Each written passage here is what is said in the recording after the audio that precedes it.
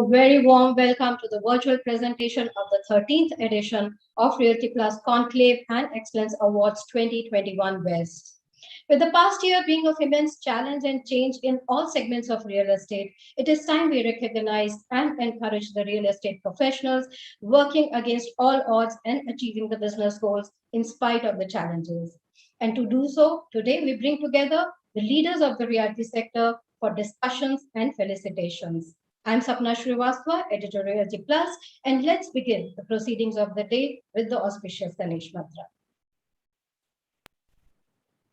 Vakratunda Mahakaya Suryakoti Samaprabha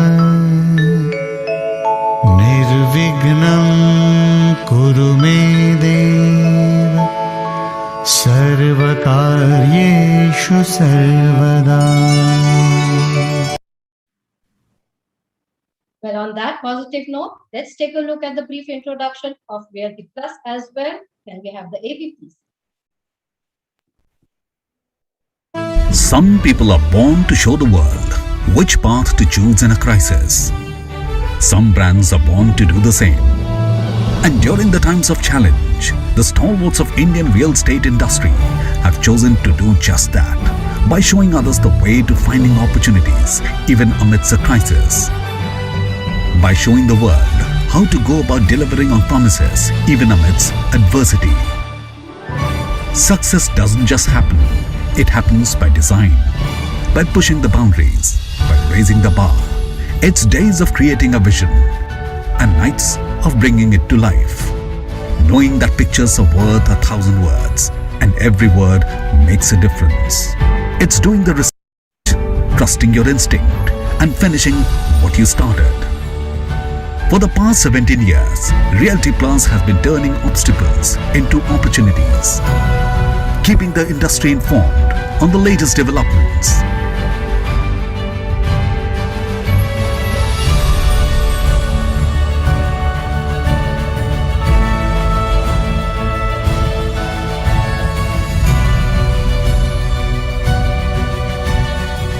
Innovating to inspire debate and discussion.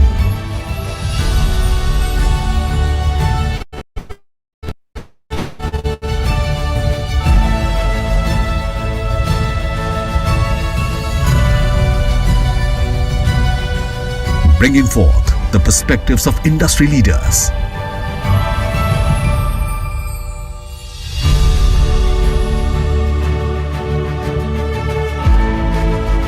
Honoring hard work and achievement.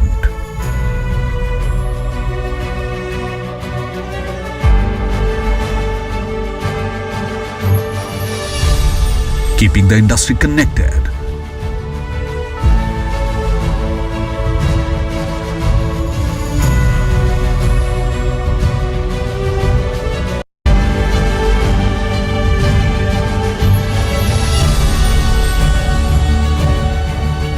This is what we are built on. This is what we are building.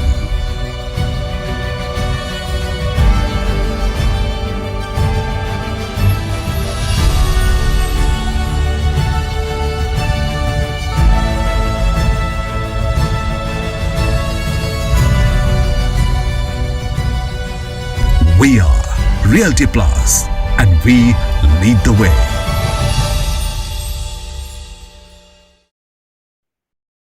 So this was a brief snippet of what Realty Plus does and what are our latest initiatives.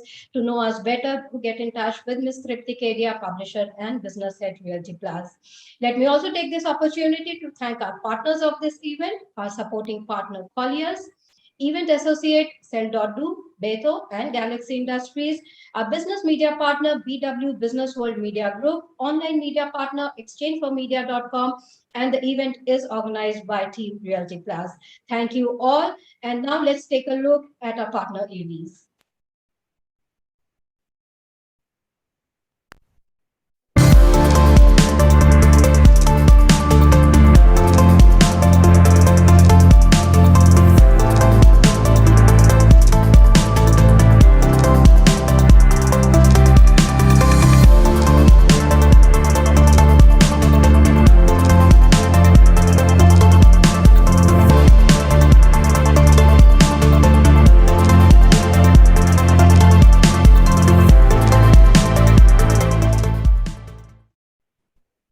In today's world, many car owners are scared to travel a long distance. While some are finding filling stations everywhere, electric vehicle owners still don't know where the next charging station is.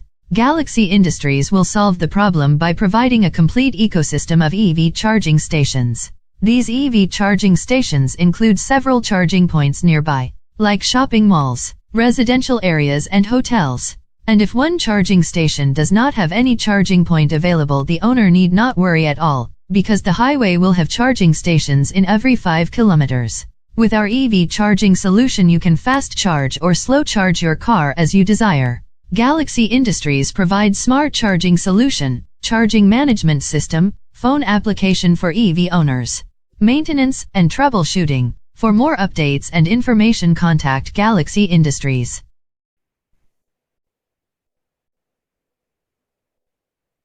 Well, that was surely some information we can all use. Let me also inform you all that the event is being live streamed on Realty Plus website, www.realtyplusmac.com, and Realty Plus Facebook and LinkedIn pages. So do remember to tag us in all your lovely pictures and posts. Our social media handles are at the rate RP Realty Plus on Facebook and Twitter, and RP_Realty on Instagram. So friends, we were to start with the inaugural address of Dr. Anurag Batra, Chairman and Editor-in-Chief of Exchange for Media and BW Business World Media Group. But he is in between traveling, so he will be joining us in the evening.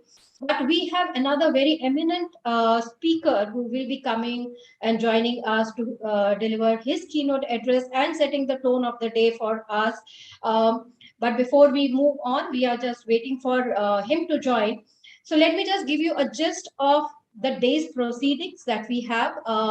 We will have panel discussions on topics ranging from the Mumbai housing scenario to commercial real estate of Mumbai. We will also be talking about the finance and investment aspects of real estate and how they are, everyone is now very bullish on that.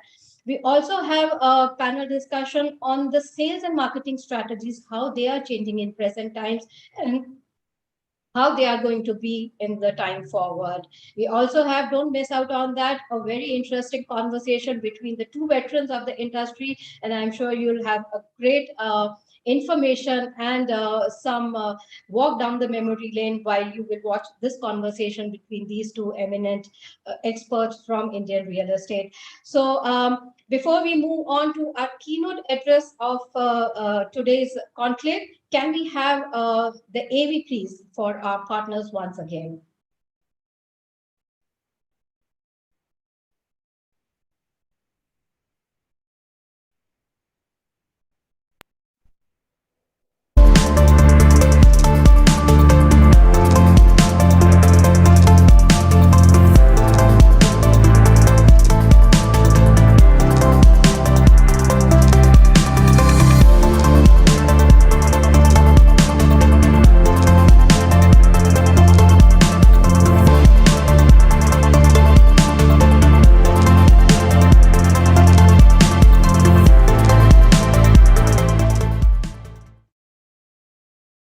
In today's world, many car owners are scared to travel a long distance. While some are finding filling stations everywhere, electric vehicle owners still don't know where the next charging station is.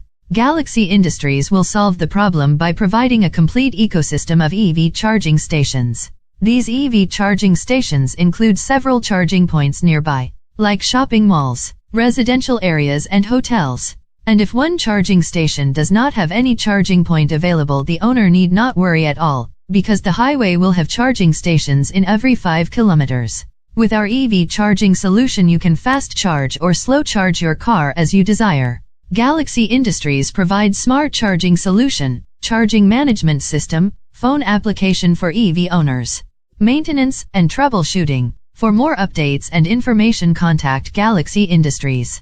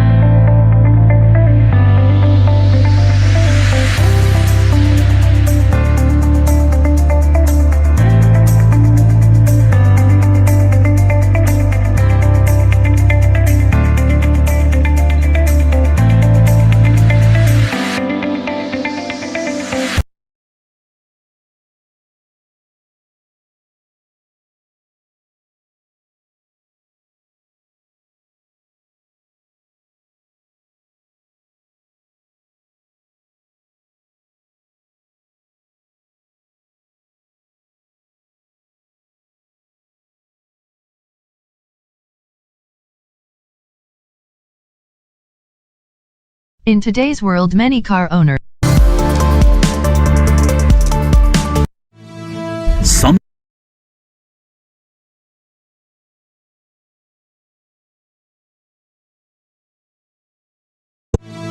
Some people are born to show the world which path to choose in a crisis. Some brands are born to do the same. And during the times of challenge, the stalwarts of Indian real estate industry have chosen to do just that by showing others the way to finding opportunities even amidst a crisis. By showing the world how to go about delivering on promises even amidst adversity. Success doesn't just happen, it happens by design, by pushing the boundaries, by raising the bar. It's days of creating a vision and nights of bringing it to life. Knowing that pictures are worth 1,000 words and every word makes a difference. It's doing the research, trusting your instinct and finishing what you started. For the past 17 years, Realty Plus has been turning obstacles into opportunities, keeping the industry informed on the latest developments.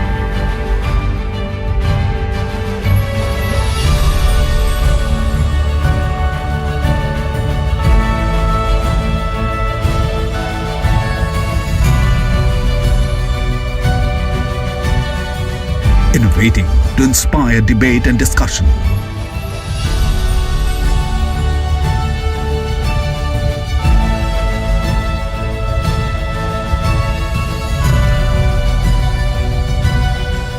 Bringing forth the perspectives of industry leaders.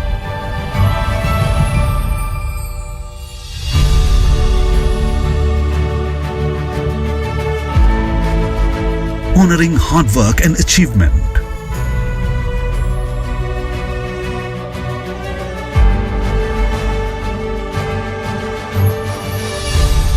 Keeping the industry connected.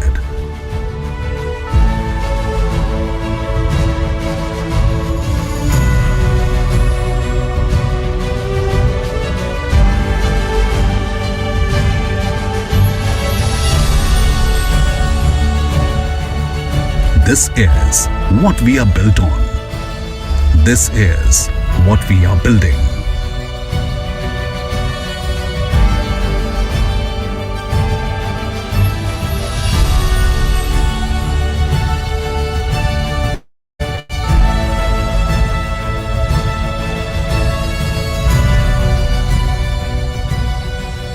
We are Realty Plus and we lead the way.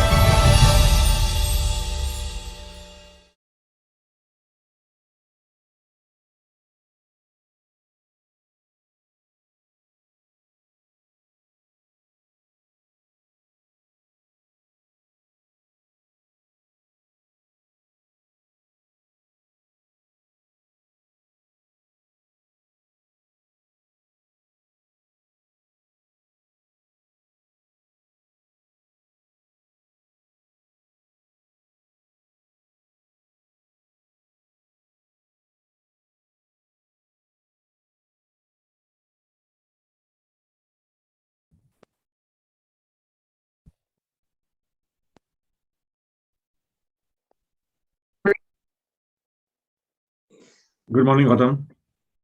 Hi, Roji. How are you? Fine, thank you. Can you see me? Yes, I can see you.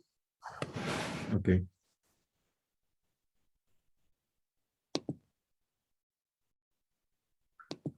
Most of us are based in Bombay. We could have done it in person. Yeah.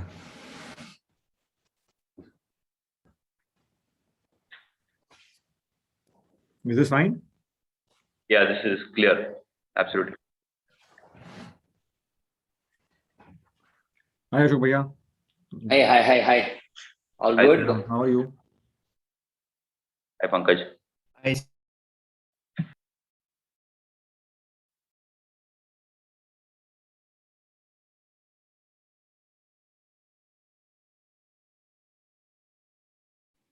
Yeah, I was on mute. Sorry. Hi, everyone.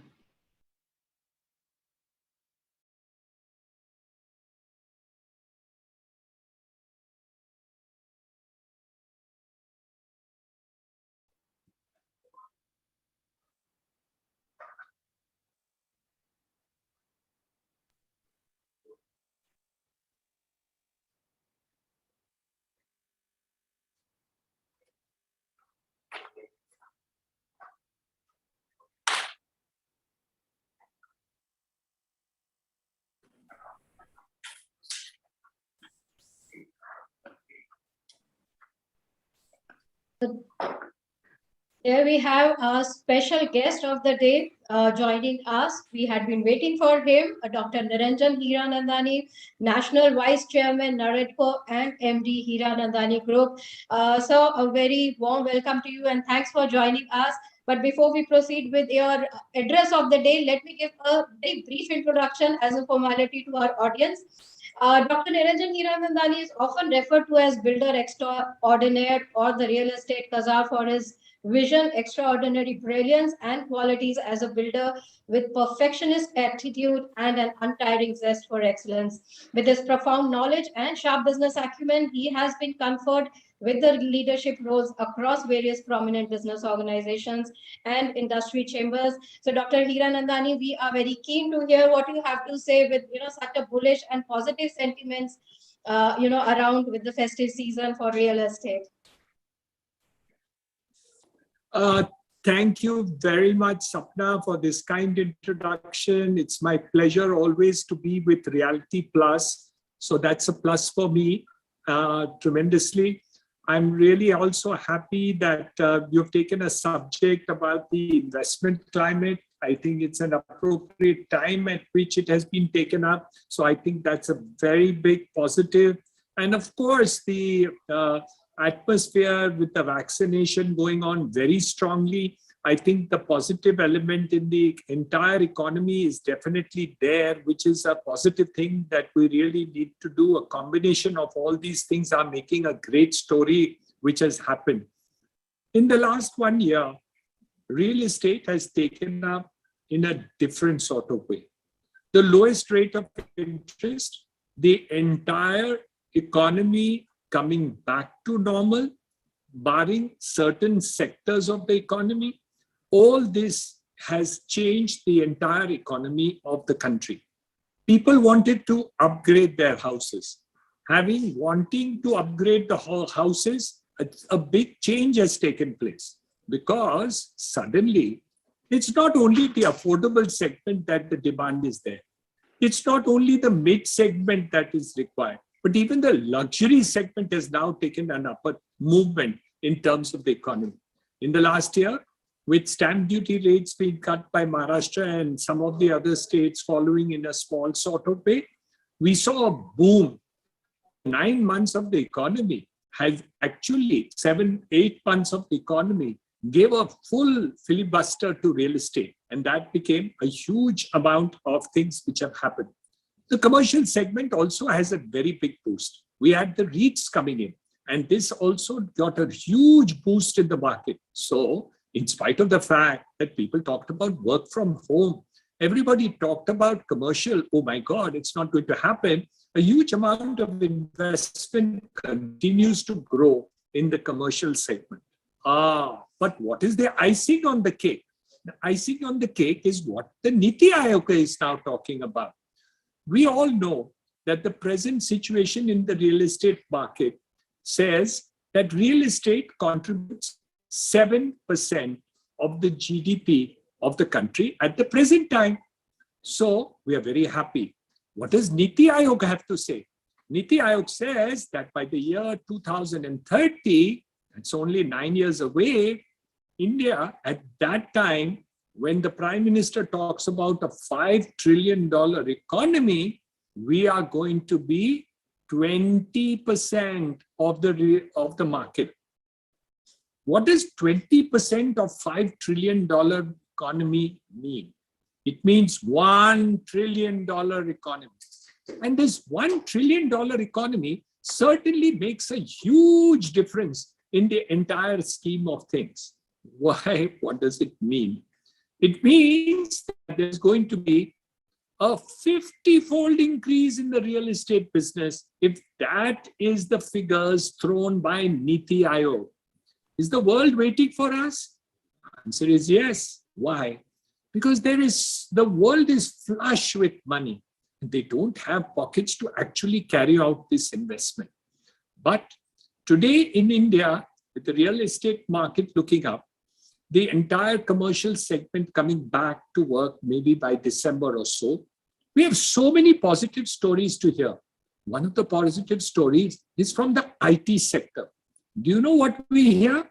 we hear that in the last 9 months of the economy, 3 lakh new people have been recruited only in the IT sector. That's a huge number.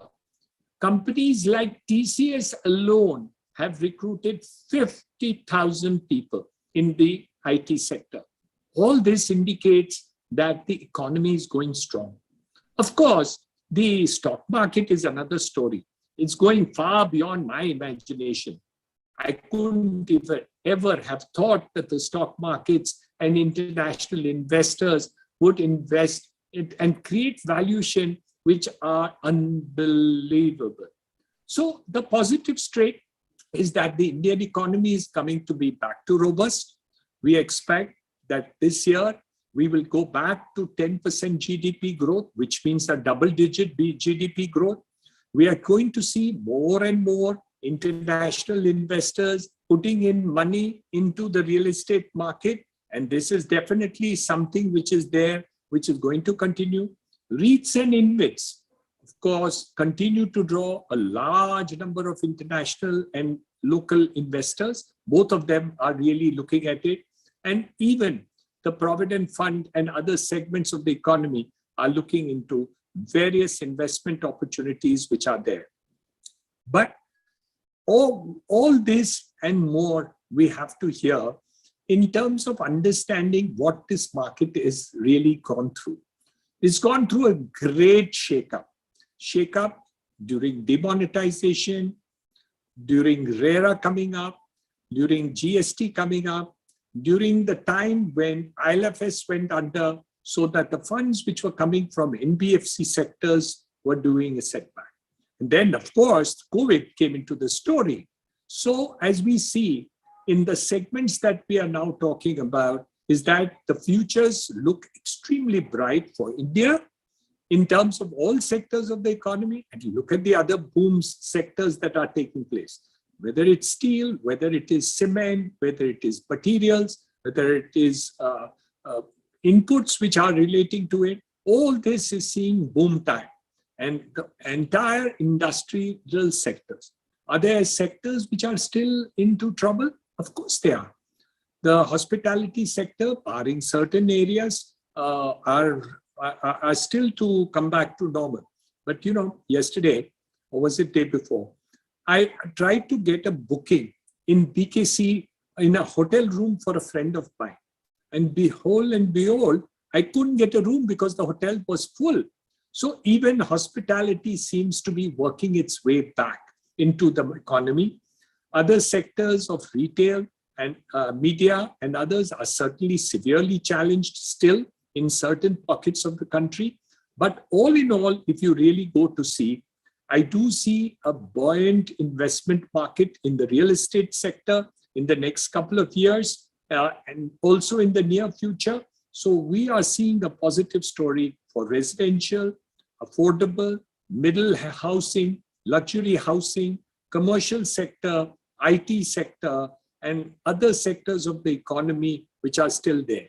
Retail is a question mark, but surprisingly, a large number of people are investing into the retail sector too. So we see all that as a positive indication in the market that the next segment of the economy to shoot up will certainly be the real estate market. And if Niti Aayog is to go by, then you're going to see a boom time unprecedented. So all this and more indicates to me and to all of us that the economy is in a boom time. And I am very happy to state that we, as part of the economy, are working towards it. Thank you also to the banks and financial institutions. You know what's the latest? 6.5% interest rates on home loans, the lowest ever in my whole career, never imagined. With 5.5% being the inflation or 5% being the inflation, the net cost to a home buyer is less than 1.5%. And if you take the tax benefits, then I believe you're almost being funded for free in terms of the amount that you really need to do. You're only paying EMIs over a period of 10, 15, 20 years, and this is all for benefit to you. So it's wonderful always to be with Reality Plus, to share with them the ideas and thoughts which go into my mind. And of course, looking at the positive parts of the economy, we are all there for each other to create a new India, India second to none in the entire world. All the best to you, each of the viewers who are here today, and of course, all kudos to Reality Plus for this and more.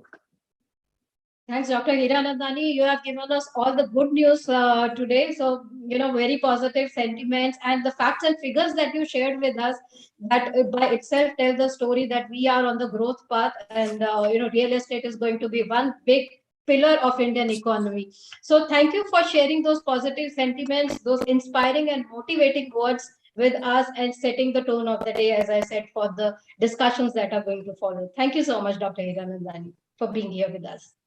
Thank you, Sapna. Thank you. So on that wonderful note, let's begin the Realty Plus e-conclave with the first session of the day on the topic Building Future Ready Residential Real Estate Portfolio. And let me inform our speakers of this panel. The session will be chaired by Mr. Gautam Saraf, Managing Director, Mumbai and New Business India, Cushman and Wakefield.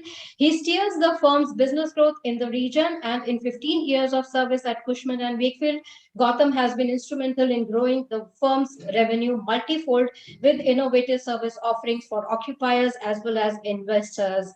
Introducing our speakers in an alphabetical order, I welcome Mr. Ashok Mohanani, Chairman Ekta World. He's a lawyer by qualification, and he set up Ekta Group in 1987 with modest projects, which has grown in leaps and bounds to be a firm today. Currently, he's also on the managing committee as the president of Naredco West, a real estate development body under the aegis of Ministry of Housing and Urban Poverty Alleviation, Government of India. Our next speaker, I introduce Mr. Chintan Sheth, Director, Ashwin Sheth Group. Chintan Sheth holds a master's degree in computer science and engineering from the US, and with the vision of life by design, he's successfully building on the equity of the brand. His portfolio of responsibilities include engineering, marketing, and sales, among many others. Our next panel member is Mr. Pankaj Kapoor, founder and managing director, Lysis Foras Real Estate Rating and Research Private Limited. Pankaj Kapoor has 20 plus years of experience in the field of valuation, consulting, and risk analytics. He's an acclaimed expert in analyzing and predicting real estate market trends in India. Pankaj is best known in the industry for bringing in scientific approach and for developing reliable market database. Our next panel member, let me introduce Mr. Ram Raheja, Director, S. Raheja Realty. Ram Raheja is the third generation developer from the family. The S. Raheja Realty has been consistent in developing numerous landmark projects in luxury housing, dominantly in Mumbai, and has taken a modernized approach under the aegis of Ram Raheja. He brings a balance between the architecture and the market demands. Our next final panel member is Mr. Rohit Podar, Managing Director, Podar Housing and Development Limited. Rohit Podar is a graduate from King's College, UK in Engineering and Management and a fellow of the Aspen Institute of Global Leadership. He drives Podar Housing's growth and strategy, and he's also a trustee in the Podar Foundation and the Podar Shikshan Sanstha. So this was our eminent panel. I now request our moderator to please take over the proceedings. Thank you, Sapna. A lot of positivity and optimism. A good time to be in this space right now. Good afternoon, gentlemen. It gives me great pleasure to be moderating this discussion on building future-ready residential real estate portfolio with this esteemed panel. The Indian residential sector has shown strong signs of recovery in recent quarters, despite the impact of the COVID-19 pandemic. We see developers reporting robust growth in bookings across segments. We could well be entering an upcycle phase within the residential space. Economic indicators are suggesting a repeat of the 2003 to 2010 upturn. Our historic analysis shows that since 1997, that Indian housing upcycle and downcycle lasts over 6 to 7 years. Not counting the unprecedented pandemic of year 2020, 2012 to 13, leading to 2019 was a prolonged downcycle, and 21 seems to be the first year of upcycle for us. Housing inventory is a 7-year low. Affordability has significantly improved at levels of 2004. Banks' risk appetite has gone up, and in October 2020, they had reduced the risk weightage on housing loans, thereby boosting confidence. And of course, the great news of 6.5% that Dr. Hiranandani just announced. With that, let me go to my first panelist, Ashok Monani sir of Ekta World. Ashokji, you have had over 3 decades of experience, one of the most prominent names in the real estate world, with commendable delivery track record, part of formidable platforms such as Naredco. The growth in residential has been a confluence of factors such as record low home loan rates, stamp duty cuts by various states, developer incentive, probably the best time to buy a home. And there seems to be an increase in demand of spacious homes post-COVID world. What is driving this demand and how are the developers adapting to this change? And leading on to it, is there a risk of inventory overhang? Ashokji? So Gautam, very honestly, this demand was always there, okay? But it was a little perturbed, it was curved. And the pandemic actually played a vital role. People realized how important a home is for a family. So a family of 3 or 4 who were living in a 2-bedroom hall now felt that this space is, insufficient, and therefore they wanted to upgrade their lifestyles. This, very fact that even the millennials, Gautam, they were very comfortable, shifting spaces in every 2 years, 3 years, very happy living on lease, getting into, newer spaces. But they too realized, Gautam, that this is not it. This is not what we want. We want to actually, design our own space. And people realize that what it is, how important it is to have your own space, to design your own space, and to, and really, this also get a better output working from home really worked well for a very, long time, for almost 1.5 years. Now, of course, people are getting back. But the government, was, at least the Maharashtra government mainly, I give kudos to them, that they supported the industry tremendously. As you said, stamp duty, reduction of stamp duty for over 7 months. We saw, a reduction of more than 60% and some places 50%, rest of Maharashtra. So this indeed, was the main factor to, to kind of realize the pent up demand is already there. And that turned out to be, working very well for residential. Then moreover, then the home loans, as you said, as Mr. Niranjan also said, doctor said, that they have been the lowest, in his career and in all of our careers. So if you see 6.5% home loan rates, it's really a major boost which gave us. And then secondly, thirdly, it's about the premium reduction. So bottom line, the cost, was going off the roof. You know what cement prices are, you know what steel prices are. So the reduction in premiums was kind of a balancing factor for the cost. So if the bottom line is conserved, and if and if we can get the financial closure of a project, so nothing like it. And this indeed, this benefit was passed on. Actually, the premiums is passed on, the benefit by way of stamp duty to the actual consumers. And I must say with great pride that we at Naredco decided that over 1,000 projects, which we were, on ongoing projects, would not charge a single penny to our buyers. So, so we had assured Aditya Thackeray when he came on the webinar. We told him that if you reduce the stamp duty, this entire benefit we will give it to our consumers. So this, all these factors together are, responsible and for the, the demand that was already there, the pent-up demand, which we can see now. It's my personal view that better times are still to come, and it's always the right time to buy. So I always tell my friends, my buyers, that don't wait for the sun to shine. It's already shining very nicely. So please buy it now.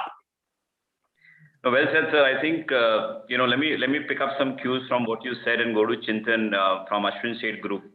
You said new set of buyers, which is the millennials, which is the young home buyers, likely to spend more. They want tech in their space. They want contactless, demanding buyers who've been working from home for the last 1.5, 2 years. And Shade had a similar, 3-decade experience, diversified over the years, international exposure. We've grown up looking at Shade when we look at projects like Beaumont, the mall that they developed in Thane. And we always said that they made destination and addresses which one, and investors say that's where they made the real money. So Chintan, on that, which pockets now do you think are emerging in a city like Mumbai, and where would you advise these youngsters to buy a home? Hi Gautam, thanks for having us here on this panel, and thanks for that very nice introduction, and also letting people know where we made our money. So,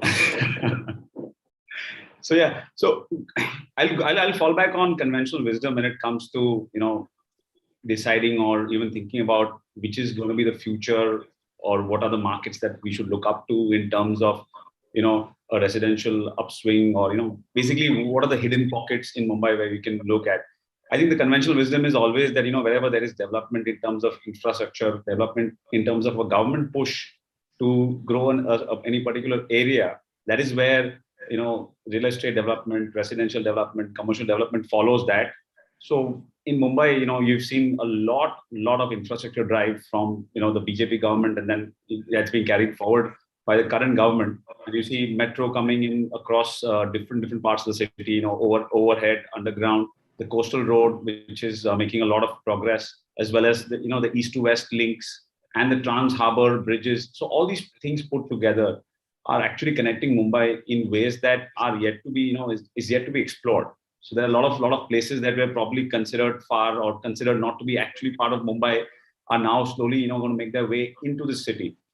And COVID has taught everybody that, if your place of work is closer to where you live, it's definitely a bigger luxury than, having anything else. And, this whole work from home, people have seen that once the offices started, people are begging to come back to offices. So the whole work from home idea is sort of turning on its head. And a lot of these big giants, the tech companies have started announcing, they're calling their people back to offices. Obviously, smaller businesses like ours have been pulling in our customers and our employees into offices for a long time. So going back to work is slowly becoming the norm again. And with COVID coming in, I think it's a huge boon, and it's taken that psychological step, cross that boundary of this whole argument of rent versus ownership. I think that has been laid to rest in COVID. All the millennials, all the guys who used to talk about, we are in the world of Airbnbs and Ubers, have now gone ahead and booked apartments left, right, and center. Any and every inventory in this city, I think, which was ready to move in, was grabbed.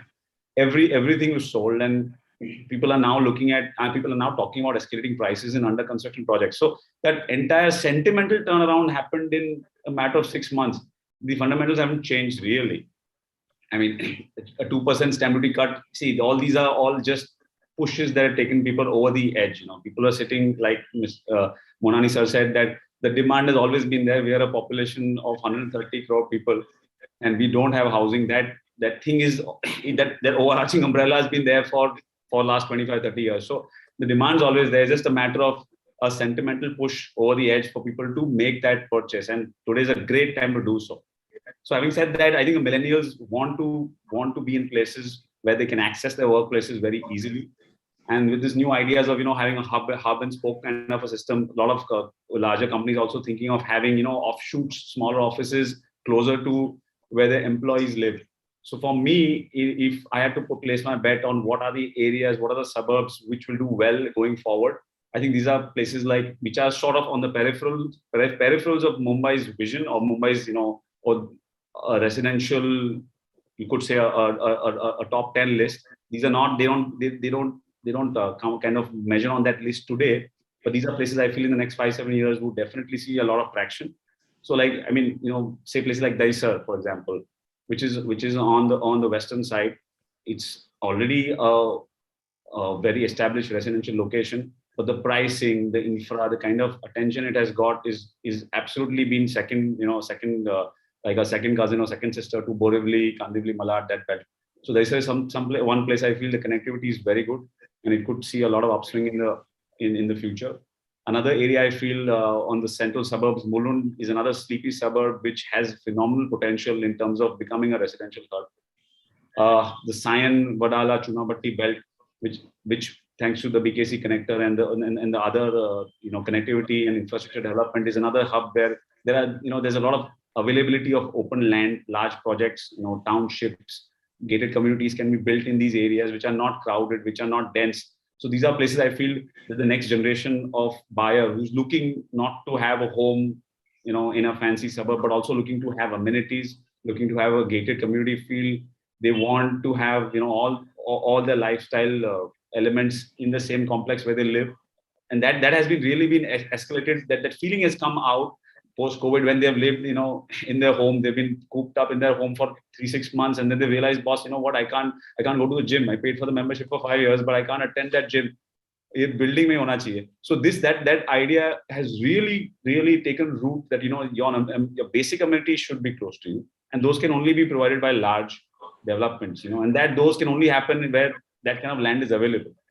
And fortunately for us, the infra push in Mumbai has been in those directions only. So I would say these 2-3 belts, I feel, another one, I think Kanjurmarg also, which is sort of at the cusp. It's, it can east and west, both are easily reached by this suburb. So these are suburbs I feel are still lagging behind, and they today are very affordable in terms of pricing for the new age buyer to go in. But over time, they would see escalation and they would see the growth. So that would be my take on. No, that's quite insightful, and thank you, because I agree the Eastern Corridor and land being a scarce commodity in our city would be where Eastern Corridor seems to be developing pretty fast, and in the western side towards Daisar. Let me bring in Pankaj, who's like Sapna defined its scientific approach to real estate pricing and forecast. And I'm going to throw in the different segment to him, wherein the Model Tenancy Act was implemented recently. And you mentioned, Chintan, about the Ubers and the Airbnbs. So, Pankaj, what's your view? The rental market is likely to grow, through an opportunity given favorable policy initiatives, increasing formalization of the industry. What impact would the Model Tenancy Act have on the residential rental market? Are developers exploring multi-family projects in India?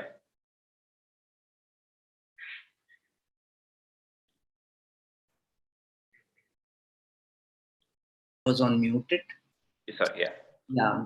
So, Model Tenancy Act, if you see that, it has streamlined the interest of the landowners and the tenants in that sense. So, and basic premises for the Model Tenancy Act was to bring in the locked up supply of close to 11 million homes, which were as per 2001 census, were vacant homes in the market, and to bring it in the streamline of it. To look at that, whether the builder will be able to plunge into this particular segment, rental markets and all those things, we need to look at the rate and return regimes of India. So if you look at the yields in residential is still in 2.5% at most of the places. And the interest rate is in the range of probably, if you take any weighted average capital cost for any kind of a real estate projects is standing between, best of the developers. Even if you consider it's close to 13%, not less than that. So it makes really, a kind of a thing like, do we have got those regimes available where developer can really come forward and invest into the properties, which is yielding assets, especially residential, which is yielding just 2.5%. It really doesn't really look like. I have recently done a couple of studies on the rental housing, but mostly I found these are the location specific, whereupon the industrialists wanted to use their land for creating affordable rental housing schemes for a migrant population who are coming from 3 hours, 4 hours away from their workplace, and they wanted to create, like we did a study in the Sri Perambadu recently. And I found there was a merit to it because the people were coming from very far away places, and and they were resorting to be living into village informal housing, and in one house 4 people, 5 people are living. Industrialists were finding, yes, they can increase the productivity, they can probably retain the employee for longer period of time, and they were willing to really subsidize the land cost. They were willing to really subsidize the rentals for them and all those things. That is where the viability is really stood out, especially when you consider the regime. If you analyze the rental market is mostly into the market where the cost of capital is 2% and the rental yield is 5.5%. for India, it has to reverse. Like we are into a different curve. This curve has to change in that sense. And my own sense is too early for developers to move in. Maybe institutionals or industrialists may find it ways to really create affordable housing. I don't think the builders can move in and purchasing a land and then building long-term assets and where the yields are pegged to just 2.5% and 3%. It doesn't really ensure that many builders will be moving towards developing rental housing per se, in the current rate and return regimes in India. No, fair point, Pankaj. Let me bring in a segment that you spoke about, which is the affordable. Rohitji from Poddar Housing, across segments, pioneers in the affordable in a city like Mumbai. And as Dr. Hiranandani was saying, COVID seemed to have accelerated sale across segments, including the medium-term trends which have been seen in the market. What, according to you, is the trend acceleration that happened for the affordable residential segment during this last 9 months? Roji, you're on mute. Hi, thank you for having me on the platform. So, a very good afternoon to everybody. I think there's been a cannibalization of demand to developers with a track record. So, I don't think that there's been a broad-based sell-off basically in under construction inventory. I agree with Chintan that whatever was ready for possession largely has been sold. But I think that too I found in affordable housing to be there for developers with a track record and infrastructure which has been already available for people to have a decent quality of life. So I personally feel that the number of developers that we actually had in the MMR were a very large number, and the people and developers who had the pockets to basically not play the skinny capital game, but play the long-term game, they've actually come out much stronger during this difficult time. And also the trend that Chintan spoke about regarding lifestyle and quality of life, that's basically shown through in this sector as well. Customers basically want to have everything available close by. I'll also add a school and a hospital because in the MMR it's possible to actually have that. And across our projects, we've actually put up a school and a hospital as well. And that's been a big demand driver for us and for other developers also who were able to do this. If you go back to the early days of Thane Gudbandar Road, 96, when Chintan's family also, I think, started construction at that point of time, along with Mr. Hiranandani, there were only 4 or 5 developers. And that area only got a fillip when developers put up infrastructure for public amenities. And slowly, that the area became, with attracting more and more population because amenities were available for people to have a decent quality of life. So whether you're on a Badlapur or a Kalyan or a Thane, the trend is pretty much the same. And hence the people who have larger tracts of land who have the money to develop these infrastructures and also housing along with it, those are the ones who are actually selling. So I would say the small developer who was building 3 or 4 or 5 buildings with no amenities, the traction has been very low. And remember, in these MMR areas also, the main driver was mass urban transport of the train, and largely the train has been shut since the middle of March last year, and until the vaccinations reach a significant number in double vaccines, this won't actually restart in any significant way. Based on the numbers that I've seen on the news, we're expecting this to resume by December. And I think the traction will also improve significantly since then. There's been an absence of buyers at destinations which are serviced by the train for this time. So there's a lot of pent-up demand in addition to structural demand that Ashokji spoke about. And I think that you'll have a lot of pent-up demand playing out at these sub 25 lakh rupee ticket prices post December. And like the eminent panelists have mentioned, you have structurally very favorable winds that are basically blowing in the direction of the home buyer, including extremely low home loan rates. And Pankaj had actually come up with a report a few months back stating how real estate prices had not really gone up much in affordable housing in the last 7 years. But the income levels had actually risen by, if you take even 10 or 12% a year compounded, the average home is now 3x of their combined household income, down from 5x or 6x in 2012. So 3x of combined household income with a 6.5% income, with a 6.5% home loan rate, and also the trend of dinks, dual income, no kids, the millennials, and also single families that want to buy their own first home, moving away from the joint family system.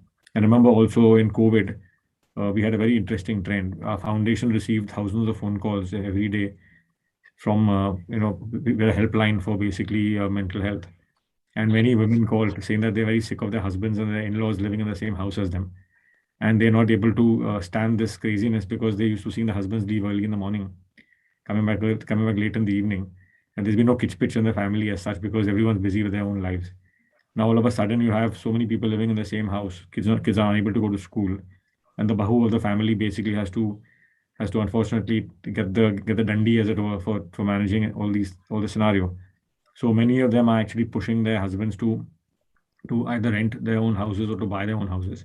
And given the pandemic, wives actually make the call.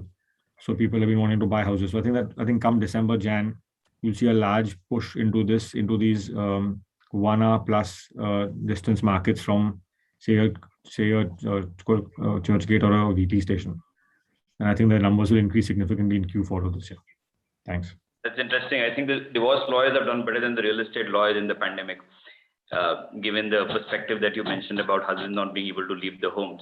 Let me bring in Ram here, who's been building affordable homes in Bandra, I would say, and had a phenomenal success for the first project that he did. Not too accessible from a public transport perspective, but very popularly the luxury segment, the Khar, Santa Cruz belt, where you've done very well. Now, Ram, from your perspective, there seems to be an Thank you, Gautam. Sorry? No, go ahead. I think there seems to be an increase in demand for spacious homes in the post-COVID period. Now, what is driving this demand? How are developers adapting to this change? What could be the right size? What do you think is the right size for a family of 4? Just as a perspective, I know it's very difficult to put that number across, but just to understand basis. I'll give you a quick perspective from where we're coming from, literally the other end of the spectrum from where Rohit comes in. But the problem is the same, irrespective if it's an affordable buyer or a luxury buyer. The problem is exactly the same. People have spent a lot of time in their house over the last 2 years or so. And think about it, all your corporate MNCs, all the top level executives have never spent so many hours in their house from morning to evening that they've done working from home, giving their one of their rooms to the kids to school from home, one room for the parents. One parent is working, other parent might be working, might not be working. Flexibility of space is, I feel, become a very big requirement. Currently, we're developing one of the largest developments in this neighborhood. It's about 2 lakh square feet. The project, the way we've designed it and planned it, is that we've got a lot of apartments that are connectable. So what we've seen is Jodi flats are the way to go because there is no one size fits all.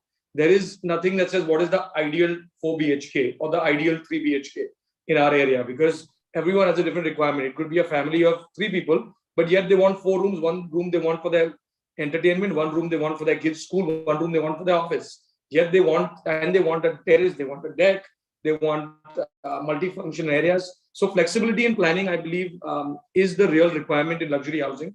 And in all our projects, what we've seen is everyone who's living today in a 3 wants a 4, who's living in a 4 wants a 5, who's in a 5 wants 2 5s. So basically, that's what we've seen across this last year or so. And the pandemic has been a silver lining for the real estate market from all perspectives, like the way all the prominent speakers have been talking about. And in all of these factors, creating flexible spaces, I think, are very important because there is no one size fits all. No, fair point. And I think the industry resonates with you because when we look at the data from DLF, Camellia, if we see Artesia of Raheja, some of your projects and the panelists who have developments which are larger luxury homes, the demand is more for the Jodi apartments or they're buying the entire floor out where, so for example, Artesia has 175 apartments, but they're saying only 100 families would live there. And these are pricing of 20 to 25 crores. So it's not even $1 million. So exactly on this point, our new light over here in Khar, we have 84 units. We'll have only 50 families living there. And the pricing is anywhere between 10 to 20 crores. Let me bring in Chintan. Chintan, who do you think, because we had these millennials, and I'm sure they also have this kind of a money coming in from the tech and the startup world. Every day the newspaper talks about billion-dollar valuations and Series A, B, C rounds of funding.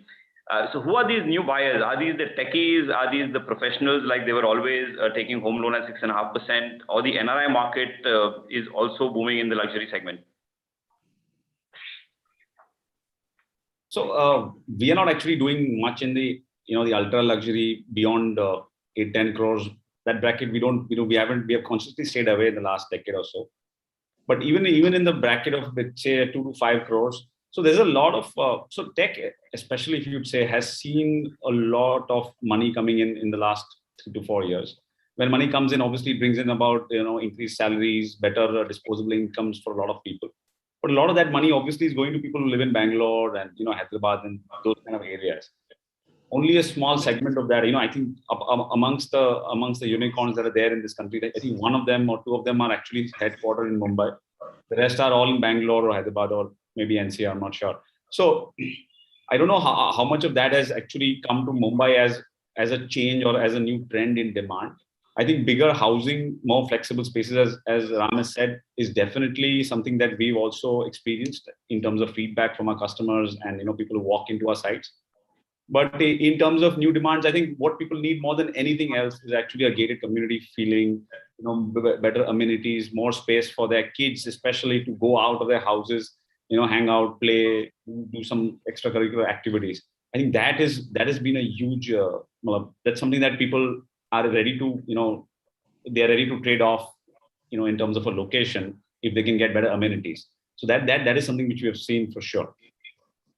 I'll bring in Ashokji here again because he's probably seen multiple cycles in the industry. What's your view? Should the state increase the FAR exemptions, scrutiny fees for green buildings? When I'm saying they should increase the FAR because, like Ram said, 84 apartments, Reja is saying 175 apartments, Chintan is saying bring in the amenities there. So it's very difficult to kind of play with all coming into one development. What would be your view, and if you could share with the group? Yeah, so Gautam, before I take this question, I like to add on to what Ram and Chintan just said about the demand and about the luxury segment. So we have various profiles who are buying the luxury space. They are the entrepreneurs, they are the professionals, they are the millennials, they are the IT sector, they are people who want also nuclear families would like to buy. So like Ram said, from 2 to 3, 3 to 4, 4 to 5, and etc. So this is actually, so it's a mixed breed who's right now coming in to buy the luxury segment. And moreover, people have made a lot of money, tons of money in stock market. So it's a cycle. It comes back to real estate. Somehow it comes back. And entrepreneurs are doing well. Most of the industries are doing well now. A lot of encouragement by the central government as well as state government. So that really boosts industries. And therefore, this money is coming back to real estate with a simple, basic reason is of having your own space, designing your own space, and having a better lifestyle. So this is what I would like to add to the previous discussion. Coming back to what you said about the FAR, I think after the UDCPR, the Uniform Development Control Rules in the entire state of Maharashtra, I think it's a level playing field. No longer do we want more FAR. Okay, we've got enough and more. This was the struggle, 2 decades back, or even a decade back, about FAR, about FSI. But now I think we can't even utilize, if you want to do good planning, it's not a great idea to, completely utilize the entire FSI, because that also comes for a cost, like the ancillary FSI comes for a cost. So you have to, decide how much you want to utilize. So there is no dearth now of FAR or FSI. So I think the government has done a great job. It's a, kind of a balance. So they want you to buy it. It doesn't come free. So you see how your project has a financial closure, how much you want to buy, what portion you want to buy.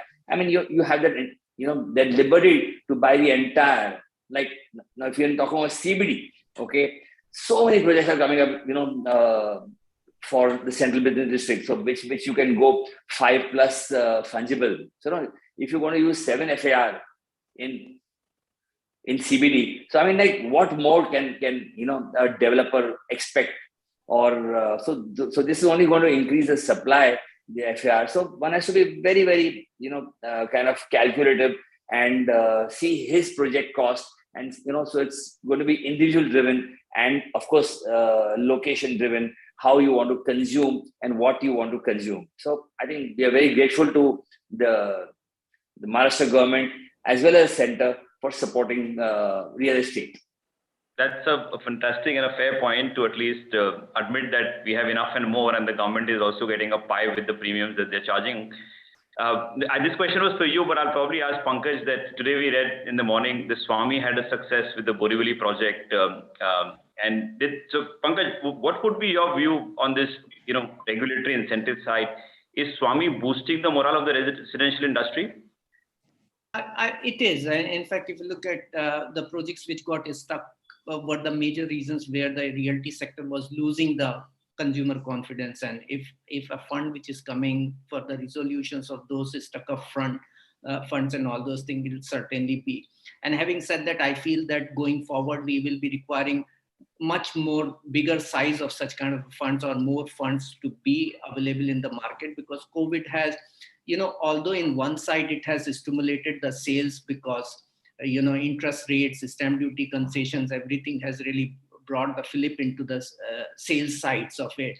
But there was another side of it, which is like construction progress on the projects which were halted for almost 6 months or 9 months has really created a vicious cycle where, as per our data, we were mapping the construction progress on 15,000 projects across 60 cities in India. You would be surprised to see around 40% still hasn't really started the construction. So they would be needing some kind of a last mile funding and things like it. So I do feel that it's a need of the hour. More money is needed for such kind of thing. And there is one fund which is looking forward for the resolutions of those projects which got really stuck due to the paucities of fund or whatever could be the reasons, will certainly be a booster for the confidence for the consumer. So I think this is well in time, and I think more funds, such kind of funds, will be needed in coming future. No, well said. I'll just add, Gautam, I just want to add to what Pankaj said, about Swami.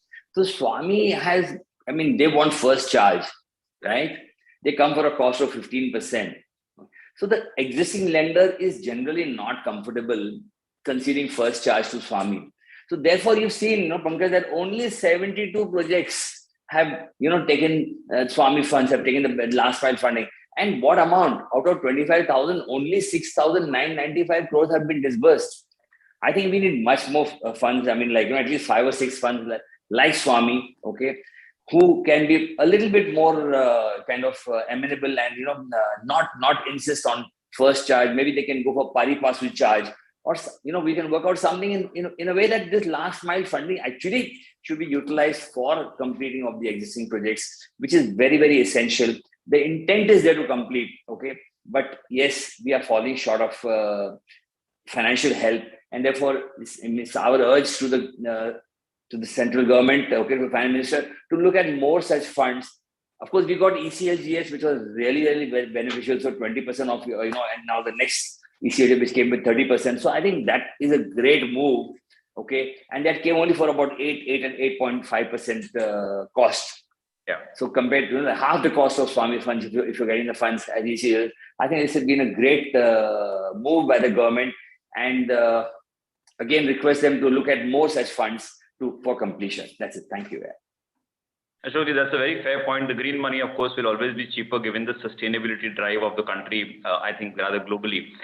Rohitji, bringing you in with the costs going up in terms of cement, steel, do you feel price appreciation is around the corner? What more could we do? Because obviously the margins aren't increasing, but the input cost has been rising over the years.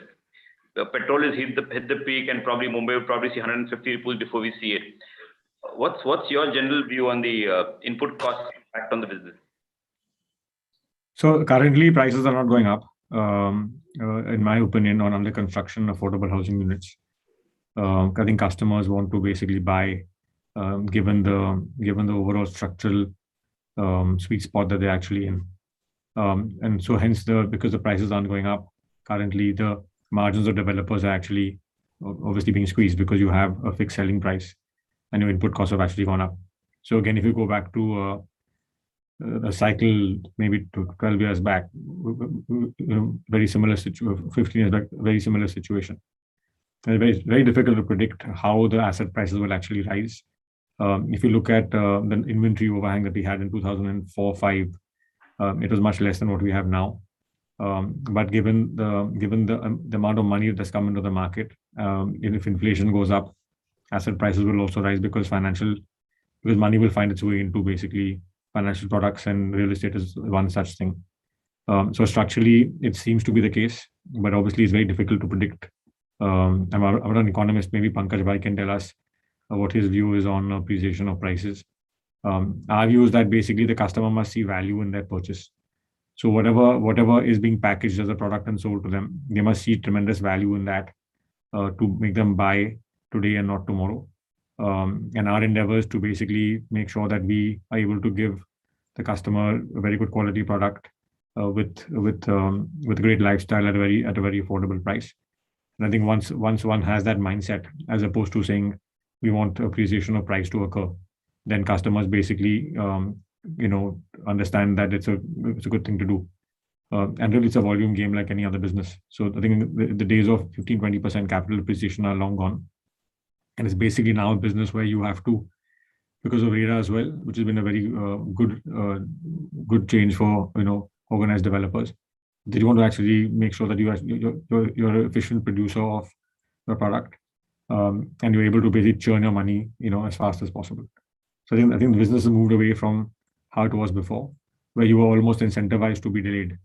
Because if you go back to the days of the 2000s, each time you delayed a project, you actually made more money. Now it's actually the reverse scenario, where if you actually delayed, your IRRs basically go for a 6, as it were, and you have to basically make sure that your IRRs are basically up to wherever you've either committed internally or to all your stakeholders. So that's the game. So I think this mindset shift is very important, and I think the people who will actually survive and do well have already made this change. Fair point, Rohitji. Bringing in Ram again, in the luxury residential space, we saw a lot of branded residences, plotted villa developments, so you can call it second homes. What kind of amenities would we see in these kind of luxury residences wherein, post the pandemic, wherein these plotted developments, and of course, in cities like Mumbai, there will always be far and few due to the unavailability of land. What about second homes in terms of models where operators run it on fixed rental and revenue share arrangements? We've seen this probably, and all of us would have experienced in this last, when the travel opened up and everybody was running for places like Goa, Alibag, it was hitting the roof. And primarily it is because the second homes were moving into a model of operator run, either on a fixed rental basis or they have a revenue sharing arrangement of 70-30. Do you think that would lead to a splurge in luxury real estate? Ram?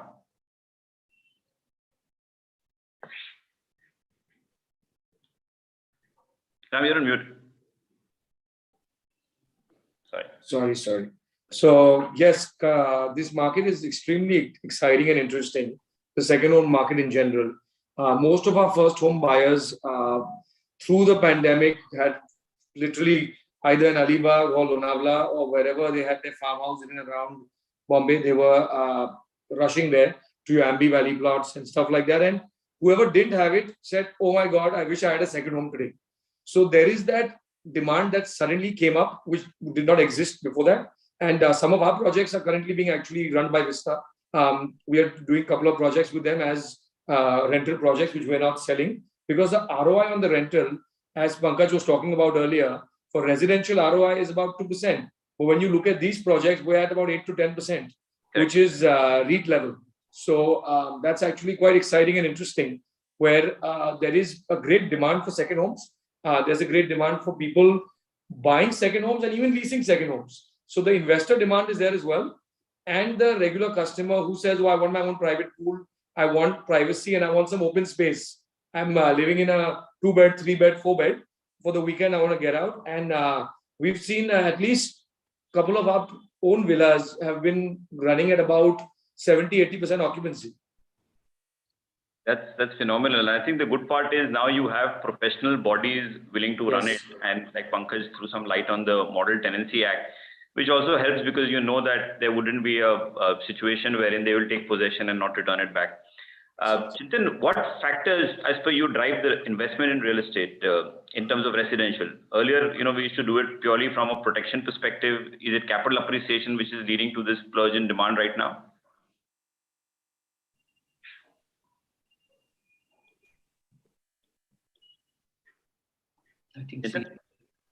I think you're on mute. Should I repeat the question, Chintan? Sorry, I was just asking you in terms of what factors have been driving investment in the residential real estate recently. Is it capital protection? Because like Ashokji was saying, a lot of liquidity that got generated in the equity markets are sooner or later going to find their way into real estate. Or is it the appreciation? What's your view in terms of the kind of segment of buyers you've been catering to? Well, I don't think it's the share market boom that is. That money's not coming yet. I think people are still pegged into the markets and the kind of returns people have been getting used to in the last 3-6 months. Real estate cannot keep up with that kind of escalations. But what I feel, what is driving more than any kind of a mathematical idea or a model or a understanding in terms of capital appreciation or any such thing, I think what is driving real estate is the fact that from every side the message is that this is at the bottom of the whole cycle that you are, in terms of pricing, in terms of payment scheme schedules, in terms of obviously bank loans, in terms of stamp duty reductions and everything, plus the whole the premium discount that the government has given to developers, which has been passed on again to the customers. So all those things happening together, you hear everybody just talking that the fact that this is at the bottom of the price cycle that you see now. So anybody and everybody who's ever thinking of buying a house in the past 2-3 years has woken up and has gone to the market and started exploring. And real estate is fundamentally, the buyer side especially, is also a very sentiment driven industry, right? It's not just about, I want to buy a home and I'll buy it. People tend to look for homes over long periods of time. There's a family consensus, there's the financial arrangements that have to be made. So there's a lot of stuff that goes on behind before a guy actually walks into a site. So all that is also then influenced by people who, his friends, families, advisors who tell him what to do, with which developer to go with and stuff like that. So all these things, and all the it's like a 360-degree experience that happened for a buyer in this last since October of last year, September of last year, that COVID came in, and like Rohitji said that people could not tolerate staying at home with their in-laws and families and stuff like that, and wives are pushing husbands to move out. That was one big sentimental push, apart from all the other outside pushes. So everything came together, and that's what's driven the demand. And I think that'll keep driving the demand for some time. And this is my understanding, that the capital that will flow in from the earnings people made through the share market stuff, I think is still a bit away, because I don't think we've seen the end of the share market. The liquidity in the market is too high, and the number of retail investors in the market are growing every day, and the numbers are they are astounding. So that segment has changed. The nature of the Indian markets have changed. So that money coming into real estate might not come so fast, and it might not come in the nature or the volumes that used to come, say, probably in the previous cycle. So I think it is more to do with the fact that housing, all the factors, all the stars have aligned for the housing market in the last 6-12 months, and that's what's caused a huge turnaround. No, that's interesting. I want to ask probably the last question before we sum it up to Pankaj, that we are all very bullish. What does the research suggest? That are we getting too excited too soon, or it's reality? There's a 6-7 years of upcycle around the corner.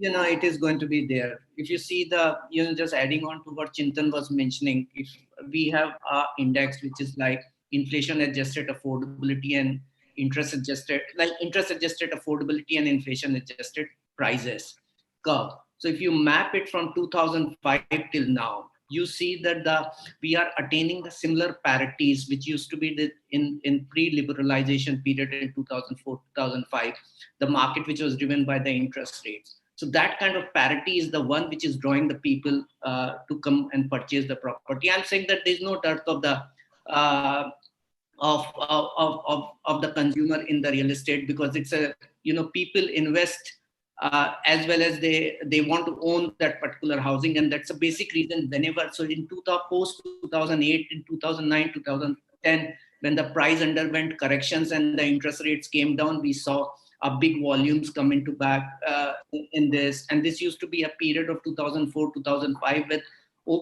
you would be surprised to know that time the overhang months inventory used to be 8 months at Mumbai. Okay.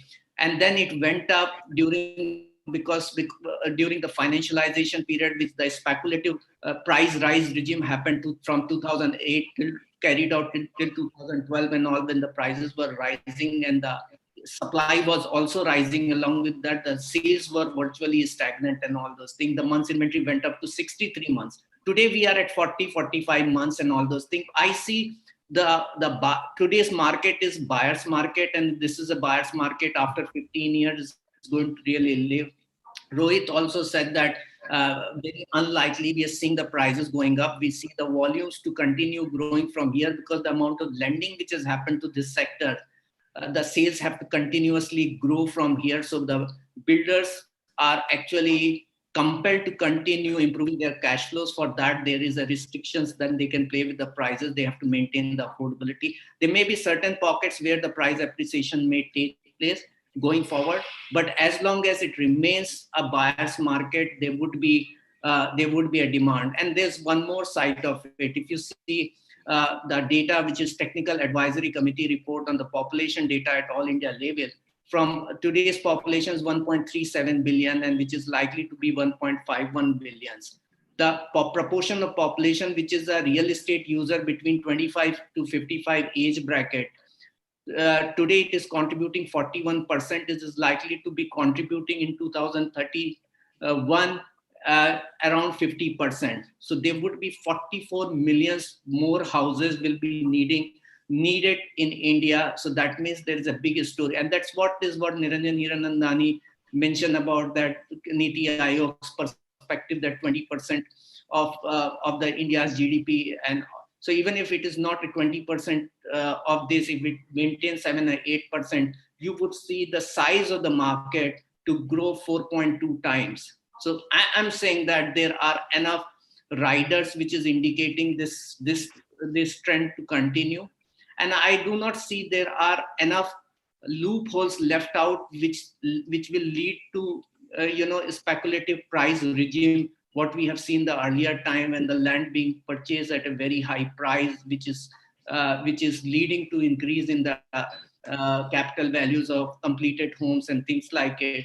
I think the builders today have learned their lesson. They're not buying exorbitant price lands. Lands are being discounted and many other things. So I'm saying that we are in a very disciplined manner, and from here the things looking only upside. That's very helpful, Pankaj. Actually, to sum it up, I think the mood seems buoyant, indicating a repeat of 2004 to 10, wherein whatever you touched in real estate was gold. Interest rates did move up, land banking was happening, there was a 20% year-on-year growth, and the cycle that I mentioned, which started in 13 and lasted till almost 20, has been a down cycle. Increase in interest rates or pricing is unlikely to deter the growth, and with that, I would say the bull run is likely to continue. So the listeners and the audience, whoever hasn't, don't miss the opportunity to participate and buy your home today. With that, Sapna, I would like to bring you in and end the panel, not keeping people away from the lunch. Yeah. So we have some audience questions as well. Also, our speakers kind of addressed a lot of questions that our audience had about the product offerings, how products are changing, how our lifestyles are now changing, how the developers are changing their strategies, and in terms of pricing, as you mentioned, that how prices are going to go up. One question that has come to us about the coastal management plan that has just been approved. So the question is how it is going to influence the real estate. What are the changes, or probably what are the impacts are we going to see on real estate for Mumbai? Gautam, for you, for the speaker who should take the question. Pankaj, would you want to attempt it? I can. In fact, if you look at the corollary is available when the that Bandra Worli ceiling came into there, which is connected Worli to Bandra. easier, you would see that the Worli and Bandra prices became same. The coastal road and the metros which are coming is connecting inconvenient parts of the Mumbai and connecting to the CBDs and all those things. That is what we are seeing, that the market in terms of the prices becoming flattish.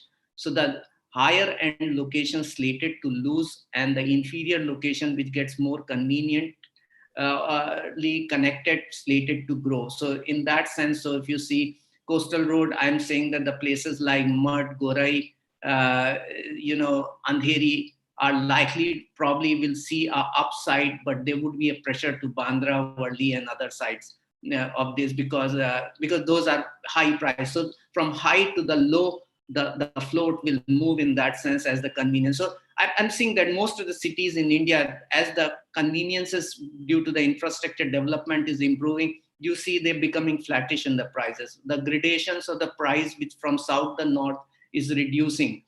So the high-end locations likely to really see a dip, and the lower end. And you would find the homogeneities of the demographic taking place. I am hearing that there are a lot of redevelopment in the South Mumbai is likely to come. That is also additionally putting pressure on the prices, plus the coastal thing. So the price will draw the demand to the convenience places which are becoming convenient, and that's kind of the impact which is likely to take place because of the coastal. So basically, I think we'll be getting more land parcels now to develop. And you spoke about redevelopment. So one question here is also, because redevelopment is something which is unique to Mumbai.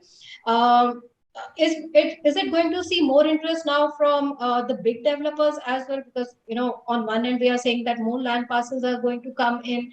On one we say, so the prime areas are still land starved. So from probably the developers' point of view, is redevelopment somewhere where the grade A developers will be going in now? Mr. Rohit Kodha, we can start from you. Your opinion on that. I think Ashokji will be better. I think Ashokji will actually be better informed to actually answer this question. We are currently only doing 3 projects in Mumbai in redevelopment, but Ashok Bhaiya has done several over the last 30 years. So I think I'd rather. But do you think the developers are now, is it going to attract developers, or we are still going to see, the smaller developers only interested in that? No, so Sapna, it's not about small and big developers. Every trade, is very much geographically located. Okay, so if like Ram does work in Kharband, the Santa Cruz, there are many developers who are focused only in the locality. It's a very specialized job. Okay, redevelopment. So I mean, for a corporate or for a big developer to get into smaller developments like this, will be a task. But yes, they have good opportunities. They can do a lot of 33. 9, they can even do 33, 10 and 14 and 11. If that be the case, where there are huge spaces, because 55% of Mumbai is in slums. Okay, so that is one area with the government support. Okay, I think SRA redevelopment will attract corporates and larger developers when the government will support it. Because again, that is a different animal altogether to get the tenants on one platform, to get them vacated. This support, if given by the government, which they are doing even now for 33.9 and 33.7, I think the corporates will enter redevelopment. Okay. So as Mr. Mohanani is saying, some bit of probably support from the government also is required in terms of the regulations, etc. And private sector is also going to see attraction towards this. One last question we will take is, they have asked is, which are the areas or the micro markets in Mumbai that are, that will be the hub for housing? I think, Sapna, Chintan did share some lights on it on the Eastern Corridor, where there is some development happening. So it was part of the panel question that got addressed. But if anybody would like to... Yeah, some said Thane, Chintan mentioned about Thane, and there were some other pockets that, our speakers had mentioned. So which are the areas that we can look at will be the growth markets for housing in Mumbai? If you see that the area of Navi Mumbai really slated to be, because it was a promised market, because in 2006 master plan itself, Trans Harbour and every other things were supposed to be getting developed. Although it took time, but they are now in the under construction stage, and then we started citing those things as getting connected. So that's kind of a lot of land getting connected to that. The places which are connected to the south to the Navi Mumbai sectors like Uran and some of these particular regions are certainly looking forward. But I'm saying that entire peripheral regions are doing good. Extended central region is also doing good. Extended regions of Navi Mumbai and Panvel, if the location is habitable and getting connected or having social fabric, which is able to cater to the end user demand, is doing very, very good. I think Rohit ji will be in the better position to answer this question. Rohit, we'll have your last words on that. You're on mute.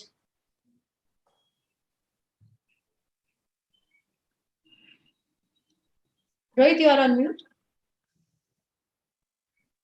My view is basically the hub and spoke model. So let's say, for example, you have drivers of, let's say you take value housing basically in the city, right? So let's take below 2 crores. So basically you're looking at, say, on the resi side, you're looking at, typically speaking, your Andheri, Goregaon, Kandivali, Malad area. And then what's actually around that. So actually Chintan said that basically Malad can actually potentially do well. If you take Thane as a large hub, then obviously extensions of Thane will do well. So if someone can afford to buy a house in Thane, for example, given social infrastructure, they'll obviously buy there first. But if they can't afford to buy there, then you have Kalyan, you've got Dombivli, you've got Badlapur. And then you have Navi Mumbai, and if people can't afford to buy there, say on Palm Beach Road, for example, or anything else which is desirable, then you've got the extensions basically of that, right? So the MMR area, you've got these three large locations. I think Uran's still a while off, if you ask my honest opinion, because infrastructure, people are a little skeptical. Infrastructure has to now come. We're talking about the Trans Harbour Link now for the last 40 years, right? So when it actually gets delivered, then I think there'll be a fillip to that area. But there's a lot of land available in Uran right now, which is just sitting on its, it's just sitting, and you have a lot of farmer issues. Even Reliance couldn't aggregate land there in a good manner. So I think that area is still a while off. And in the city, I think the BPT actually has got gigantic potential. The government decides to basically go in for a holistic plan for BPT. I think that's really the big driver that's left in the city. You have I think over 500 acres of land bank available there for free development, and that's a huge amount of area as a percentage of free land available for Mumbai. And whenever the nodal body, I think now it's not the BPT anymore, whenever the nodal body decides to come up with a holistic plan for that, I think that's going to be a gigantic game changer for the city. Thanks. Okay, fantastic. So all in all, I think, all the questions of our audience have got answered. Our panel members, Mr. Saraf, you'll agree, our panel members kind of covered all aspects of housing, Mumbai housing that we are seeing now.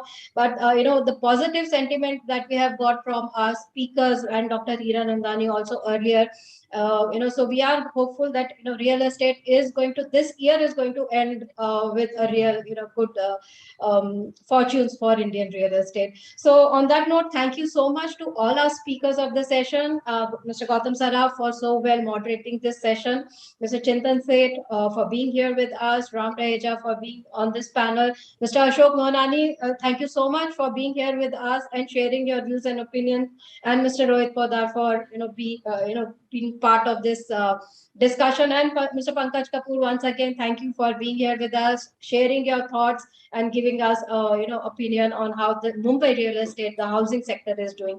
Thank you all so much. Thank you. Thank you very much. So friends, that was one very positive panel, and now let's get ready to welcome our next set of speakers, and we have another very exciting session of the day, which is on the topic of office real estate at a cusp, managing tenant expectations. So let me introduce our panel members. The session is moderated by Mr. Ramesh Nair, CEO, India, and Managing Director, Market Development, Asia Colliers.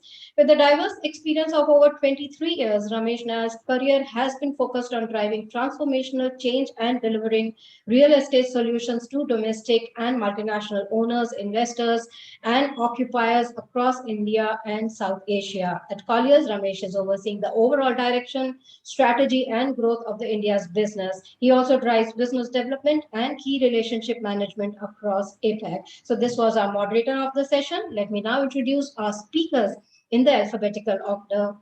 Let me welcome Mr. Amit Ramani, founder and CEO of Space Solutions. Amit Ramani started Office with the vision of revolutionizing the office space delivery ecosystem in India through technology. He has over 18 years of experience in areas of master planning, strategic planning, design management, workplace and business process improvement, Six Sigma based strategies, and facility planning. His strong background has allowed him to provide innovative and complex project services to multinational corporations. He is also an active member of RICS and NASCOM. Our next eminent panel member, I introduce Ms. Anita Lourdes, lead facilities and admin at the Walt Disney Company. With 20 plus years experience in the corporate real estate and facility management industry, her prior work experience was with Wipro Spectramind, Thomson Reuters, JLL, and Entity.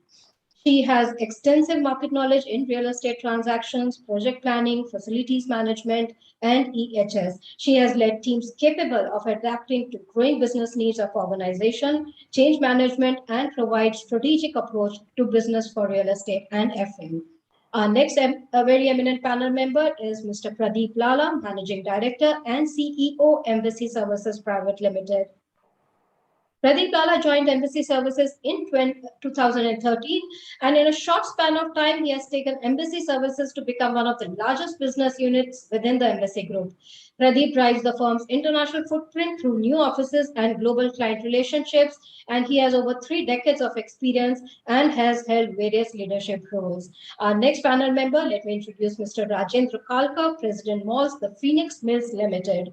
Mr. Rajendra Kalka manages 3 Phoenix Market City assets at Mumbai, Pune, and Bengaluru with a collective retail consumption in excess of rupees 45,000 crores per annum. He has been leading with demonstrable business leadership encompassing Marco, Martech, events and promotions, leasing, legal, fit-outs, design and architecture, VM, operations, facility management, accounts, among many other responsibilities.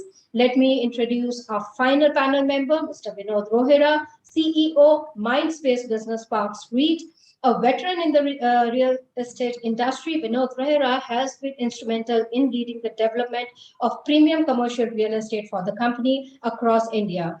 Under his aegis, the company has pioneered the concepts of a landmark business districts and established brand Mindspace, the self-contained world-class business districts across India. He has also been instrumental in shaping prominent shopping destinations and uber luxury residential for the group. So this is our eminent panel, and now I request our moderator to please take over the proceeding. Thanks, Sapna, for that lovely introduction, and thanks for organizing this panel. Realty Plus always manages to get very, very good speakers. So good afternoon, friends. Great to have your attention, and thanks for attending this panel discussion. My name is Ramesh Nair, and I work with Colliers Asia. I'd like to thank Sapna and Realty Plus for organizing this very relevant panel with some of our industry's most experienced thought leaders. I welcome you to this unique interactive panel discussion.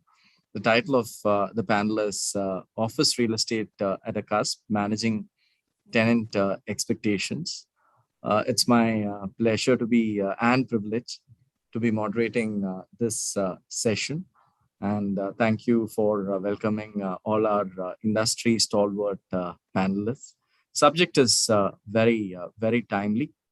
We hope to get opinions from our thought leaders on this panel on how tenants' expectations are changing and how as stakeholders of the industry we can manage those expectations. Now, let me come to the panel. I'll start the first question with you, Anita. There's so much of talk around sustainability, health, safety more than ever before, and that seems to be a big priority for organizations. So, what are those few things which have kind of changed for organizations for re-entry. I was moderating a panel yesterday, and I realized that even today, most multinationals re-entry is less than 5. Some Indian companies have touched 15%, but almost all multinationals have less than 5% of re-entry. In some industries, it's a little more. So what has changed for re-entry? And what are your top 3 priorities for employees as they make their re-entry back to their offices? Thanks, Ramesh, for this question. Good afternoon, everyone. And thank you, Sapna and Reality Plus, to have me in this panel. So as you rightly said, Ramesh, one of the key challenge which most of the organization is facing is, to see how the re-entry is a success. To start with, I would say that the leadership is taking a conscious decision on how they could set example. And that's where the 5% occupancy has started. And then we are working together collaborative with all the cross-functional partners, which is one of the key priorities. You name it, your HR functions, your legal functions, IT, key business stakeholders, to understand what are the needs and what are the objectives which we could look into to ensure, we look at re-entry a success in phased manner. So this is the approach which we are following. And as everyone is aware, the key concern in today's corporate world is recruitment. Holding the talent pool with work from home. Majority of the employees have gone back to their hometown, and they've gone into a kind of comfort zone to work from anywhere or work from home. And the challenge which the organization is facing is how to get them back to the office while we work in a safe and secure and sustainable workspace.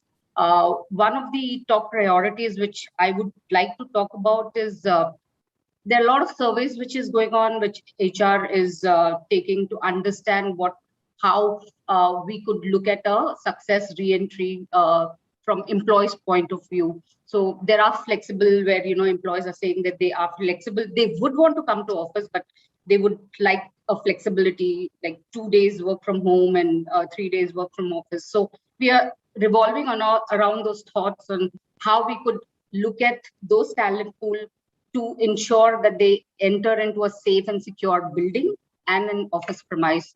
IoT is playing one of the key role where we're introducing and investing in a lot of technology, minimizing the touch points, and introducing playbook communicating to all the employees, how safe and secure their workspaces. There are organizations who are also looking at redesigning their workspace, where they're looking at getting in more greens in their workspace, getting in more collaborative approach, abiding to the norms of maintaining the social distancing and ensuring, most of the touch points are looked into, and the visitors management, how are we going to look at calling visitors and clients for meetings. So all these are being worked into, and that's been compiled in a form of playbook. Last week I was with a CEO of a large IT company, and he was being very frank.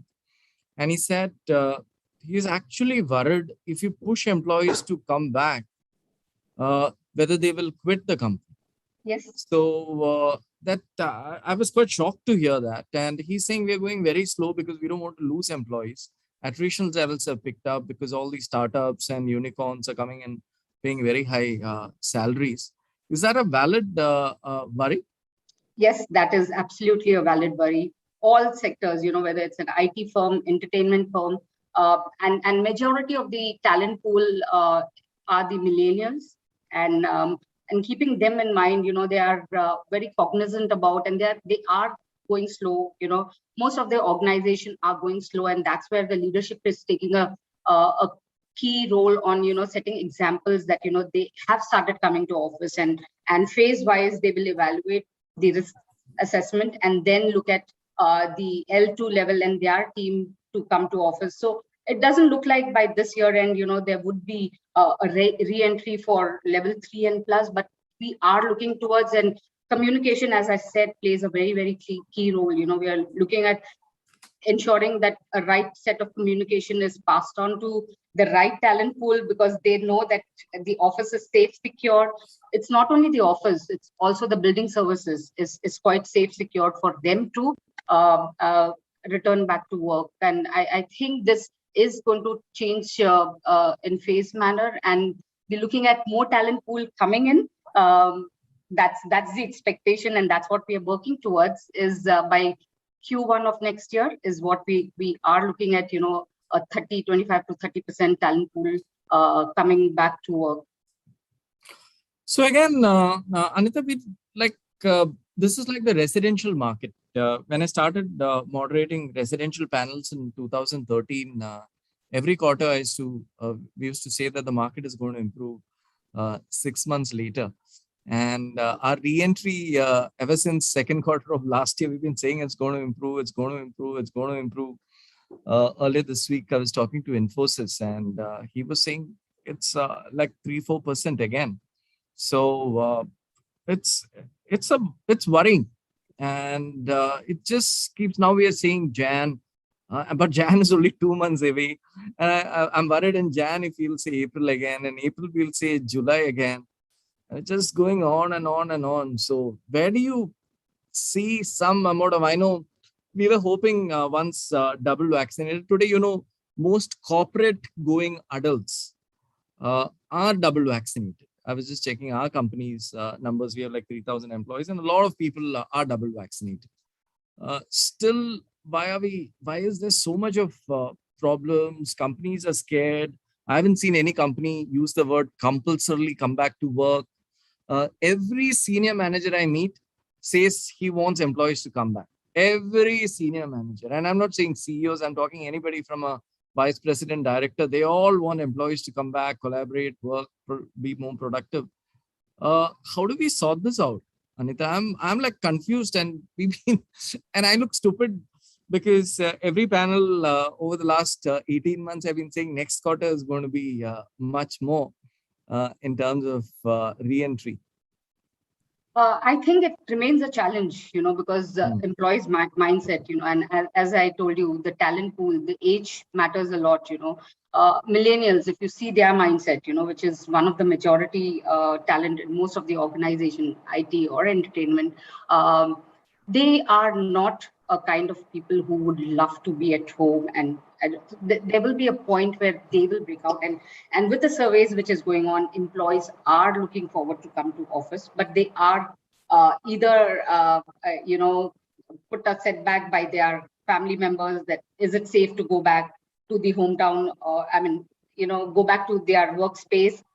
So that's where organization is playing key role. And one of the strategy which we work and we are providing to the leadership team is, evaluate opportunities. Like you talk about flexi seats, you talk about hub and spoke model. There are a lot of players which has been in India, which provides this flexibility of work from their office space. Flex seating is one of the key trend, which is we have one of the best Amit on this panel. So.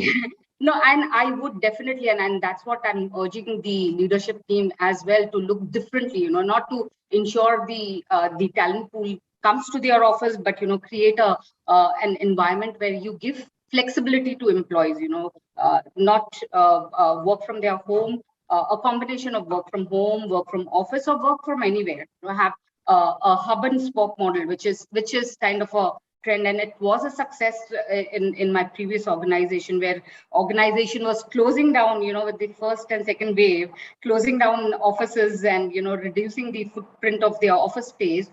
We had evaluated out of the box approach framework on a global player, where we worked on a fantastic model which was quite attractive. And believe me, Ramesh, later on, there were demand which was increasing in the model. So I think one of the approach which can and should be evaluated in, for most of the organization, they name it as flex space or swing space or hub and spoke. So that is one of the key points which will attract employees to start getting out of their shell, getting out of their residence and look at either work to closer to their home, any of the co-working partner closer to their home with hub and spoke or having their team meet. So that is one of the opportunities which can be leveraged. Second is, support from the developers, how they enhance the lung space is what they call now when we go for site inspection. So, the demand where I've seen in first and second phase of COVID, where we were looking at shutting down offices, post second wave, there are demand, especially in India, where there are spaces going on. Colliers have done success transactions in Pune and other cities. So Hyderabad is one of the state which we speak about. It's growing immensely. JP Morgan has inaugurated a youth space for their employees. So I feel this is a phase which will go, but keeping the worry in mind, which the leadership has, the organization has, HR has also started developing some training activities and having some collective collaborative sessions with their employees to understand the pulse of the employees and evaluate and see how they could support the employees, and which will help them to at least retain the employee retention, which is one of the key concern which is raising. Thanks, Anita, for that very detailed, well said on all the points. Amit, let me come to you. Amit, earlier this week, I was with a client who has a significant presence in cities like Kochi. And he was telling me about this data point. He was saying nearly 3 million Keralites have come back to Kerala in this pandemic. I was shocked to hear that, because 3 million Keralites is like 10% of the population. And he also said a lot of people from other states who were in Cochin and Trivandrum have kind of gone back. So this trend of reverse migration is something for real, is what he was saying. And are you seeing that? I know you're a very big player in tier 1 cities currently. Are you seeing that moving towards tier 2 cities, these flexi spaces? What are the trends you're seeing, Amit? So thank you, Ramesh, for the opportunity, and thanks to Reality Plus for inviting me on this panel. So Ramesh, for the last 12 months, right, I've been the strongest proponent of tier 2 cities, right? I think I was the only one screaming on the top of my voice that it's going to happen, and now it's happening. I didn't believe right? you at that time, Amit, yeah, you didn't. Clients are saying, yeah. And now I think you are getting converted a bit, right? So I am converted. I think clearly, Ramesh, I think what we are seeing is that the reverse migration is real, right? Out of the metro cities, 60% of the people went to 7 or 8 of these cities, of which Kochi is one, right? So clearly, that reverse migration, people have gone back to these cities, and in the last 2 years, these cities have grown in both in terms of opportunity as well as in terms of lifestyle, right? 2 reasons why people came to tier 1 cities. And now, to Anita's earlier point, clearly, companies are looking to retain their talent at any cost, right? If that means that they have to provide work near home options in their tier 2 cities, they are looking to do that, right? So from that standpoint, we are seeing a lot of traction. We strongly believed in it, and we have opened in Ahmedabad, Indore. Year we will go into Jaipur, Lucknow, Kochi, Coimbatore, Nagpur this year. So we have strongly believed in it, and we are seeing some traction. A couple of other data points. I think the second piece is the war for talent, right? If you want to go and hire, even with the top-notch salary in cities like Bangalore, Delhi, and Mumbai, you can't find talent, right? And clearly, if you look at these tier 2 towns like Indore or Jaipur, the talent is available, right? And clearly, the story, which in the first phase of our journey of success of commercial real estate, was on the back of ITS companies doing outsourcing for BPOs and KPOs. Today, if you see, the India stack, right? The unicorns and the startups of India are not looking to service outside India. They're looking to service India.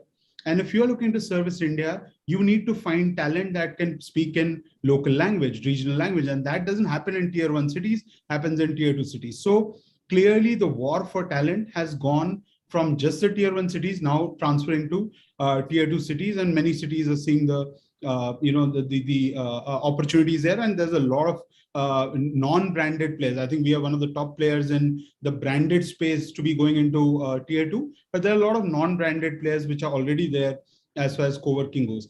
The third data point I think, Ramesh, is very interesting is that out of, if you were to look at cities like Jaipur, Kochi, Chandigarh, and so on, almost anywhere between 40 to 20 funded startups are in these cities, in these tier 2 cities today.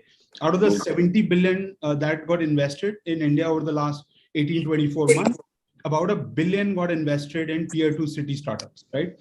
So it's a start, but $1 billion, if I was to look at where we were about 6-7 years ago, that was the same numbers that we were getting in tier 1 cities. So clearly, I think as Rakesh Jhunjhunwala says, tier 2 city ka time aa gaya hai. It's here now, right? I mean, there's no question that, and the final point is all top occupiers, right, of any merit are seriously evaluating a tier 2 strategy. And some are further along. They have gone into actually taking up space. But I think in the next 22 and 23, clearly tier 2 cities will see a lot of action from the occupiers, setting up spaces, working with flex operators to provide spaces, as well as obviously, look at servicing Bharat and the India story out of these cities. Amit, which 5 cities would you pick out of tier 2? So Jaipur, Chandigarh, Ahmedabad, Kochi, and Lucknow would be my top 5 picks. Jaipur, Chandigarh, Ahmedabad, Lucknow, and Kochi. Are you finding enough good quality real estate options in these cities? So that's the other thing, right? So Ramesh, if I was to go to a city like Jaipur, where I said, there are 40 plus funded startups. In fact, there is a couple of unicorns already out of Jaipur. There are probably 5 compliant buildings in all of Jaipur, right? So the opportunity is not just for the occupier, the opportunity is for the developer community as well, because if that is the level of stock available and you see a surge coming from occupiers, then if I was in the developer space, I'm not, I work with developers and partner with them, I would be making a beeline for the tier 2 cities. Pradeep, you work for a subsidiary of one of India's largest developers. I remember making some rounds with Jeetu long back in Coimbatore. I think pre-Lehman days. I remember RMZ venturing out into Mangalore, Cochin, all that. None of them took off at that time. Are you, I'm talking about the parent arm, are you, is there a tier 2 strategy which you've discussed recently, given all these things which are happening? So I think we are still focusing on the tier 1 because from an opportunity perspective, it's huge.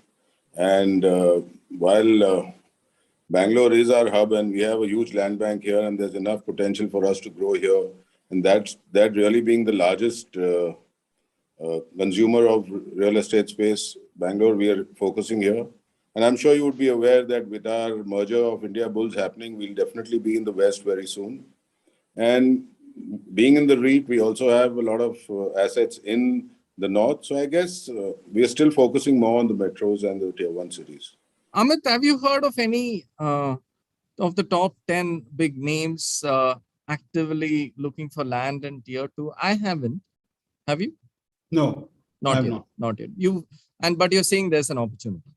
So Ramesh, my sense is that the tier 1 developers are probably not going to be the tier 2 developers, right? The tier 2 developers are either going to be homegrown or new age, because I think it takes a while for a ship to move versus a boat moves very fast in stormy waters. So, got it. Pradeep, you had one of the largest facility management organizations in the country now. How are you partnering with your tenant base to make sure things are much more smoother while coming back? So I think most important is coming back to work and trying to ensure that we all fight the third wave, and hopefully no one wants it, honestly. But a lot of learnings have gone into the first wave and the second wave, where we understood things about, the protocols of sanitizing, social distancing, PPEs, all those things. And at the same time, the second wave, we also learned about, healthcare and more facilities towards whether it was oxygen cylinders or healthcare and hospital beds. At this point of time, I think there's enough knowledge amongst us about what and how to take care of. And most of us have understood that these are things we have to live with. But more importantly, what's needed really is a lot of interaction with the occupiers on a regular basis, a lot of transparency. So what we are doing as Embassy Services, we've got a very versatile and diverse portfolio in the sense we do office, we do education, residential, co-working, co-living, manufacturing, we do airports. So what we've been doing in the last couple of months is gearing up and understanding what is the risk in each vertical of the real estate. For example, while we have to fight one common, I would say the word enemy, but the real thing is each sector has a different element of risk. So what we are trying to counter is make a manual of the risks involved in every different vertical of the real estate industry. And that's how we are going to plan and counter it. Of course, having inventory levels and things like that is always a part of the game, which we all understand today. So there's nothing new about that. So the risk is what we're trying to capture and go into that. And most importantly, we're trying to build that element of transparency, because when the employees come back and if they are not transparent about their health conditions or the risk they've gone through of interacting with people, then that increases the risks further. So that's like a voluntary disclosure of everybody, voluntarily contributing and saying, look, I am a risk. I'm at a risk of passing it on to someone because I've interacted with so many people. And then they stay back home, and that's the kind of hybrid work atmosphere that the occupiers help us to achieve. And I think that's the most important thing we are doing today. Cross-learning and more of knowledge transfer. Got it. Pradeep, Rajendra, you had probably one of the best retail mall developers in the country. You've done a lot of work with Phoenix. You have some fantastic financial partners, GIC, CPPIB. The other day I was talking to the Blackstone folks who have around 18 malls, and they were saying sales has finally crossed the the pre-COVID numbers. And that's in spite of multiplexes being a challenging place. Like most of the cities, multiplex is still not showing. F&B is still challenging even today. In spite of that, if mall developers are starting to cross pre-COVID numbers, and in spite of only 70-80% of the malls being actually operational, what are some of those things you're keeping in mind while people are coming back, Rajendra? It has been first of all, very good afternoon to all of you, the viewers, listeners, and thanks a lot to Realty Plus for organizing this lovely small panel. Ramesh, it has been a very, very difficult 2 years for retail and retail real estate. I don't think anybody has to say anything. Everything was closed. As compared to a lot of other businesses, I think this was one of the most hard-hit business. Gaining the confidence of customers was perhaps the most difficult challenge that all the mall developers faced. And I think that is what the mall developers have overcome. If you walk into any of our malls today, you will really feel that you are entering a very safe place. The kind of developments that we have done to give customer a kind of safety feeling, they are very, very high. Each mall today, I think, is spending 30-40 lakhs per month to ensure to give this safety feature only. So that operational cost has actually gone up, but we are trying to do that. That said, I think the customers are also really, really serious in coming to shop because they were tired of 1.5 years of sitting in closed spaces. When Anita said that it is very difficult for the millennials to come to offices because they are afraid, it's reverse. Here, the millennials are coming for shopping and dining like no time before. That revenge shopping and revenge dining is extremely high in the last 1.5 months. Yeah, so on one side, they don't want to come to the office, but they want to come and enjoy. Revenge drinking also. Yeah, exactly. So what you say, I have, my Gen Z or millennial daughters that I have, they want to work from home, but they want to go to dine and they want to go to shop. But yes, I think businesses have come back to, I would say in most of the locations, they have come back to the pre-COVID levels, I would say. Got it. Rajendra, Vinod, thanks for joining in. Vinod, when do we actually, last year was very tough for office demand, 45 million became 25. This year again, most of the IPCs are forecasting like a 25, 27 million square feet demand again. When do we see that meaningful increase in demand happening? Which year is that going to happen? Rentals, have kind of corrected, not gone down too much, but it's still corrected.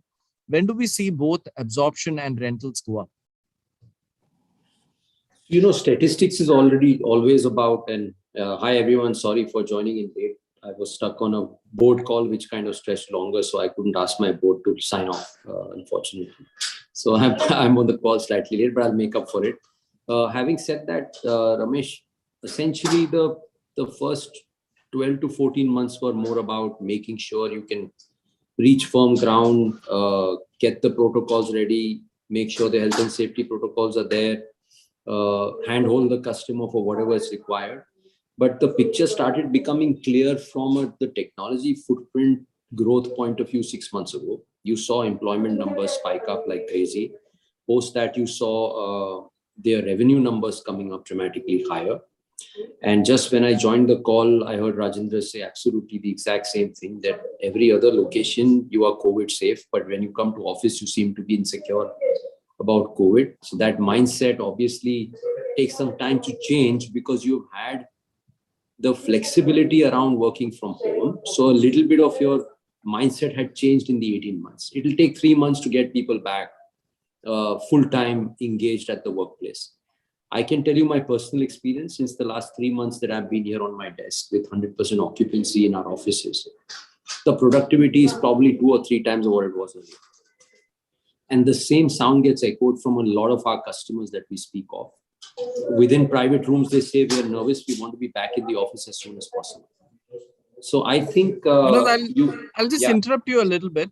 Before you joined, a couple of our panelists agreed that, especially Anita, said that if you're putting too much of pressure on employees to come back, they're leaving companies and going and joining other companies. So companies are scared to get their employees back. How would you counter something like that? So what's happening is currently the way I see it and the communication we have with big clients is prima facie around the fact, Ramesh, that while they are looking at filling up candidates really quickly because of growth, they are allowing for the flexibility on the resume. But when you discuss with them, they say the second time around and the third time around, we are going to insist on present on the desk if you want to apply for the job. So we are 6-9 months away from there. They definitely are clear they want to be at the workplace, but obviously the mandates are not out there. I think you might see between 10 and 25% occupancy on the desk by March. The minute you reach the 40% threshold, and we have to remember the 20-80 rule, if 20% of the decision makers are on the desk, the 80% are not far behind. So you will see that over the next 6, 9, 12 months, Ramesh. Yes, currently, yes, there is a lot of flexibility given to new employees you're hiring. At the same time, if you ask them what's their wish list, they say we want them on the desk. But globally, the mandates were not given to them. So obviously, they are still skeptical about making sure the vaccinations get completed. And once that is done, which is another 3-6 months away, where you have significant numbers in urban India doubly vaccinated, the story will be different, I think. Got it. Amit, the share of flexible workspaces have been going up. And where would you put it today out of the overall leasing? And where would you put it maybe 2 years, exactly 24 months down the line? So Ramesh, pre-COVID, right, March 20, we were about 25 million, all operators put together, of let's say about 1 billion square foot total commercial real estate portfolio. I think today we are already touching about 50 mil, right, in the last 18 months. So we have doubled our size. So it's doubled. Wow. In terms of scale, right? Obviously, on back of a lot of the operators, including us, taking a strong bet on flex growing. Our sense is, and again, this is back of, some of our IPC friends reports, projections, etc. We look at least touching about 100 to 120 million in the next couple of years. So we will double again in the next 24 months from here is our sense. Got it. Anita, let me ask you the next question. How are you? Any innovative strategies you're adopting to check utilization rates, occupancy planning? Because you're one of the largest media companies in the world. And how are you tracking those things? So we've invested a lot, Ramesh, in technology, where we've kind of called it as flex seating, and that's where the respective business lead gets the update on what is the utilization of seat is, and how we as a facility lead can see how the space can be optimized and shared with other business and affiliate company. So one of the beauty is, which is deriving with the technology which comes in is there's a lot of engagement which we are forecasting. If we're talking about earlier, it was one particular business unit in their net and just working together. Now it's the collaborative approach with the hotelier seating or flex seating which we are coming up. So you have multiple business functions sitting under one roof, and there are opportunities which can be discussed. There are content or some innovative ideas which can be discussed. So that is the approach which we are working towards, and there are investments which has been put in the technology aspect from both the safety perspective and the utilization perspective. Got it, Anita. Rajendra, we've been talking about mixed use developments, walk to work for a while, but even today our country doesn't have too many good examples. You have like very handful. You can actually count them in one hand. How many good mixed use developments we have across India? What are your thoughts around that? Mixed use is a very loosely used word, I would say, Ramesh. People really sometimes they really don't understand what exactly mixed use is, and I would like to actually exactly go 180-degree opposite to what you are saying. Let's look at India. The first three, four decades of independence of India, it was more of an agricultural country or more of a manufacturing country initially. In the late 90s, India started developing services. So, when the first 3-4 decades, a manufacturing plant or a farmland was always had to be outside the city. The city was supposed to be a part of residence only. You can't have manufacturing plant inside city, or you can't have an agricultural land inside the city. So that thought was there for the first 30-40 years. Since 90, if you see, services sector has started growing in India. By the turn of the first decade of the 21st century, India became quite good. In the last 5 years, it has grown really nice. And the last 2 years, it has outgrown. So what has happened is the share of services sector has really grown dramatic. The more the share of the services sector grows, forget complexes and buildings, cities will become mixed use developments. What you call in the commercial sense as the mixed use developments. So now let's take an example of a Gurgaon. Actually, what do you call Gurgaon as? Wouldn't you actually call Gurgaon as a mixed use city? You have office, you have residential, you have malls, you have hotels, you have hospitals. What more do you want in a mixed use place? So I'm saying Hinjewadi, let's take an example. What do you miss in Hinjewadi? It's a mixed use zone of a city. Look at BKC. It has become a mixed use zone. You have malls, you have hospitals, you have offices, you have resis. As and when this thought grows, I think India, the complexes will automatically go. People have to, when Amit said that people are looking at those tier 2 cities, many people are not looking at them. I was very happy that the cities that he named, Lucknow, Ahmedabad, we are building malls there. So I was very happy that, people are looking at there and we are going there. And these tier 2 cities, we are building really mixed use developments. Today, all our properties are retail led, but they are proper mixed use. The way you would expect a Raffles city, I think we are trying to replicate those kind of complexes.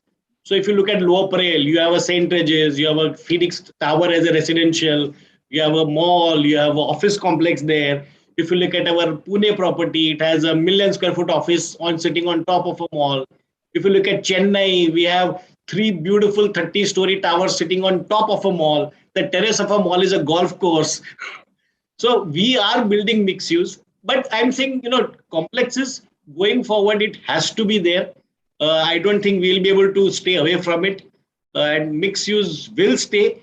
And what, from a real estate perspective, I would say out of the city would be now not farms. It would be logistic centers, data centers, which are a part of reality now. Data center is one of the key in warehousing. Well said, Rajendra. Sapna, do we have time for some audience questions? Yes, we do have some audience questions as well. Most of the aspects have been covered by our speakers. One of our speakers had mentioned about tier 2 cities now becoming very attractive for the developers. That is where the demand seems to be. One of our audiences asked within metros, what would be the locations, the favored locations for commercial developments, looking at the new way of working now? Pradeep, you want to take that out of the big 6 cities.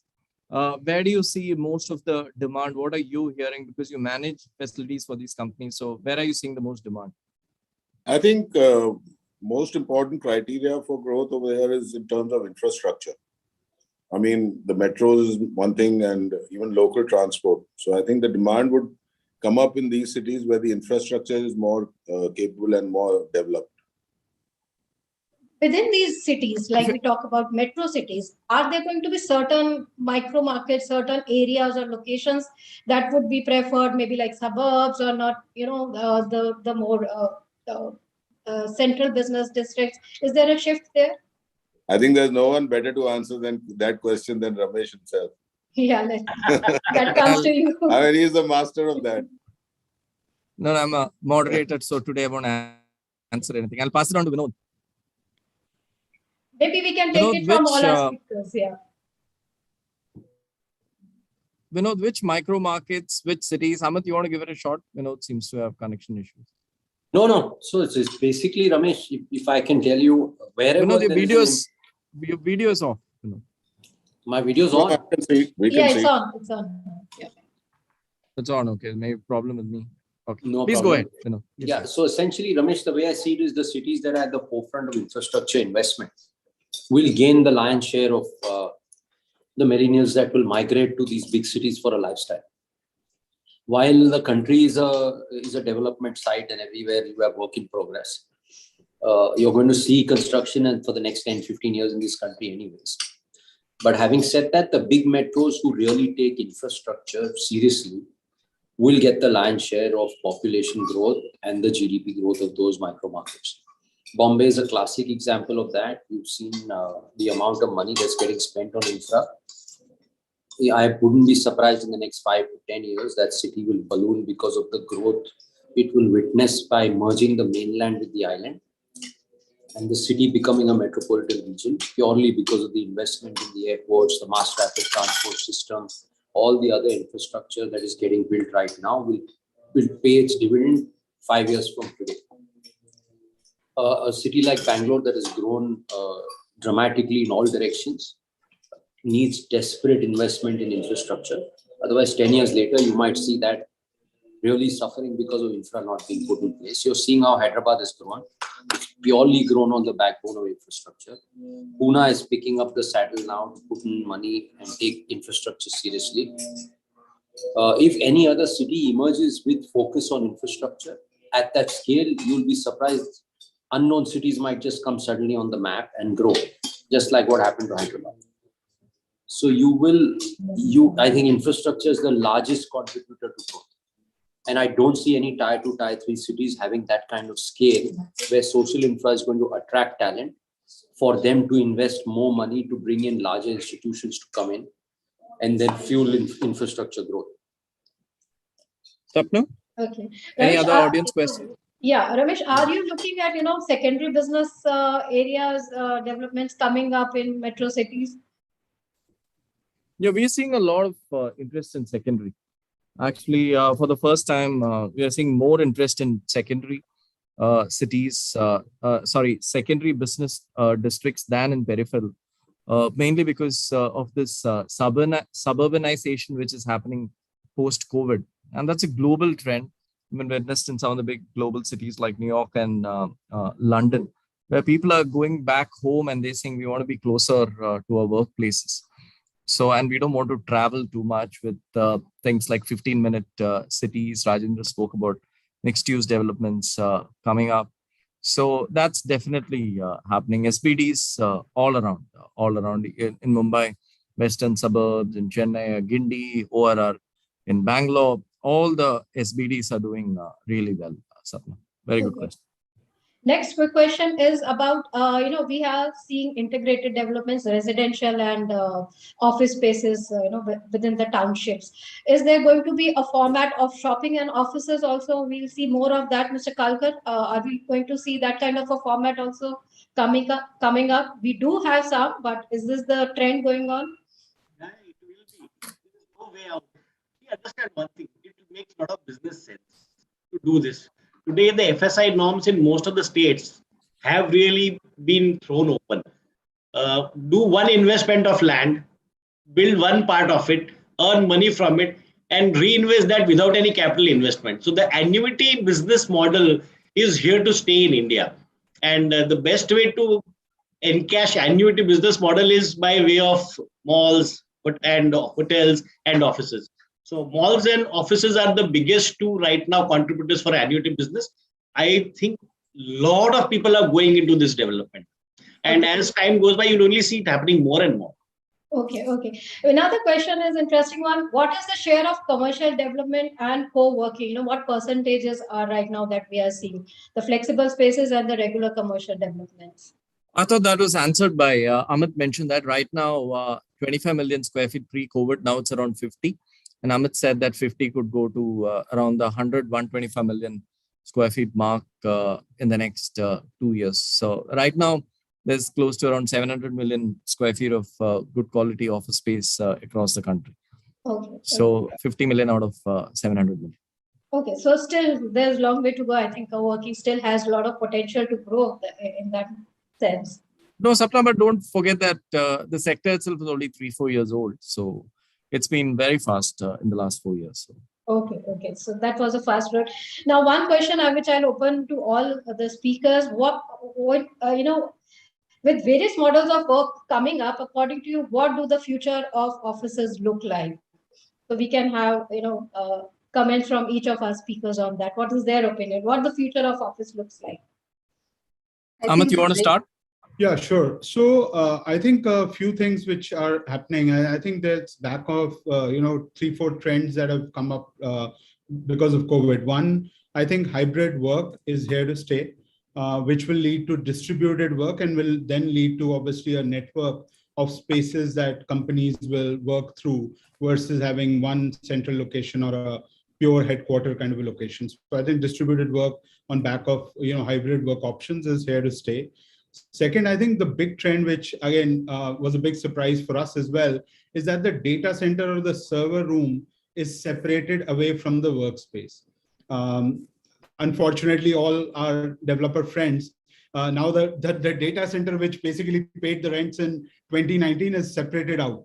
And that will have a big impact on how people think about work going forward, because now that server room can be anywhere, so which means that work can be anywhere, which is a huge change that will happen. And then the third change, which is happening for India specifically, startups from being idea generators are today employment generators. And that will allow a lot more growth to happen in commercial real estate. So I think clearly those three trends are the ones we are seeing and which will have a huge impact on commercial real estate. All right. Vinod, we can have your inputs now. So the way I see it is, if you fast forward 12 to 18 months from today, with 50, 60, 70, 80% of the people back in the office and hopefully COVID behind us, you will have to find many reasons to say, I'm working hybrid, I'm going to work from home. Because remember, India, the infrastructure is very different from the global infrastructure in developed economies. The average age of the workforce is 27 here, and it's not 41 and 45 as it is in Europe and America. You don't have fancy homes and you don't have fancy infrastructure in your backyard at your home for you to not want to go back to work. If you want to innovate, you want to ideate, you want to grow, you will have to collaborate, you will be in the workplace. I think the tipping point is the minute 40% of your desks are occupied, the rest of the 40 will want to be at the workplace. You will have a hybrid of 10-20%, which will probably work maybe once or twice a week, working at home or working from remote locations, or depending on subcontracting certain works that you don't need permanent employment for. Those things may still happen, but it'll be cumulatively a winner because the number of employees you are hiring now has gone up exponentially. So you may still get some contracts which are low-ended work migrated to offline mode, staying at home and working, and pay them a far cheaper cost to get the same work executed. So you're seeing a lot of that. A lot of large clients have employees working in Coimbatore, employees working in Chandigarh, employees working in Lucknow in the tune of 5,000 and 6,000. But if you ask them, would you want to put an office there? They say, we'll put a 500 people office. So if they had 5,000 people there and they wanted to do remote working, they would do all of that. They said, no, all these guys in 12 to 18 months will be back in the big cities. We just want to create infra for them to have a variable space occupancy. So 12, 18 months forward, with COVID hopefully behind us, you will be back on the desk. While work ethic might marginally change, workspace efficiencies might change, the expectation around recreational spaces at your workspace might change, densities will be a bad word. All those things will change for sure. Great. Sapna, if I could use the next few minutes to summarize please. the key learnings. So thank you, Anita, Vinod, Pradeep, Rajendra, and Amit for this. I thoroughly enjoyed moderating this panel. A lot of good ideas came up. Anita spoke about how all cross-functional units need to collaborate. If people need to come into and re-entry rates can go up. Still challenging to get back employees. She said they are doing a lot of HR surveys, trying to understand what employees are looking at. She said invest in technologies, minimize touch points. She said redesign workspaces, maximize greenery within the offices, increase collab zones. She said employees are willing to leave companies if pushed to come back to work. So you need to be careful about that. More flexi seats, more hub and spoke, more swing spaces. Use that to attract people to re-entry. And she said developers need to focus on giving more lung spaces within their campuses. Amit was quite bullish on tier 2 cities. He said the reverse migration is real. Lifestyle and opportunities in tier 2 cities have significantly gone up in the last few years. One can reduce talent attrition by having a presence in tier 2 cities. Average costs are lower. And war for talent is also minimal in tier 2 cities. Work from near home is catching up. He picked up the 5 cities he picked up was Jaipur, Chandigarh, Ahmedabad, Lucknow, and Kochi. And he said tier 2 cities are here to stay. He gave an interesting data point that $1 billion US have been raised by tier 2 startups recently. But he also admitted that real estate is still a challenge in tier 2 cities to find the right quality space. Pradeep spoke about how second wave was easier than the first wave. There are a lot of learnings, but easier to handle. One has to learn to live with these waves and the current challenges. More transparency and more interactions with clients is what he does. He also said he's given that they are in multiple asset classes. He's identified risks in each of the asset classes and working on getting that going. Rajendra was, again, spoke about how retail is, it's been probably the toughest 2 years for retail. They are focused on giving the confidence back to customers, giving the confidence of a safe, secure environment to customers, and all even in spite of operational costs having gone up. Safety parameters, there's a lot of money being spent to do that, but they're focused on giving that comfort to customers.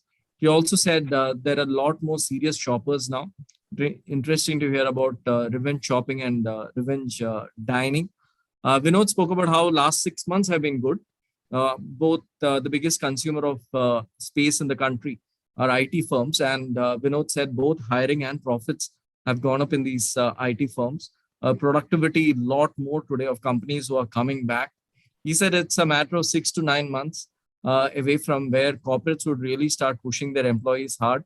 He believes that by March, the occupancy levels would be closer to the 25% mark. And then the rule of 20/80 applies. Once the first 20 comes, the others will be automatically come. Amit spoke about how the industry was 25 million square feet pre-COVID. Now it's 50 million. And he believes how it's to be 100 to 120 million in the next 24 months, the co-working sector. Anita again reiterated on the importance of technology and how hoteling, putting multiple business under one roof is helping. Rajendra again was quite bullish on how mixed use developments. He said, even if you're not able to mix everything in one place, but at least try and mix things like getting a retail and an office together, and how the services sector will lead to more mixed use developments. And Vinod mentioned that he's most bullish on Mumbai as a city, given all the investments which is happening from an infrastructure point of view. Thank you, everyone, and thank you, Sapna, for organizing this. I thoroughly enjoyed moderating this panel, and thank you, everyone, for your active participation. And thank you, all the panelists, for a terrific panel. We'll be posting the key learnings of this in various media. So thank you. I think we had a lot of honest opinions and views from all our speakers, and I'm sure the queries of our audience, most of them have got covered. We've got the entire spectrum of office spaces, the commercial spaces that have been covered by our speakers today. So thank you so much for giving us that valuable information, that what commercial real estate, the office space looks like, and what we can expect going forward. So thanks, Ramesh, for summing up so well and giving us those key takeaways from this entire discussion. And thanks to our speakers as well, Mr. Pradeep Lala, for being here with us, Anita for joining this session and giving us the tenant point of view and their perspective. Mr. Amit Ramani, always a pleasure to have you on the panel.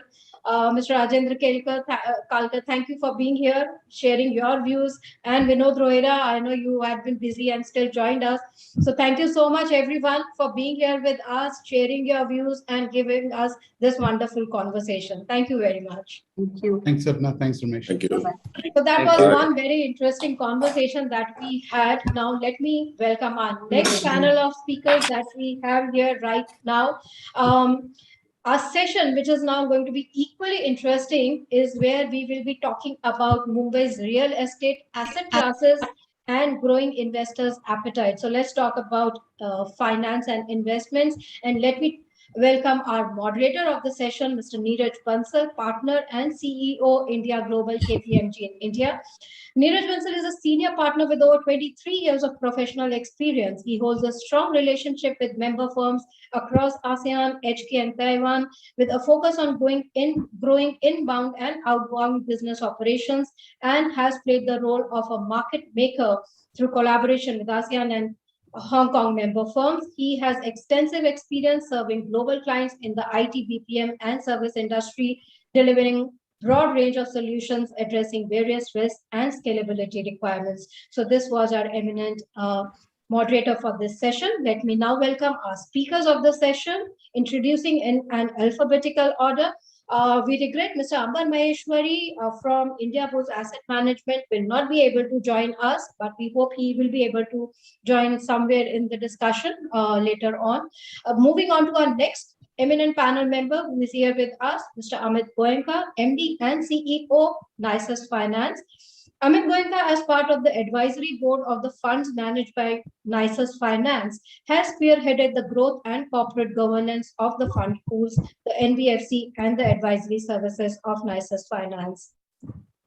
Besides the two funds under management, he's launching a special situations fund to address the legacy stressed assets in real estate with a fund corpus of about INR 500 crores.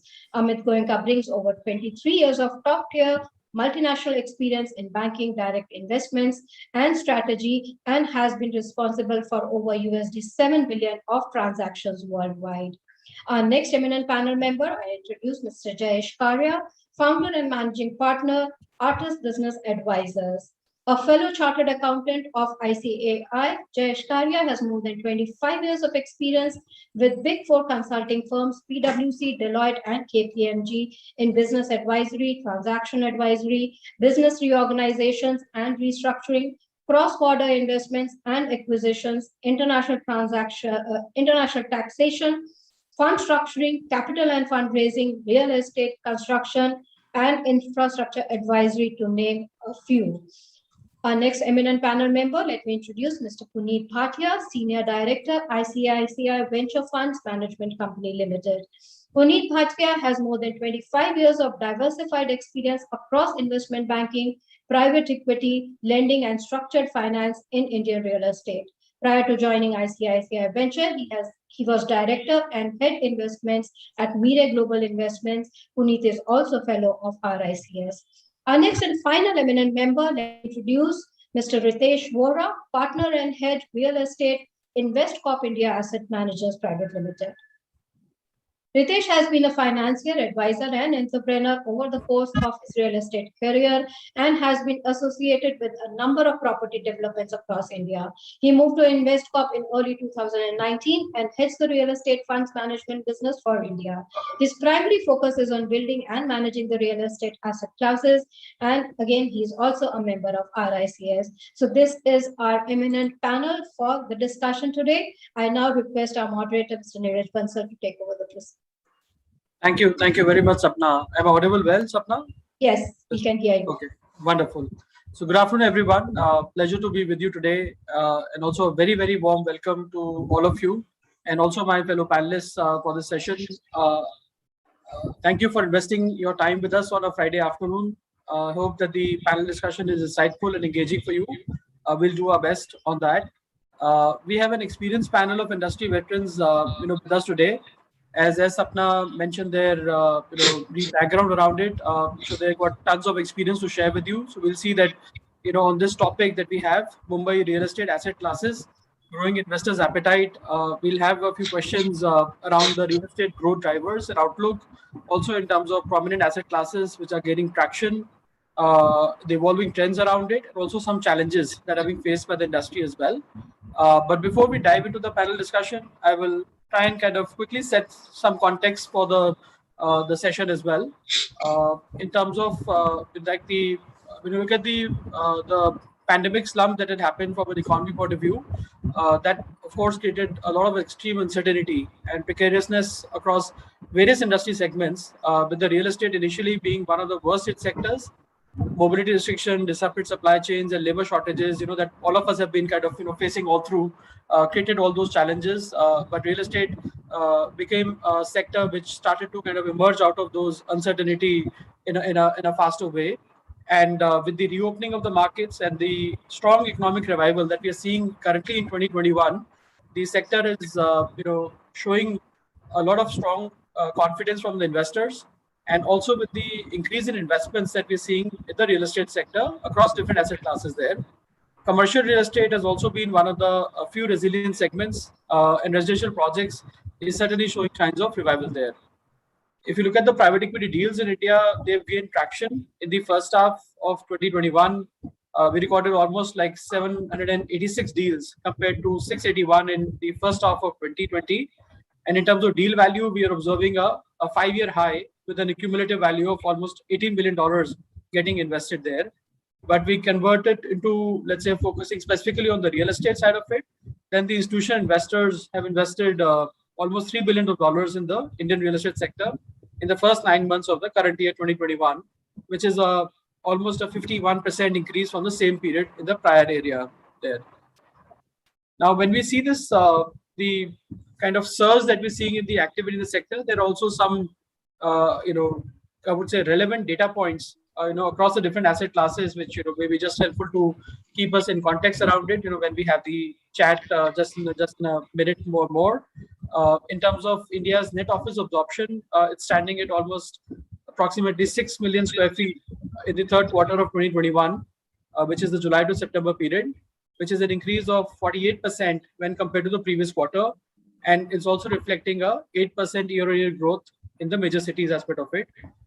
When you moved it to a warehousing transactions aspect of it, then in the top 8 cities, the warehousing transaction would almost double to 76 million square feet by March 2026 from the 32 billion square feet that we are currently seeing in 2021 there. Data centers is again an area that has been gathering a lot of interest. We'll touch upon it during the panel as well. This is also an area where the industry expects to double its capacity by the end of 2023 from the current capacity that we have over there. So with this momentum that we're seeing in the sector across different asset classes, we'll proceed with our discussion and gather views from our experts in the panel today. And Ritesh, if I may come to you first, just to kind of get an overall perspective, some of the number that I was saying that that real estate sector has garnered a lot of investment, private equity investment in the first 9 months around it. Given the robust vaccination drive that we're seeing right now, we just crossed $1 billion of doses as well, and the fact that the economy is kind of getting opened up in a very rapid way now. Do you see the investment momentum to continue in a similar manner? Do we see a higher growth towards the next 6 months? So, thanks, Neeraj. Good afternoon, everyone. So, I think, Neeraj, your numbers are correct. We've got about $3 billion in the first 9 months of this year. Relative to last year, of course, this number is higher. But if you look at the average that we were getting, let's say between 2018-19, we were averaging somewhere around $6 odd billion for real estate investments specifically. So we are obviously much below that number. In a normal world, that number would have grown from 6 to maybe 8 or 9 by now. In all likelihood, we'll probably end the year at maybe 4 billion.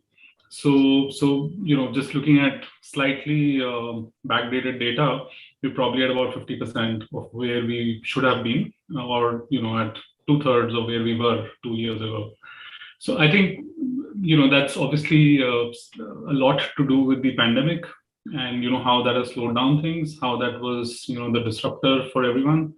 Of course, we've not seen that kind of disruption on the normal private equity side, where volumes are really growing in terms of transactions, investment activity.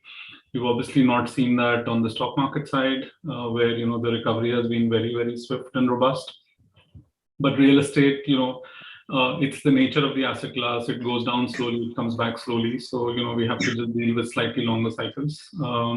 But I think the fundamentals or the foundation for a good recovery, for economic transaction volumes to increase over the next few years are sort of getting in place. I think the impact of the pandemic, again, no one knows the third wave, fourth wave, etc., but keeping all that aside, we are seeing office occupancies go up. We are seeing the Nomura's business resumption index cross 100 after a long time. We've seen the GDP numbers, we've seen all the other things coming back, festive demands, all of those things. I think so. The general sort of sense on the economic recovery is there, seems to be robust. Residential sales have been quite good. We again had disruption in the second quarter of this year, but this last quarter has been slowly getting back to normal volumes. The positive impact of some of the behavioral change is showing up in the investments that we are seeing on the warehousing sector, led by e-commerce demand. The positive impact is also showing up on the data center because they're just consuming that much more data. So I think like I said, I think the foundations are in place. The impact of the pandemic will be behind us, hopefully in short order. And we should start to see, greater transaction volumes, greater capital coming in across the real estate sectors. Maybe the sectoral mix will change.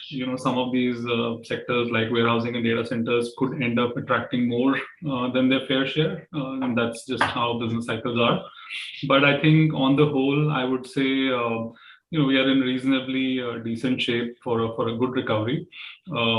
COVID surprises, being exception to that, or no one can really say what's going to happen on that front. But other than that, I think next year should be a good year. And as a follow-up to that, since the topic today is also focused on Mumbai, there. So if you were to take a narrow focus, from Mumbai perspective, so how do you see the investment landscape shaping up, and what would drive the preference among investors? Currently, what we see is that at a broad level, that almost 40% of the investment that was raised during this 9 months was centered around Mumbai, and 20 odd percent was between Bangalore and Delhi, there. So how do you see the investment from a Mumbai perspective shaping up? If you were to take that narrow view on that. So see, I think from a economic activity perspective, financial services, of course, is the core as far as Bombay is concerned. But equally, there is a fair bit of activity around tech and tech-related services also in Bombay and surrounding areas. So both of these sectors are seeing fairly good volumes in terms of capital coming in, stock markets. Again, there is a big wealth effect that people in Bombay feel with the stock market. I can see Amit smiling. Obviously, his portfolio is doing well. So I think that's that's going to reflect in people buying apartments.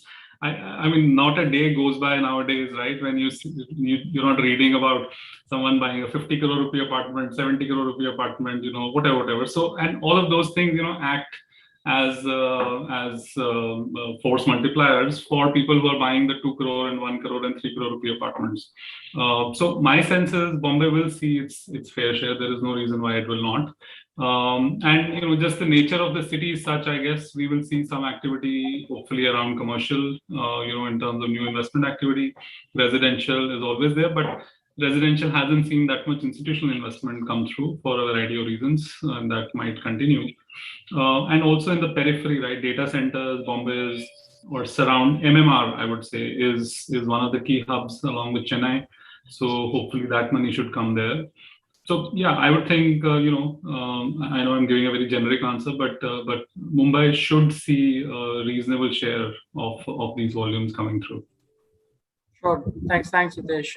And Puneet, if I may get you in here, your views on the investment landscape, from general as well as from specifically from Mumbai perspective, and also if you could give us a little bit of sense in terms of that how do you see the allocation amongst the asset classes? Is it going to change significantly given the pressures that we saw in the commercial real estate space?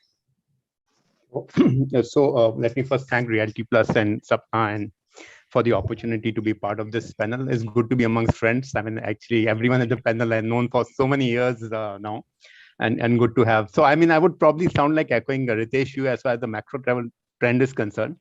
In the sense that if I go back and read some of these newspapers, same time last year, the real estate obituary was almost kind of being read by some of those analysts, and then I read about Diwali comes early, best time to invest in real estate, and there's a clear enhancement of both supply and absorption. But I'll just take you through, obviously taking on the asset class, residential being the largest. Now, residential as an asset class from an institutional investor, interest has not really seen. I mean, if we look at the logistics sector, which has attracted almost $6.5 billion of capital over the last few years, residential has received a trickle of that. And I think it may happen for some time, but there's a clear interest from the investors to really talk about that asset class. And the first barometer could really be the HNIs and the family offices looking at that as an asset class. So I feel the residential at a macro level is there. I mean, the lowest interest rate or the mortgages side, the income to real estate index of 3.2x on a current basis. The prices being more of a stagnation phase in a long period of time. I think residential as an asset class is definitely being talked about, and that's a good first positive sign to look at. The government push is equally important in this entire story. So if you look at it, the government has come up with both demand and supply level push. So while we had a reduction in stamp duty, and I would have liked to see it for longer duration, but the 31st March 2021, the 31st December and 31st March 2021 timeline definitely pushed the people who were sitting on the fence and not taking a plunge on the residential asset class have definitely seen a enhanced sales because of the stamp duty reduction. On the supply side, the government also came up with these premium reduction schemes on August 19, 2021. One got over, another one getting 31st December 2021. essentially the 50% reduction in premiums is something which definitely has made the developers to apply for a certain waivers on their premiums, and therefore you will expect a larger launches of the supply.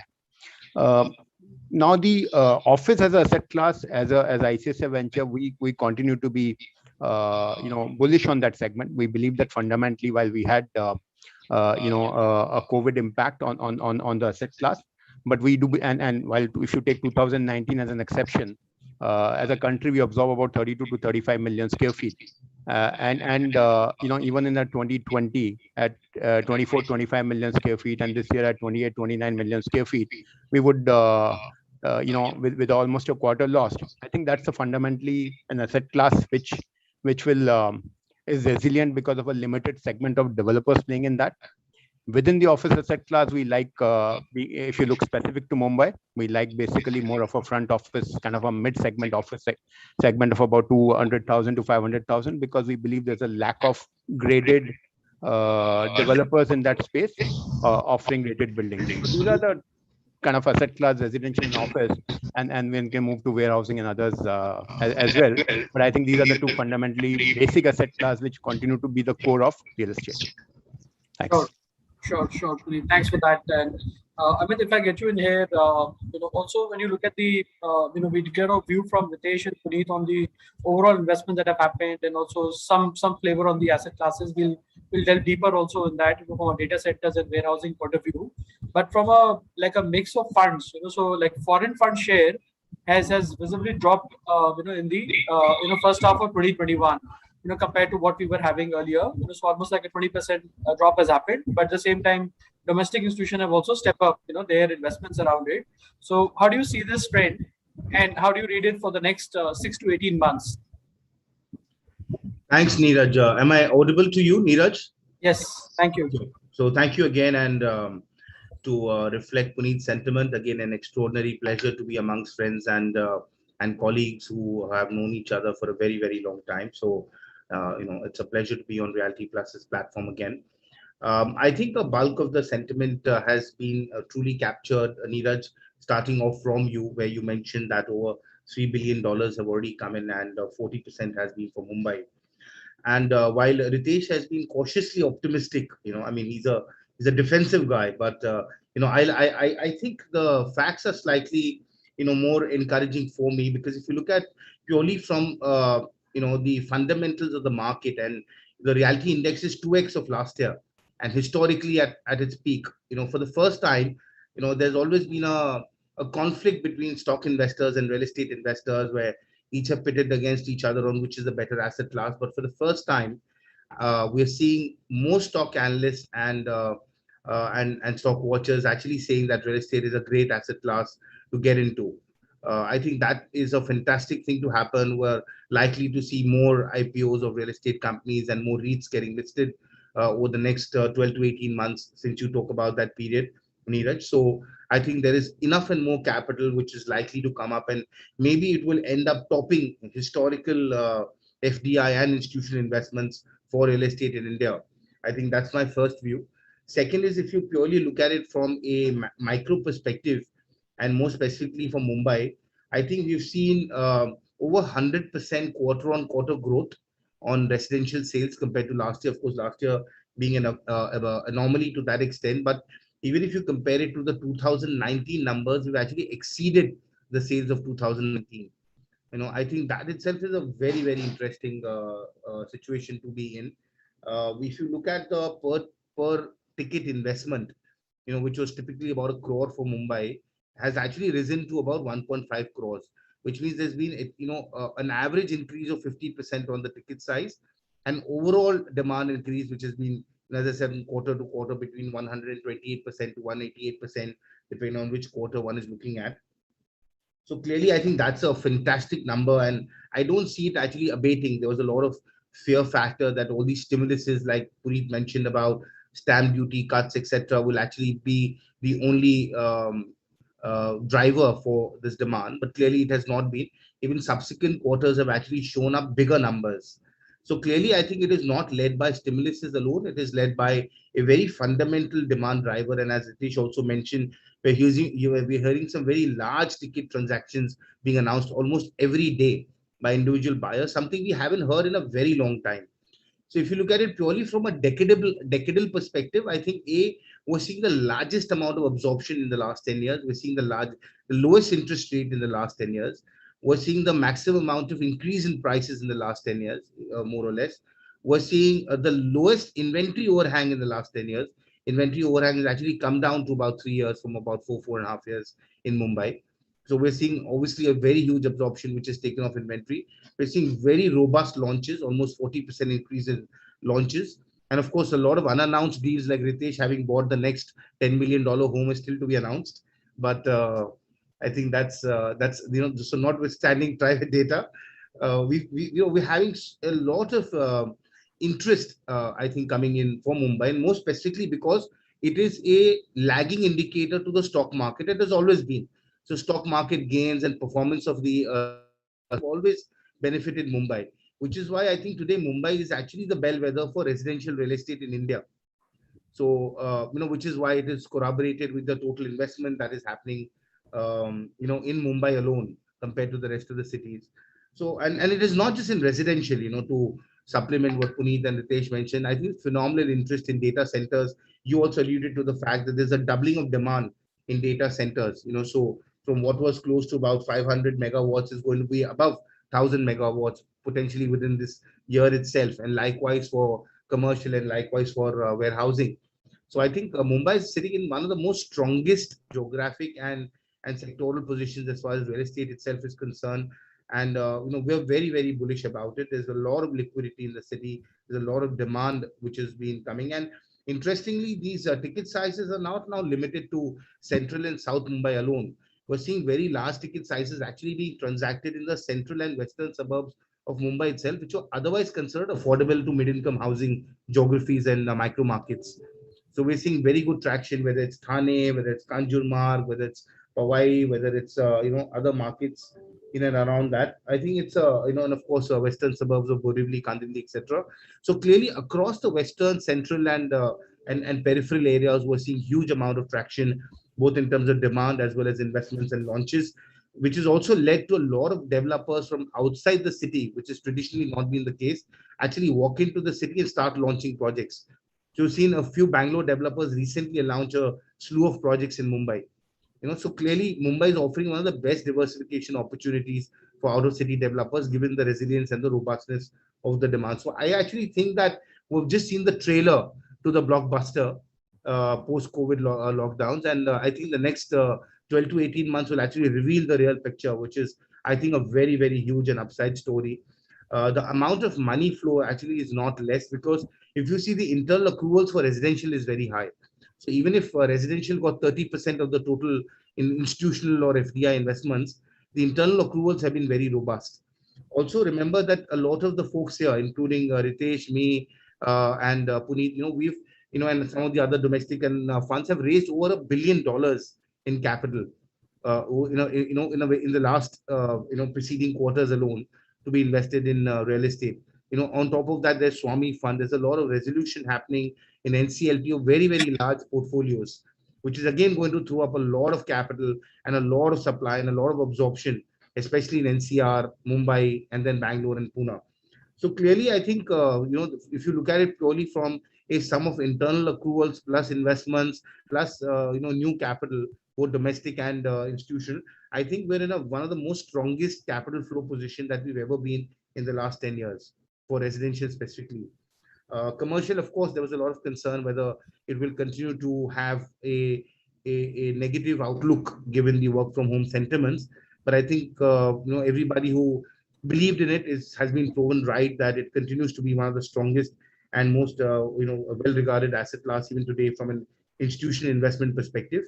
And the capital flows will continue to be robust around that. So clearly a very huge upside as far as demand and development for commercial asset classes in Mumbai concerned. And of course, I collaborate with Puneet, where maybe we will not have the 2 million square feet type of developments going forward, because we're looking at a more core and flex type of strategies. Everybody's looking at continued core and flex strategies, which means there'll be smaller templates, but a larger mushrooming of such developments in the city. Otherwise, we've been limited to certain micro markets. But I've seen that commercial developments are now actually proliferating across new micro markets as well. With smaller development sizes now also being favored by institutional occupiers. So again, a very, very interesting opportunity and trend, because that allows even some of the mid-market operators to start getting into or re-entering commercial development, which they had exited, and it was left to very, very limited, less than a dozen players nationally. Is actually throwing up opportunities for mid players to also enter that space. So again, I think it's a very interesting story which is unraveling itself. Also, if you look at from a macro perspective, again, you will agree that Neeraj, India has got a positive outlook. The sovereign rating of India has been re-rated to stable from negative. The cost of borrowing have significantly come down. Case in point being the recent refinance from 9% to about 6%. And I thought that was extraordinary. A domestic rupee denominated REIT being able to raise money at about 6.9% or 6.3%, I think is a phenomenal validation of the fact that good commercial real estate can get one of the cheapest capital in the country. So I think that is a phenomenal upside as far as the flow of capital itself is concerned. Therefore, in my view, the next 12 to 18 months is going to be a decadal situation, a lot of unlocking of stuck assets. Now, for example, the DHFL portfolio getting unlocked will result in a huge amount of capital and development and absorption getting accelerated in those projects, because they've all been, products which are ready for consumption, have had existing buyers. And therefore, in a project that starts off again, there will be obviously more traction, which was obviously missing because of stuck assets. So I think the resolution of stressed assets is going to be one of the other bigger drivers over the next 12 to 18 months, I think, for residential real estate specifically, in the larger story, which again is experiencing significant institutional interest, which may not be part of a normal bucket of capital that we track.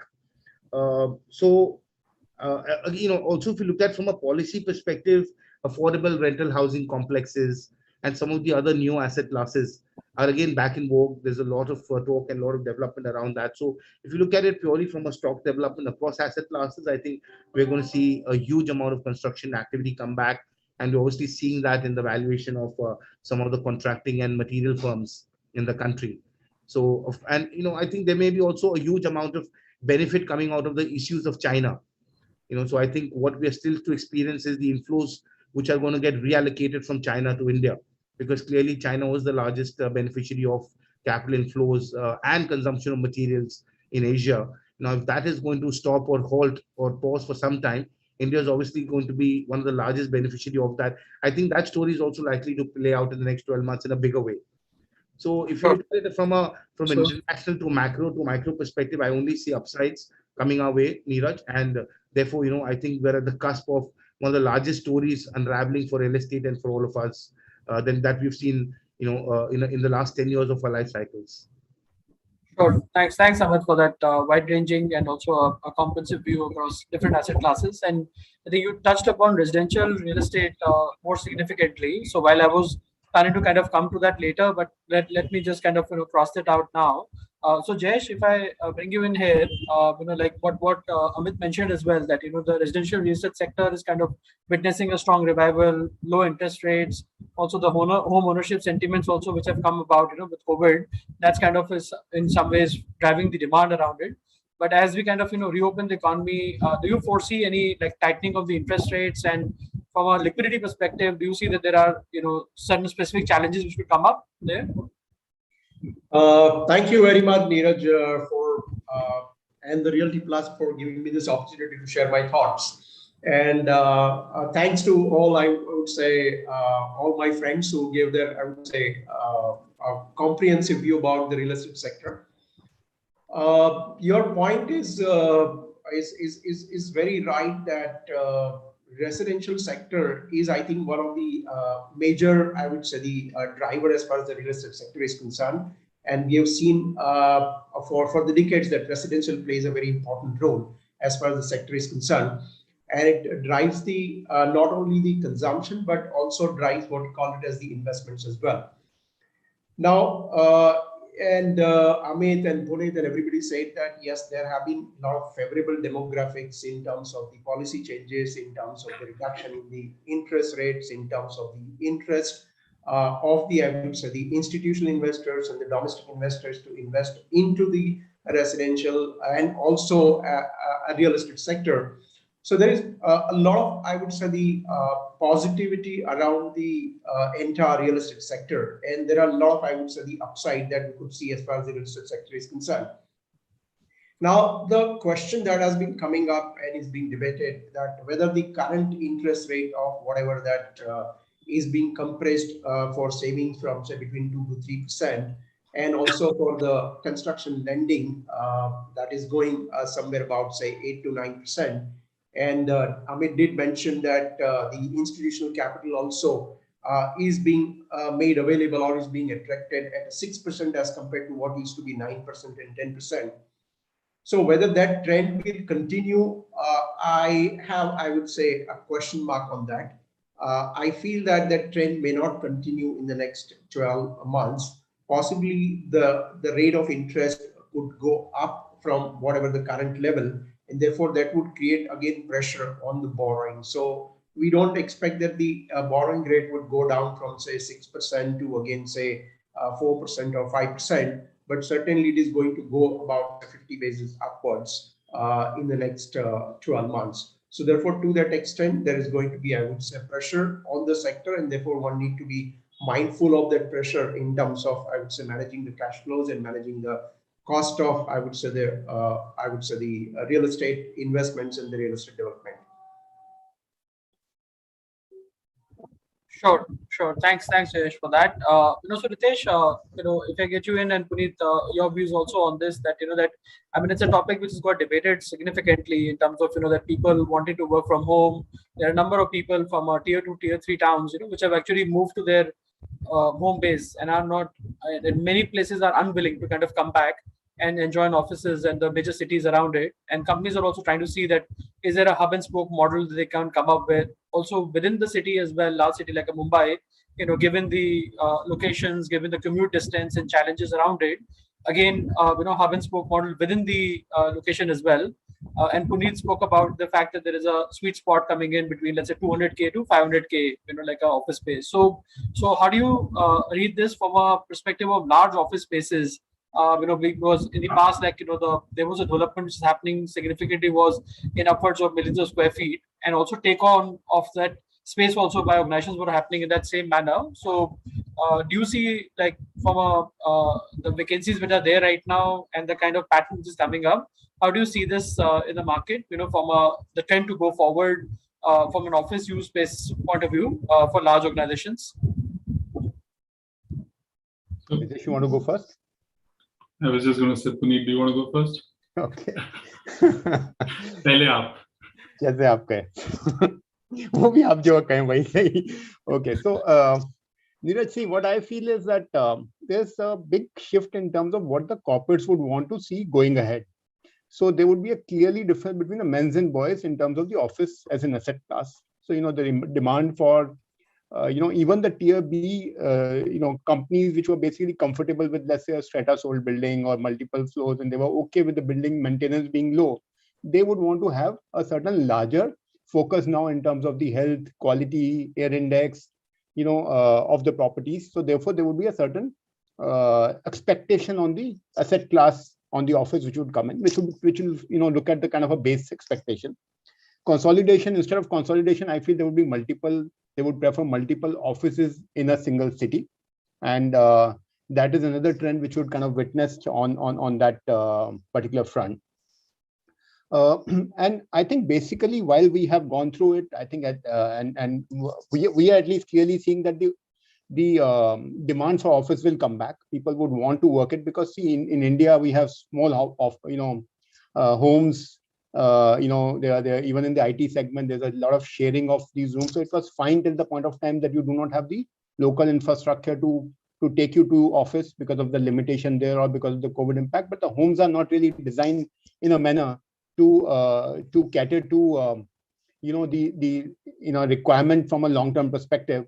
And therefore, I believe that there would be a back push by the companies to basically come for the employees to make them come back to the office. And even the employees are longing, because the kind of culture and the inherent way we kind of work, I think it is also critical. There may be certain segments of in the asset classes or in the industries where they could allow some people to kind of work on it. So there may be a little bit of hybrid structure, which is being talked about, but I don't think anyone knows the true ratio of hybrid versus office effectively. Should it be 80% office, 20% hybrid, 90-10, 15-85? I think the exact ratio, I think no one knows. Hot desking has been there in some of the companies even till pre-COVID, right? And I think that will continue to be there in some segment of industries where you would have a shared office space where someone would come take up the another space, and there would be a change in the design of offices also, I feel, going ahead, because over a period of time we were basically making offices smaller day by day, and then so while the de-densification may not really be there and we will forget, I think, over a period of time, hopefully, the COVID impact, but the average space in terms of design, I think there would be a requirement to have a slightly larger space in terms of a lung space to kind of come in as well. So these are some inherent changes in terms of design and the way the corporates would look at it. But fundamentally, I'm bullish on office as asset class, either from outsourcing tech or even the basic growth of economy as a country. Yeah, I will, Puneet has covered it beautifully, so not a lot to add from my perspective. I think, I agree with what he said about, the likely trend of people coming back to work in physical offices. I think if there was, I don't have an exact number, but let's say if there was 5% of the workforce pre-COVID, which was anyway working from outside, normal offices, working from home or wherever else, potentially that 5% is going to become 10% post-COVID. It's a significant move within 18 months. Would have taken 3 or 4 or 5 years in the normal course, but I don't think that that number is going from 5 to 30 or 40 or 50 for sure. And we're already seeing that the behavior change already happening.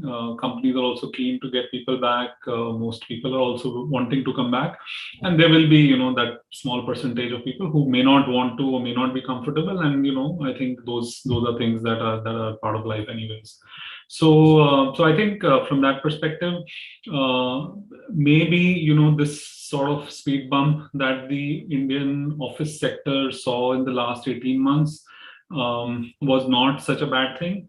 It's a space which has been going through a fairly robust upcycle for the last 7-8 years, 9 years, and a little bit of pause, little bit of recalibration, little bit of rethinking, some change in behavior both from corporates and from employees, and then getting ready for the next phase. Maybe 2022 onwards is probably a good thing. It's one of those healthy, corrections or course corrections to sort of happen in any normal business cycle. So yeah, I think offices are here. They're here for the long run. They're only going to get bigger and bigger simply because the economic activity is going to be bigger and bigger. And there will be some design changes, policy changes because of COVID, and some lingering behavior post that. At least I don't see some very dramatic, long-lasting change come through. Sure. And if you could also, Ritesh, draw some perspective on the role the flexible office workspaces will play in that. Puneet did allude to the design change and also a bit on the flexible side, but if you could give a more color, what are you seeing in terms of the absorption, from the flexible office workspace perspective, and is that a trend which is catching up, for larger corporates to have more and more of such options being made available? I think for sure, if one thing that COVID has taught us is to be, able to be nimble, to be able to move quickly, recalibrate and things like that. And I think for a certain type of company, for a certain size of company, having the flexibility of, modular office space, like pay as you use, or, ability to not commit to large sums of capital upfront, but pay like a service charge or so on, I think is invaluable and has been has proven to be invaluable, I would say, in the last 12, 18 months also. So I think the whole industry around office space as a service, whether it's the WeWorks of the world, or it's some of the other service providers, also for some of the organizations to take a little bit more flexible approach in terms of hot desking and so on and so forth. I think that's one trend that's here to stay for sure. Again, not sure WeWork's valuation has already sort of taken a reality check. So maybe what we were thinking or they were thinking 2 years ago compared to where we are now, we're probably in a far more realistic zone in terms of what is that change and what is the pace of that change. So I think it's a trend which is here to stay, and will potentially keep sort of growing further. Sure. But Neeraj, I would like to add over here that we as human beings, or as called Indians, we are a social animal, and we have experienced that yes, it works very well to work from home, but beyond a point, it does not work. And we, being social animal, would like to, I would say, get out of our, I would say, the homes and meet people, work outside, get an experience, different experience altogether. So therefore, that push is already there, and at the same time, we also experience the, I would say, the negative impact of work from home also. So that also led people to, I would say, get out of the home and work from offices. So while the corporates may not go for what we call as the large formats or the consolidation, as Puneet mentioned, but the trend what we are going to see is more of what we call it as the flexible offices, where the corporates would like to have access to those flexible offices in whichever manner, whether it is a strata or whether it is a what do you call it as a pay as you use kind of things, and in different cities, so that the people are able to work and experience the, I would say, the environment, and also deliver what they have to deliver at the end of the day, and also meet with their social requirements. So what I see that the flexible office workspace is, I think, is going to be in more demand, and people would prefer that, because this is becoming more like, rather than real estate, it is becoming more like a service and the experience. So people are looking for an experience and the services. So therefore, the flexible office space, I think, would be the new opportunity for the developers as well as the investors. Sure. Now, of course, I think the organizations are kind of facing that issue in terms of the retaining the culture, building the new culture with the onboarding of the new employees as well. So I think it's like a rubber band which has been stretched enough already. With the 20 months now gone, so many organizations are really facing that with the high levels of attrition that one is facing there as well. So let's move on to the asset class from a warehousing perspective. And Puneet, you did touch a bit on that in your initial aspect of it. So if I may start with you and then come to Ahmed, in terms of we are seeing certainly an increase in demand from an e-commerce and third-party logistics players around it for the larger fulfillment centers, whether it's Amazon, whether it's Flipkart, there, and then there are a bunch of other retailers as well.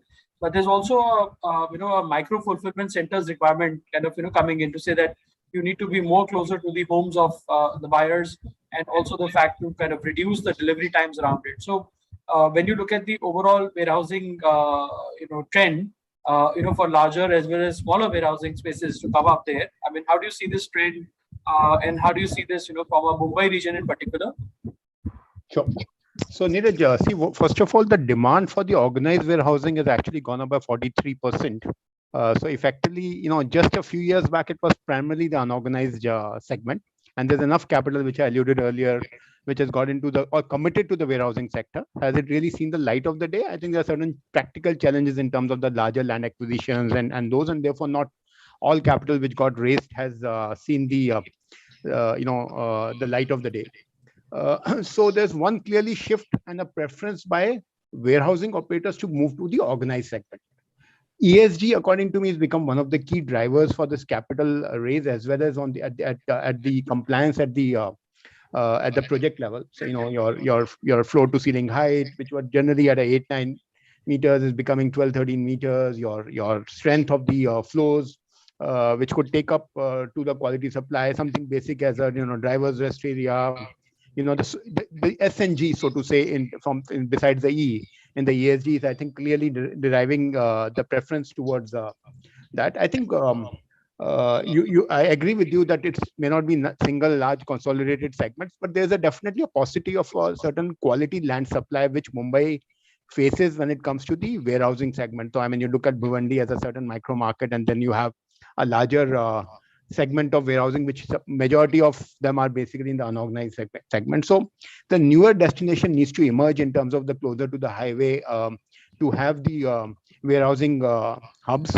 The spoke model, which you alluded to, which is a smaller kind of a warehousing segment within the city or multiple thing, I think that is clearly kind of seeing the light of day, and it will only increase over a period of time. So I think there's one aspect of it, and interestingly, the cap rates of warehousing. So that's another barometer in terms of the family offices getting into investments into warehousing segment, which were hovering around 12.5%, 13%, has clearly come down to 8.5%, or in some quality cases even 8%.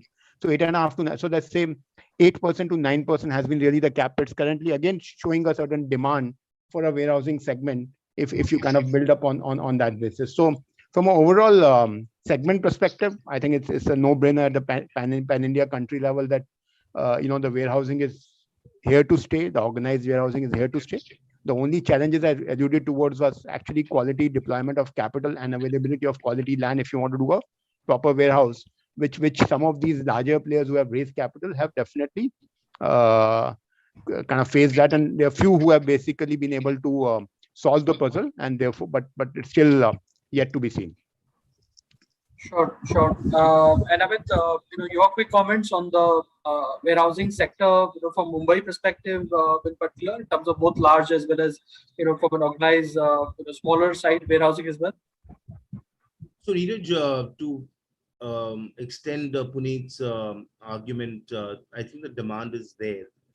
But obviously, there are constraints in Mumbai which are larger compared to the other cities, given that it's an island city and therefore the land mass available for Mumbai closer to the city is limited and hence very expensive. We saw one of the most expensive auctions happen, wherein Dubai ports had bid and acquired a very large land parcel, but hasn't really been developed thereafter. So while people have shown interest, and clearly Mumbai is a very large e-commerce center and a fulfillment center, I think the total development has been suboptimal in terms of supply versus demand. Notwithstanding that, also, despite that, there has been a pressure on the rents. So wherein Bhiwandi had moved from almost 18 rupees to 28 rupees, I'm seeing some amount of downward pressure in that rent today, wherein I think there's a lot more conservatism in terms of the affordability of the space, given that logistics costs have otherwise gone up. And therefore, for 3PL players, I think there's a recalibration of the total value available for spaces within these centers. As far as the micro fulfillment centers are concerned, we've been seeing a lot of people talk about it. There's also been a few people who've been able to manage it. But again, this seemed to be more on the unorganized space rather than the organized space, clearly because the total amount of investment required within infill and city locations is far greater, especially when you do a proper institutional asset with all the compliances and approvals and all of that. It becomes a far more expensive proposition. So we've seen demands at between 50 to 60 rupees a square foot, but that's not an easy asset class to acquire at that price band. Clearly, because it becomes unaffordable from the primary land and development cost perspective, and especially now post-COVID, where we've seen an uptick in the valuations again. I think last year there was some depression in the pricing of land and asset, but I think there has been now a recalibration again, where not only has the end stock pricing gone up, but corresponding the land and other development costs have also gone up. Hence new developments will tend to be slightly more expensive than what was budgeted last year. So I do continue to believe that while the outlook and the demand is robust, and Mumbai offers itself to great amount of development potential, but the actual amount of area being constructed and made available both from large consolidation centers to micro fulfillment centers will still be limited. And to that extent, Mumbai may not come out as a clear leader the way I'm seeing NCR come out, or I'm seeing peripheral areas of Bangalore and Chennai come out, or Hyderabad come out. For example, the entire Kundli, Manesar, Paliwal zone of NCR or the Daruhera areas of NCR, just because of the sheer landmass and the pricing affordability, are seeing greater amount of development and traction than what Mumbai is able to witness.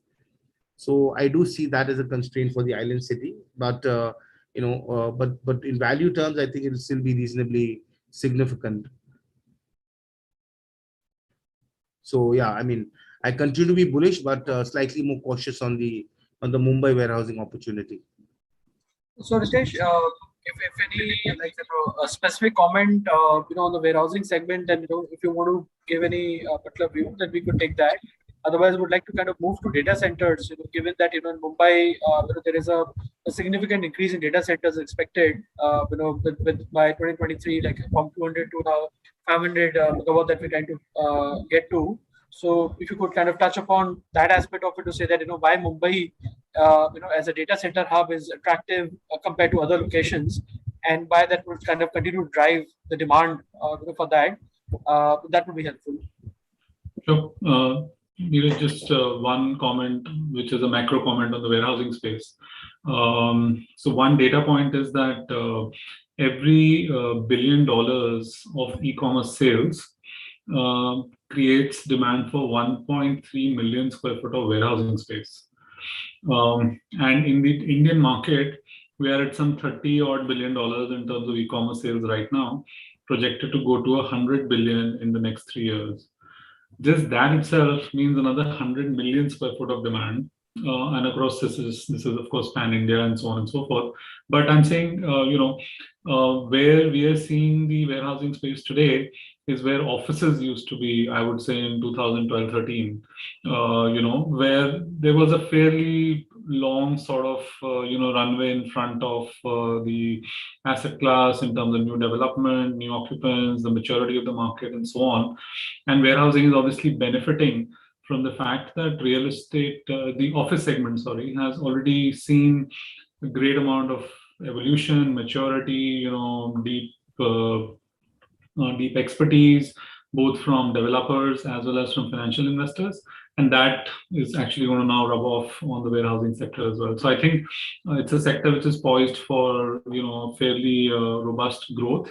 Of course, there are constraints, like Amit mentioned, for Bombay, for example. But I think irrespective, where there is going to be demand, I'm sure entrepreneurs will find the solutions around those constraints as well. So that's on that. On data centers, I only have some generic comments. Similar to if e-commerce is going to grow so much, then data consumption is obviously going to grow. We've continued to have the cheapest data available across the world, thanks to Geo, and hence demand is growing exponentially. There is need for data centers to be set up domestically. There's also a increasing inward-looking view from most governments in terms of that India's data should remain in India and not be stored elsewhere, etc., etc. All of that is going to just add up, both the demand in terms of data usage as well as in terms of data storage. And Bombay, having I believe one of the two sort of undersea links as far as the internet connectivity is concerned, will then certainly see that that demand sort of come through. This is, in my view, not purely a real estate activity. This is a bit more than that. And we've engaged with some large players offshore to understand what they're looking at. And I think the whole understanding of the space, how to run it efficiently, and very importantly, how to get some of the clients, because at some level this is like office space as well, where if you have let's say a couple of the large IT players globally as your clients in the US, they might follow you in India as well. So I think some of those elements are also required for successful execution on this strategy. So I don't think this is for everyone, and hopefully only the specialized players with the right kind of technical expertise will get in. And without a doubt, I think the MMR region will see its share of data center development as well. Sure. You rightly said, there is a strong interest from multiple developers, from a data center's point of view, given the kind of rise in, the demand which has come about and the fact that it will be sustained demand as well. So Puneet and Jayesh, your views on the data centers in terms of, certainly like what we've already discussed that, there'll be a doubling of the capacity very soon. The kind of requirement from real estate, facility requirement will also come up on that, but then also it means more than a pure play on the real estate side. How do you see this, from participants in the industry taking like a stronger share of this opportunity? Puneet, first you and then Jayesh. Thanks, Neeraj. See, Neeraj, let me first admit that I do not understand the data center space that well, because of the fact that, I think there's more to real estate to it.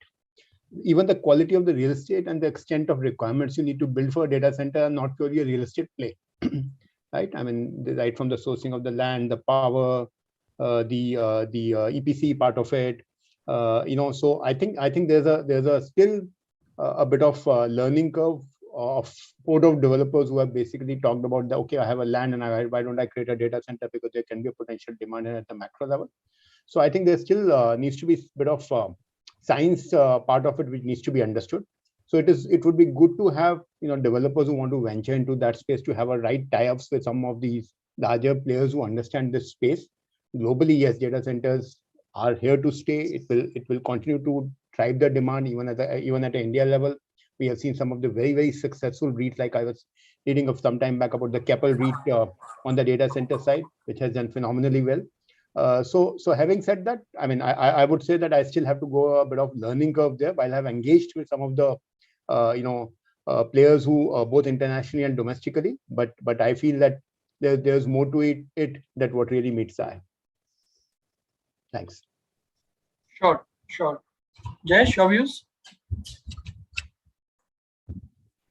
So I think Ritesh and Puneet rightly mentioned that the data center is basically a very niche sector and very specialized sector. So it is not like a real estate sector. So that the real estate player can say that I have got a land or I've got a property and I can convert that into a data center.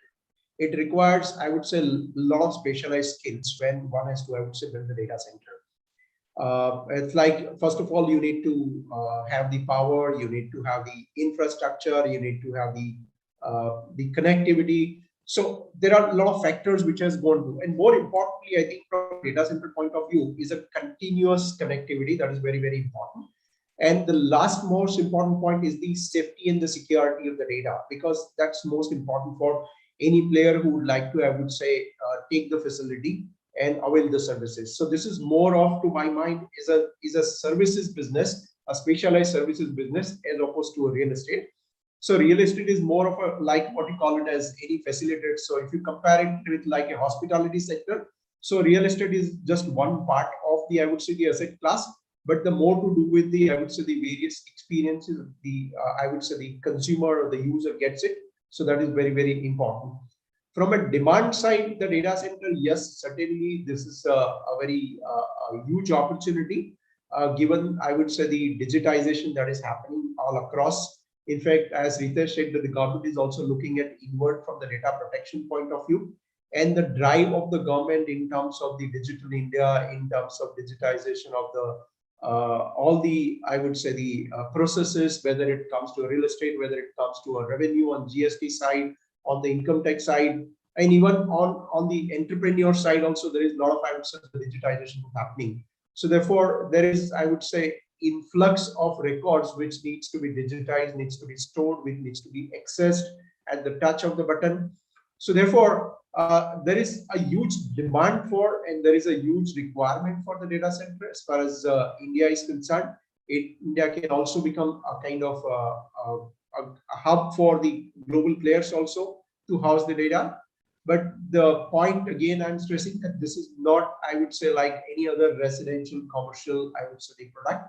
It's a completely niche, and therefore one need to be very, very careful, mindful of, I would say, entering to this. So not that everybody can get into the data center business.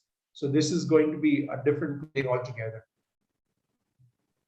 Sure. Thanks very much. And then kind of we're coming towards the end of the session. So if I may ask that, why don't we just do like a minute each, from your asks, if I may say, starting Ritesh with you, then go to Amit, Puneet, and Jayesh, as you're on my screen, there from a perspective to see that, if you were to look at it, that, what is the 2 things or 3 things which you would say that, either the government should do, the industry should do, so that the industry becomes more broad-based. We have more investments coming in a more certain manner, there. And of course, if you would like to stress on a particular asset class, like, an office space or a residential, you can actually color that as well. But what would be your asks from the government and also, from the industry, to make it more sustainable from a growth perspective there? Sure. So Dheeraj, I think my ask from the government is pretty standard. Stay out of business and just give us a consistent policy environment. I think, any institutional investor, any foreign investor, any domestic investor for that matter, who's looking at putting money into anything new, the one thing that they need is a stable, consistent policy approach. And I think, that's something that's, I would say, a prerequisite for capital to flow in. That's one. The second, I would say, is that, if governments, certainly the government of India, can focus on one particular aspect, which is, to do with the legal system, frankly, which is enforcing contracts. We rank nearly at the bottom of the list across the world in terms of the ability to enforce contracts.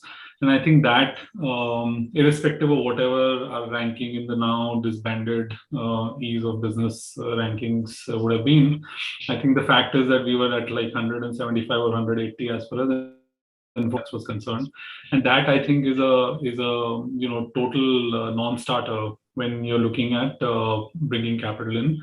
The fact is that despite all that, there is so much capital coming in. Imagine if some of these things were in place, how much more we could have got and how much more economic activity could have taken place. Largely, I think from the government, that's the ask. From the entrepreneurs, from the operators in the business, from the developers, I would just say that, we've been through the school of hard knocks in the last 10, 12 years across sectors, right? Residential has seen its share, commercial in the last, 2 years or so. I think just a sort of better standard of doing business, better standards in terms of dealing with customers, dealing with counterparties and so on. We've already got a few developers who are doing that, and it's very clear, how the listed market is rewarding them. And even how, institutional investors are rewarding them. I think it'd be great if we could uplift the entire sector by a few notches with better behavior. That's it. Not too much to ask. So with that, not too much to ask, if I get you in as well, to add on to the. No, certainly. Just to add to what Ritesh mentioned, purely from a financial services perspective, I mean, I think there's a huge amount of opportunity, since you talked about what is going to drive more money. And money is both, either you look at it from a domestic perspective or from an offshore or FDI perspective. I think from a domestic perspective, the first thing would be to create a robust framework for tokenization or unitization of the real estate. I think we've seen some amount of traction now as far as Strata or HBITs or some of these Strata or token players gaining capital traction and interest in broader markets. And if that can be actually made into a significant asset class through better regulatory framework, because there's a lot of dichotomy on whether they would be under CIS or AIF or some other regulation, and which is the best way to actually make that available and make it robust, so that there is some amount of governance also around these asset classes, the way REITs are being governed in terms of retail participation into commercial real estate. So if that same can be extended to the e-commerce platforms, I think that will bring in a huge amount of retail participation, which necessarily not can happen in REITs because the float is not that great, or domestic float or retail float is not that great. I think that's the first part. The second part is when it comes to FDI. You said that FDI in ready assets is really limited to commercial. if it can be also made for residential, where a lot of the unsold inventory can be held, managed and operated as managed residences by foreign capital, I think that brings another opportunity to liquidate that inventory and make it into managed assets also by institutional investors. That is a huge opportunity right there, because we do have a still an persistent inventory overhang. Third, in terms of resolution of assets, I think there needs to be better regulatory guidelines when it comes to owning or transferring or acquiring loan assets by AI funds. Clearly, I think new capital formation is not necessarily happening for real estate through NBFCs, but more through funds or offshore capital. And if there is a way for offshore capital directly or through AI funds to acquire these assets, loan assets from banks or other NBFCs, I think that will obviously open up a huge opportunity as well for new capital to come up and take over all the stressed assets loans from the hands of the current current holders of these assets, which will again free up a lot more new capital to go back into the sector. So I think that's the third thing I would ask from a regulatory perspective. Fourth, of course, is the entire strengthening of the regulator itself, which is RERA. We've seen 5 years of RERA, and I think RERA itself has been a great game changer, but it is limited to certain states alone. Whether you talk about Maharashtra or Gujarat or a few other spaces, now, fortunately, because of judicial intervention, West Bengal is falling in line. But again, still, it is not seen as a assurance model for a very large consumer space. People are still, held back in terms of RERA not being a empowered regulator to be able to, dictate across stakeholders, not just the developer, not just the consumer, but across stakeholders, including government agencies, etc. So I think that would be a very important point where RERA needs to be strengthened. No more resources need to be provided, and it needs to be one of the final. It needs to come to the level where SEBI or RBI is, in my view. I think it's just a shadow of that. So for it to become significant, the way capital markets became significant, the regulator will have to become very, very significant and standard across the board. So I think that's a very, very large missing piece. And finally, if you look at from a resolution perspective, I think we may need a separate tribunal. I think we have too many regulatory or too many judicial bodies for real estate, whether it's NCLT, whether it's Supreme Court suddenly stepping in, High Court stepping in, RERA stepping in, Consumer Forum stepping in. So there needs to be one tribunal which is linked to RERA, which can be a resolution tribunal, wherein it could have maybe even the NCLT part to it, because the complexity of resolution in NCLT or under IBC for housing is far greater than any other asset class in front of IBC. Just because of home buyers also being a financial creditor, apart from other issues and other stakeholders involved. So because there's domestic institutions, there is state bodies, local bodies, too many parties. So I think a resolution mechanism through a single tribunal, I think, will again be a game changer for the sector when new capital can come in. So these would be my simple 5 asks again. Sure. So in the interest of time, I'll just quickly move to Puneet and Jayesh. If you could just give a quick comment on your ask from the government, if there's any violent disagreement with what's been said so far, that is something you could highlight as well. Just a quick one. I think the more things change, the more things remain the same. This was a ask probably when I started my career, and I've been heard it during my FDI days, post FDI days, just a consistency in the policy. Amit alluded towards a more robustness on, maybe a single window clearance in terms of approvals or basically resolutions. So I think I would just there. But having said that, fundamentally, I think I'm pretty bullish in terms of the fact that the government came up with all these steps, and a lot of these steps are in the last few years. Whether it was easing of the FDI, whether it was bringing in the RERA and all those REITs is a last 2-3 years old phenomena. So effectively, I continue to be optimistic, I would say, when it comes to the government, because it seems to be on that side, and that's all from my end. Sure. Thanks, Puneet, for that. Jayesh, very quickly, your comment. From my side, very quickly, I think Amit covered whatever point that I wanted to cover. But yes, certainly the real estate sector is very complex. So we need more, I would say, the governance, less government. So that's very important.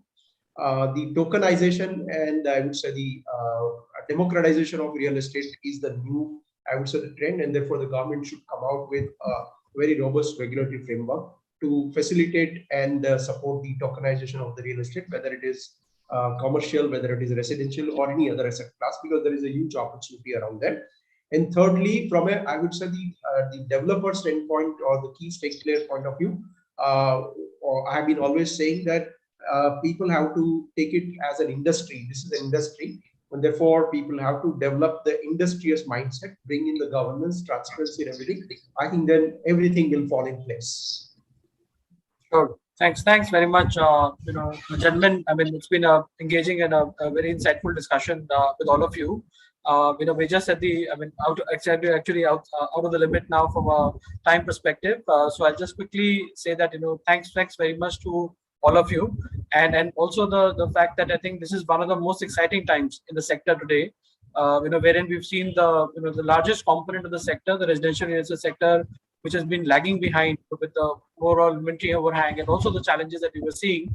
But I think with the demand returning, we're seeing so much of buoyancy right now, in terms of the sales aspect of it, which is a very, very welcome side of it. Of course, we've seen the challenges on the commercial office real estate, which was spoken at length in the discussion today as well. That is something which is a phenomenon that we are all experiencing. But at the same time, it's not something which is, as Ritesh said, it's a blip there. And as Puneet said, it will differentiate men with boys, there. So I would kind of go with that. And I think one thing which resonates with me when you said, like, what they said, and Puneet also said it in terms of the fact that the predictable regime from the government, the consistency in policy is what we're looking at, and the fact that the government will stay out of business, as an overall theme, that is something which will augur very well for the sector. So, gentlemen, wish you all very best, and thank you again for your time. Thank you, Realty Plus, Sapna. Always a pleasure to be with you, and get this opportunity to listen, share, and also to understand different views. Thank you. Thanks, Neeraj, for asking the right questions and getting the honest opinions. But as going by what our speakers have to say is the time is right, as you rightly mentioned. It's very interesting times and investments are growing. Dr. Hiranandani was here with us earlier, and he was very optimistic and very positive the way the economy is going, the way the stock market is going. So this is, the real estate is one of the is going to be one of the fundamental pillars of the economy going forward. So great times, and we are going to see brilliant real estate going forward. So thank you to all our speakers for sharing their views and opinions and giving us the real story, the real perspective of how the investments and the finances happening in the real estate sector. So thanks, Neeraj, for that wonderful moderation. Thanks, Mr. Ritesh Hora, for being here with us. Amit Goenka giving your opinion and views. Mr. Puneet Bhatia sharing your perspective, and Jayesh, thank you so much for being here with us on this panel. Thank you, everyone. Thank you. Thank you, Sapna. Thank you, Neeraj. Thanks, everyone. Hi, thank you. So that was one very interesting conversation talking about how the investments are growing and what are the areas that we can see more investments happening. Our next session is an equally interesting topic that we have, which is on realty growth with sales and marketing, redesigning strategies for 2021, or should we say 2022 now. So let me introduce our panel. Our session moderator is Mr. Sunil Mishra, Chief Strategy, Anurag Group, and CEO, Trespect. Trespect is Anurag's pan-India B2C open market residential broking business, and Sunil Mishra has 25 years of experience in building businesses across real estate, telecom industry, BFSI, and online startups. His experience spans various fields like sales and marketing, private equity management, consulting, and business analysis. So this was our moderator of the session. Let me introduce our speakers in an alphabetical order. I welcome Mr. Kunal Sheda, COO, the Vadva Group. In his present role, Kunal Sheda is responsible for driving profitability of mid-income residential projects in Mumbai. In the past, he has worked as a member of the investment banking team at Citibank. He was part of the investment team at Urban Infrastructure Venture Capital, which was one of the largest real estate PE funds with investments in over 60 projects across India, and managed sales and liaison team at Omkar Realtors, and was also involved in project management and corporate affair function at the Wadia Group.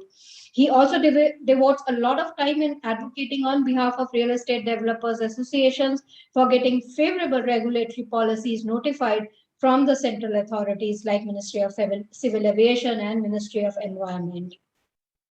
Our next panel member, let me introduce Mr. Prashin Jovalia, Vice President Marketing Strategy, House of Hiranandani. A marketing professional for over 15 years, Prashin has gathered extensive experience in the advertising and marketing sector. He has gathered extensive experience while working with some of India's leading brands such as Ogilvy and Mather and Godrej Properties. Prashin has not restricted himself to any one particular domain, but has a diversified exposure in the field, crafting some of the excellent consumer-driven marketing strategy. Our next panel member, let me introduce Rajiv Dash, Head Sales and Marketing, SD Corp Shapoorji Group. A marketing and sales professional with FMCG and consumer research background, Rajiv Dash has been involved in building brands through innovative marketing and sales approaches. He was previously with Tata Housing for more than 11 years, with AC Nielsen handling the FMCG brand and UB Group. His ambition is to create brands through innovations with better consumer understanding. Our next panel member is Mr. Sudarshan Lodha, co-founder Strata. Strata is a tech-enabled fractional real estate investment platform, and Sudarshan Lodha leads the company's strategic roadmap and envisions offering commercial real estate as an investment class accessible to everyone. Sudarshan, with over a decade of experience, was closely involved in several PE and VC transactions, representing over 1.4 billion in investments. Our next very eminent panel member, let me introduce Vikram Kotnis, Executive Chairman and MD, Sell.do. Vikram Kotnis has over 18 years of experience in incubating and scaling up successful businesses. Vikram co-founded Sell.do, India's leading sales and marketing CRM for real estate business. It enables real estate companies to automate their entire consumer cycle on a single platform. It has a suite of cloud-based sales and marketing automation products, which helps real estate companies market smarter and sell faster. So this is our expert panel, and let me now hand it over to our moderator of the session, Mr. Sunil Mishra, to take over the proceeding. Thanks, Sapna. Thank you very much for the gracious introduction. I'm happy to be back moderating the session with a very high quality and diverse panel of practitioners of sales and marketing in our gradually strengthening real estate industry. So the topic of this session is reality growth with sales and marketing, redesigning strategy for 2021 and 2022. Now that Sapna has just widened the scope and makes sense. So we'll try to focus on the changes arising from a few trends of the recent past. We'll use the time of the esteemed panelists to share their on-ground experience. And hence, I shall try to just set up the context talking about these few recent trends in real estate sales and marketing. So I'm categorizing these sort of trends in 5 rough buckets so that it's convenient for us to refer to those while talking through our discussion points. So trend number 1 is the long-term trend, which started off with regulatory events, started off from end of 2016, went on till 2018 end. You know those 5 factors of demonetization, RERA, GST, the insolvency code, and finally the NBFC crisis, IL&FS, DHFL, India Bulls to some extent. As a consequence, the industry got reshaped. Consolidation of top players started. We are seeing a bunch of blue chip boys sitting around this panel. And obviously, this had a serious impact on sales and marketing. So that's the trend 1, which is the regulatory induced trend. Trend 2 was the increasing trend of home search starting on the internet, marketing spends moving from offline to online, and the changing habits of the millennial customers, which I'm sure you guys must be sort of living through on a daily basis. So it's more on the digitalization and change of consumer behavior. That is the second trend. The third trend is more recent, which is the pandemic, the COVID-related changes that the industry has undergone. And this is, of course, since March 2020. So the shift to digital, the reverse migration of IT employees back to tier 2 cities, the upward migration of home buyers to the 2.5 BHK getting created as a product category. The hit on affordable demand and supply, which was seen post-pandemic. So that's the trend 3, the COVID related. So regulatory, digital consumer behavior, and the pandemic related sort of trend. Trend 4 is the more recent one. The last 3 months, July to September 2021, 62,000 new homes were sold in that quarter. across the top 10 cities of India, surpassing the stamp duty induced January to March quarter, which had just happened, about 55,000. So that's a happy trend which we all are sort of going through. And finally, more tactically, the event fight, it's not a trend fight, which is the advent of festive season. So Ganpati Bappa, Ale Amcha Gari, Dashera and Navratri is coming. November to February is still remaining. So that's the fifth sort of trend which collectively form the context for the discussion for today. So with these 5 macroeconomic and environmental trends, which may shape the type of real estate sales and marketing, I shall set the ball rolling, get the views of the smarter people on this group, as I call it. We have scribbled down just now a bunch of topics. I shall request 2 to 3 panelists to comment on each stage. So that's the sort of a monologue context that I wanted to set up, and allow you guys to do most of the talking as I move into some sort of directed questions to each one of you. Again, as I see across the screens, I mentioned the word diverse. So we have got sort of 3 business leaders from blue chip real estate development companies, and 2 very smart sort of players. Vikram, obviously, almost a doyen of digital marketing, and now I see it's a sell.do, which is the CRM piece that you're integrating everything in. And Sudarshan, who's a legal eagle, which I figured out, turned a startup entrepreneur who will talk to us more about commercial and a fractional ownership there. So I'll distribute the topics accordingly, but I'm happy for anyone to sort of just join in any of the topics to add their points here. So without much ado, if you all are okay, I'll jump into 5-6 topics that I just scribbled down. The first one is the pleasant sort of surprise of Q2. So the Q2 numbers have surprises presently, as I just mentioned. So do you think we have called out the bottoming of the market is the point I wanted to talk about, and are we preparing for the proverbial bull run in the next 2 to 3 years? So if I may invite Kunal, Prasheen, Rajiv in alphabetical order to sort of just share their views one after another. Kunal. Thank you, Sunil, for the gracious introduction and giving a good background to this webinar. So I would like to start off by saying that any decision has 2 parameters, one subjective and another objective. On a subjective basis, let me tell you that the momentum is really good. It's all about, in Hindi language, we call mahal. The mahal is positive, okay? And on an objective basis, home loan rates are an all-time low. The need for house is much more prevalent now due to COVID. There is very high levels that the share markets have reached. So over the last couple of months, people are pulling out, and therefore we can see visible degrowth happening in the share markets also. At the same time, high levels of wealth has been created by some of these new age entrepreneurs, who have sailed, who have started with startup companies. So these are some of the objective parameters. Due to the combination of both the subjective and the objective parameters, we are seeing that the market momentum, the sales are phenomenally good. I'm sure all the people over here would agree that last 12 months would have been the best sales that we all of us would have seen in our careers. Okay, so that's the present position. You asked about the future also.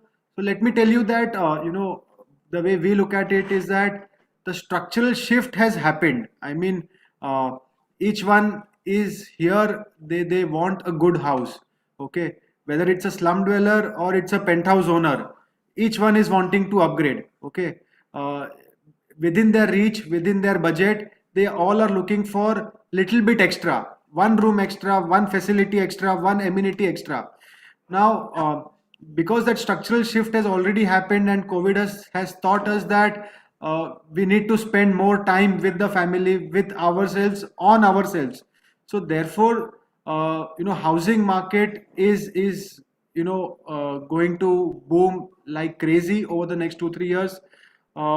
How each one of us capitalize on it is the key differentiating factor. I know of a developer in Andheri who is only targeting slum dwellers. Okay, today any slum dweller would, if he sells his existing house, would get 30-40 lakhs, and he's targeting those slum dwellers to get into a studio apartment of 130-140 square feet. Organized living, more facility driven, more amenity driven. At the same time, lot of agencies also are capitalizing. We have Sell.do, we have Strata, Home Capital. Some of these new age companies will be able to benefit from this growth immensely. Got it. Super, Kunal. So positive environment, structural shift in demand, and hence need for homes. So you see the next 2-3 years possibly being an upward shift. Want to add something to that? Yeah. So, firstly, thanks, Sunil. Thanks very much for a very nice introduction. And hello to my fellow panelists. Hope everyone's doing well. I think I'm audible, right? Okay. So I genuinely feel I would agree to Kunal to a great extent that over a period of last couple of years, I think last couple of years, the last 6 months have been pleasantly good with respect to sales. I think one of the reasons for the same is that there had not been more launches also in the last couple of years, and that's one of the reason why you have seen this kind of growth with respect to the selling, the residential sales.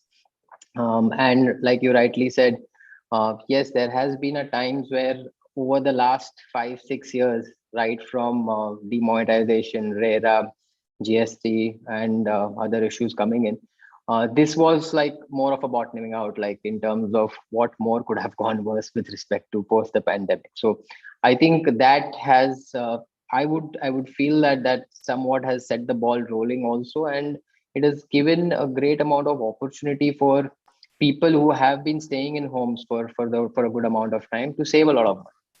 One of the key reasons that I'm seeing people around have, yes, there have been, over the last 2 years, a lot of things have moved, which has not been in the most acceptable form in terms of salary cuts and other things.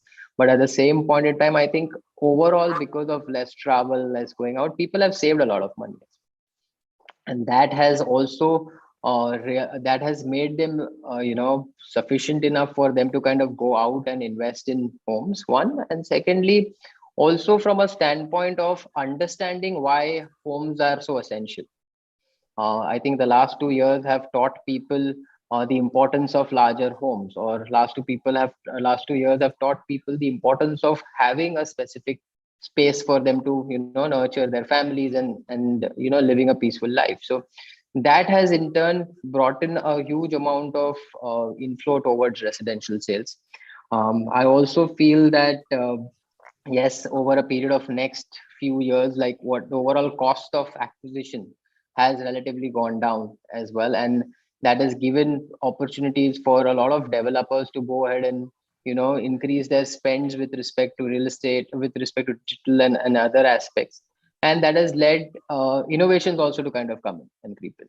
So I genuinely feel that yes, the last 6 months have been great. At the same point in time, I think the next quarter seems to be very promising, and feel that there will be good amount of traction as we move forward with respect to real estate sales.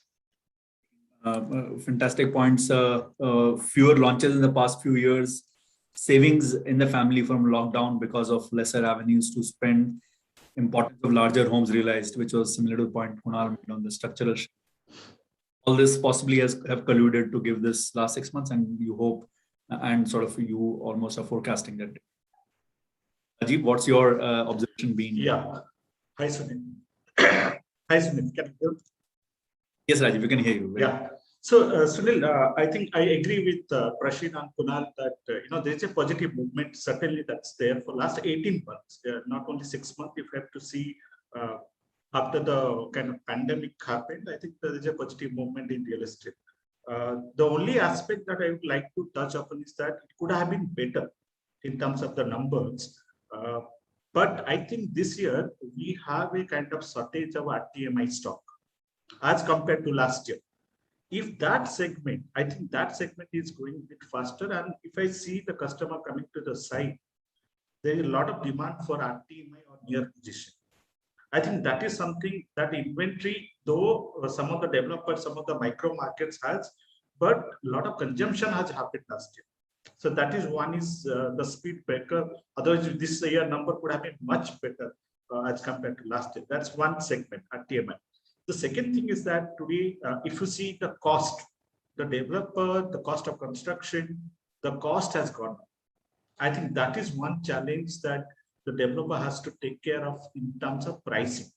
So one has to think that last year the pricing was better for a customer point of view, but this year because of the cost has gone up, whether it's a steel, cement, or the labor cost, so that has to be taken care somehow. Otherwise, your margins are getting challenged. So the cost is one thing. Third thing, which is a good thing for real estate, is that we are getting end users.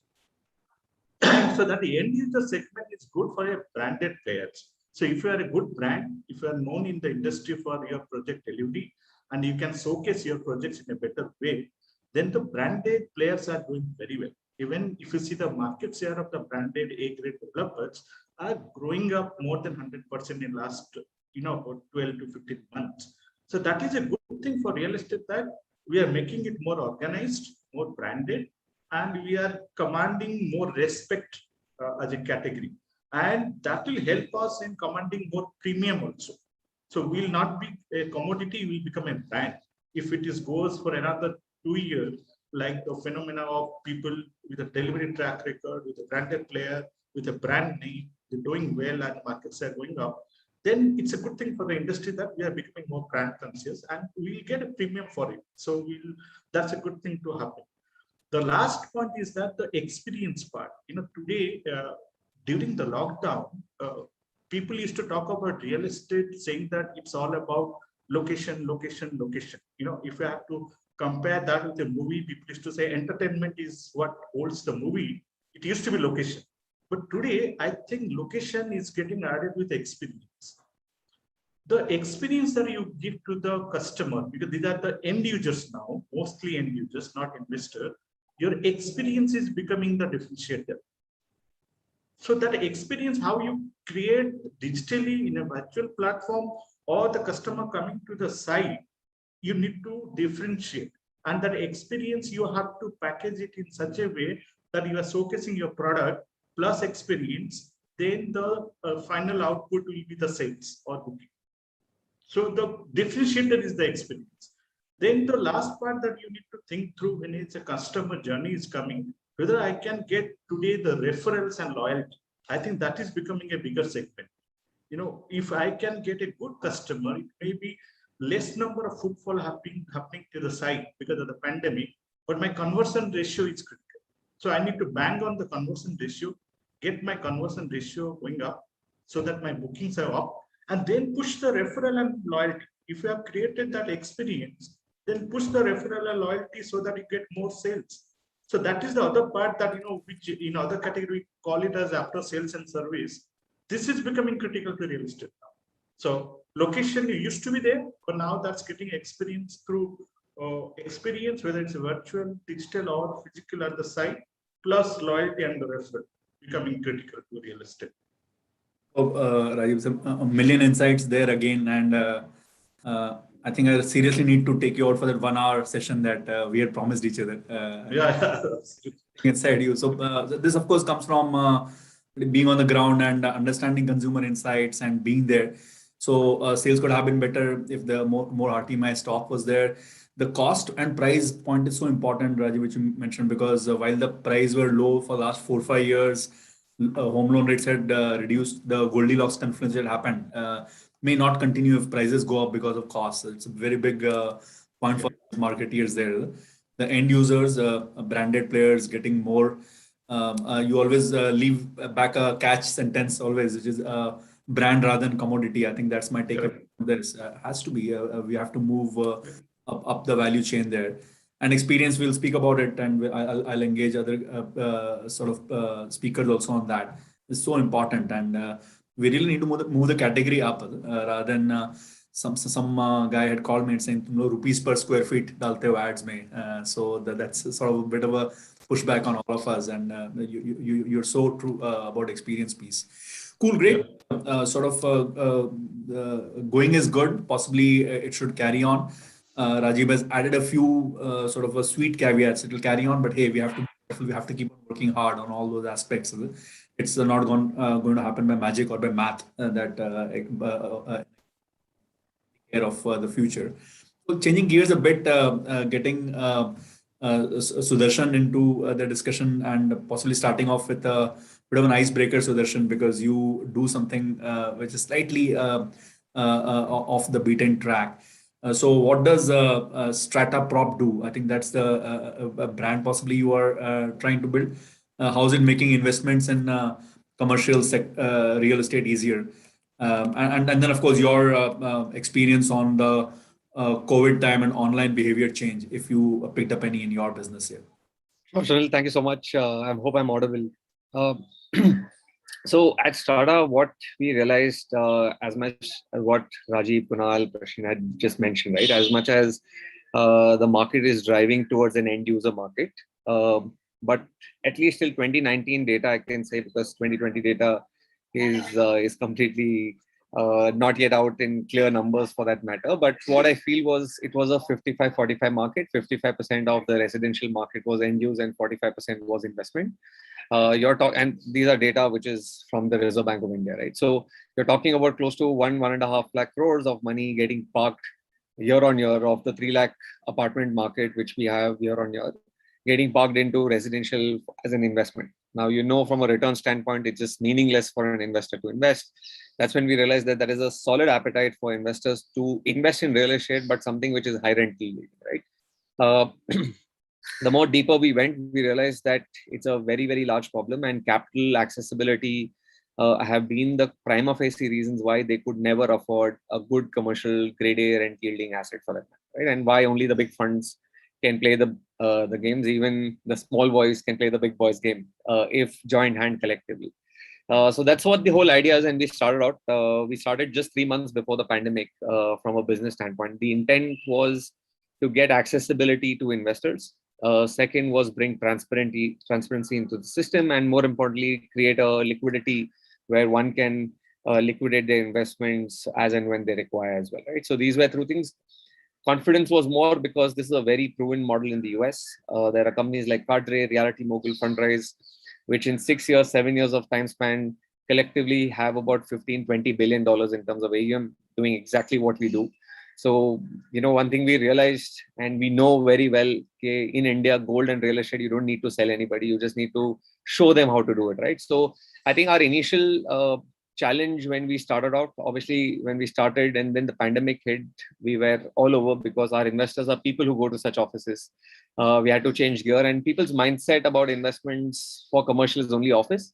Unfortunately, that is the only access they get. There's a lot of plethora of other asset classes in commercial which is available, but it's very, very institutional led, right? So we changed gears, moved into warehousing, moved into industrial facilities in the pandemic. So clearly we haven't met our investors till date, right? So we manage about 470 odd crores. Entire investment experience is online. Happy to answer all the queries, whatever is required. But then we haven't met, but made the entire experience so seamless for them that we've seen the whole word of mouth, what Rajiv mentioned, scale up so very much for us that from a 0 to 450 crores, we could do that in close to about 15-16 months from a business standpoint. Now, one thing we, as a great learning which we got is we can sell online, but we cannot buy online, right? So the seller still does not get conviction unless he does not meet you, right? So whatever business which we did, we technically did that business only in about 4 months. Because the other 8 months we were sitting idle because either the sellers or whatever it is for that matter was not confident to sign a term sheet on a Zoom call. But that's, I think, over a period of time, I believe we can continue, keep changing that and bring a huge customer behavior altogether as such. But that's how the entire experience has been. We disbursed close to about 3.5 crores right now on a month-on-month basis as rents to investors, growing strength to strength. We have about 1,200 investors. Our first asset, which took us 72 days to fund, we now are able to fund assets in days at max, for that matter, irrespective of size of the asset. Right? So clearly demand is substantially very high, and so is the supply. We are just a technology platform which is ideally managing it on their behalf and giving them an entire great investment experience. But more importantly, we're matching the demand supply gap which is there in the market for people to do it. One very important point to your previous question, and I just thought I'll just add another point, is people have a lot of money, right? Liquidity is at all-time high for that matter. Most of them have made good amount of money in the stock market, especially the ones who invested in, from April 2020 to about September 2020. They're all sitting on 200, 300% in terms of the portfolio. I'm hopeful, unless they've been trading very actively. But having said that, question then comes, okay, now I need to book my profits. Where do I deploy, right? Which is where I think the maximum money people would look at deploying, because debt yields are absolutely at all-time low. It's absolutely of no relevance to investors. That's when people are looking at real assets, chasing yields, and we are seeing tremendous amount of interest from investors wanting to participate more and more. Hence gives us more confidence to look at larger assets, where we're looking at 50. Now we are able to look at even 150, 200 crore kind of assets, and able to absorb them in less than 1.5 months or so. So that's pretty much been our experience. Sudarshan, a slightly new concept for many of us. We got the number 470 crore, 1,200 investors, so mota 40 lakh rupees per investor, and this is the fractional ownership, like each asset is owned by multiple people, and you are giving the sort of fixed returns on that. So Sunil, if you see, it's nothing but just a AIF, right? I mean, we have democratized a private equity fund where we are telling investors, you choose the asset you want to invest rather than relying on a fund manager to do it. But then, as much as we realize it's a whole retail problem, trust me, it's a even wholesale problem. Larger family offices with even 40, 50 crores of checks don't get accessibilities to such opportunities, don't know how to manage it, don't have the expertise altogether, right? So now we are working towards meeting that demand problem as well, and building structures where they are confident and convinced to keep deploying. So if you're at 450, we're very confident the next 2 years we'll be at 4,000, right? So it's all about building the right pipeline, right kind of developer partnerships, which allows us to keep building the business collectively altogether. Sudarshan. And with a surname like that, you can never go wrong in real estate. I'm just kidding. Just changing gears, getting Vikram in, and Vikram sort of, while introduced to you as a digital marketing guru, easily, I want you to take a step back and with your super vantage points of having guided developers over the last 15 years, can you just sort of talk to us about industry, what some innovative practices in digital marketing, in CRM, etc. Now that I see the Sell.do there as well. Can you just sort of help us out with that? Thank you so much, Sunil, for that question, and hello everyone, all the panelists. Primarily, what happened is pandemic caught real estate industry off guard, right? So basically, everyone, the demand supply gap was already there, and digital was just picking up and getting primed, and suddenly everything had to go digital. So there were no CRMs in place, the processes were not very set. So some of them adopted digital wholeheartedly, while some of them took the easy route of distribution. So you see, basically, there are two types of technologies that came up. One is how to get onto distribution platforms, how to get my brokers aggregated. The other one who wanted to put in the hard work, actually, and we've been working with a lot of clients for that, is in digital you can do a lot of experiments actually. If you run a full funnel experiment, at the top of the funnel, you want to start segregating your audience. You want to see how your different matrices are being tracked. What's your cost per site? Everybody does carpet bombing right now, which gets quite expensive at some point, because you end up chasing the same guy over and over again. And only people that make money is Google and Facebook otherwise, right? So I think setting up the analytics right, using marketing automation, I think Prasheen is doing some good experimentation there with marketing automation and all these. So those are the things which picked up. So kind of adopting experimentation and growth marketing framework has become crucial. Secondly, at top of the funnel, a lot of influencer marketing. So the important part is getting across your message at a cheaper cost and cutting through fast, right, at top of the funnel. So a lot of influencer marketing platforms have come up, which allow you to get a celebrity on board to get your message across. So your creative innovations have picked up there, where you can lower down your cost quite a bit from that standpoint. Secondly, marketing automation and AI plays a big part there. Primarily, if you want to personalize message for a particular audience, right, and kind of depending on what events a person is performing, when he hits your website or your call center or your CRM data, you want to kind of give him a particular message. So creative, quickly applying. So you just saw the Cadbury ad, right?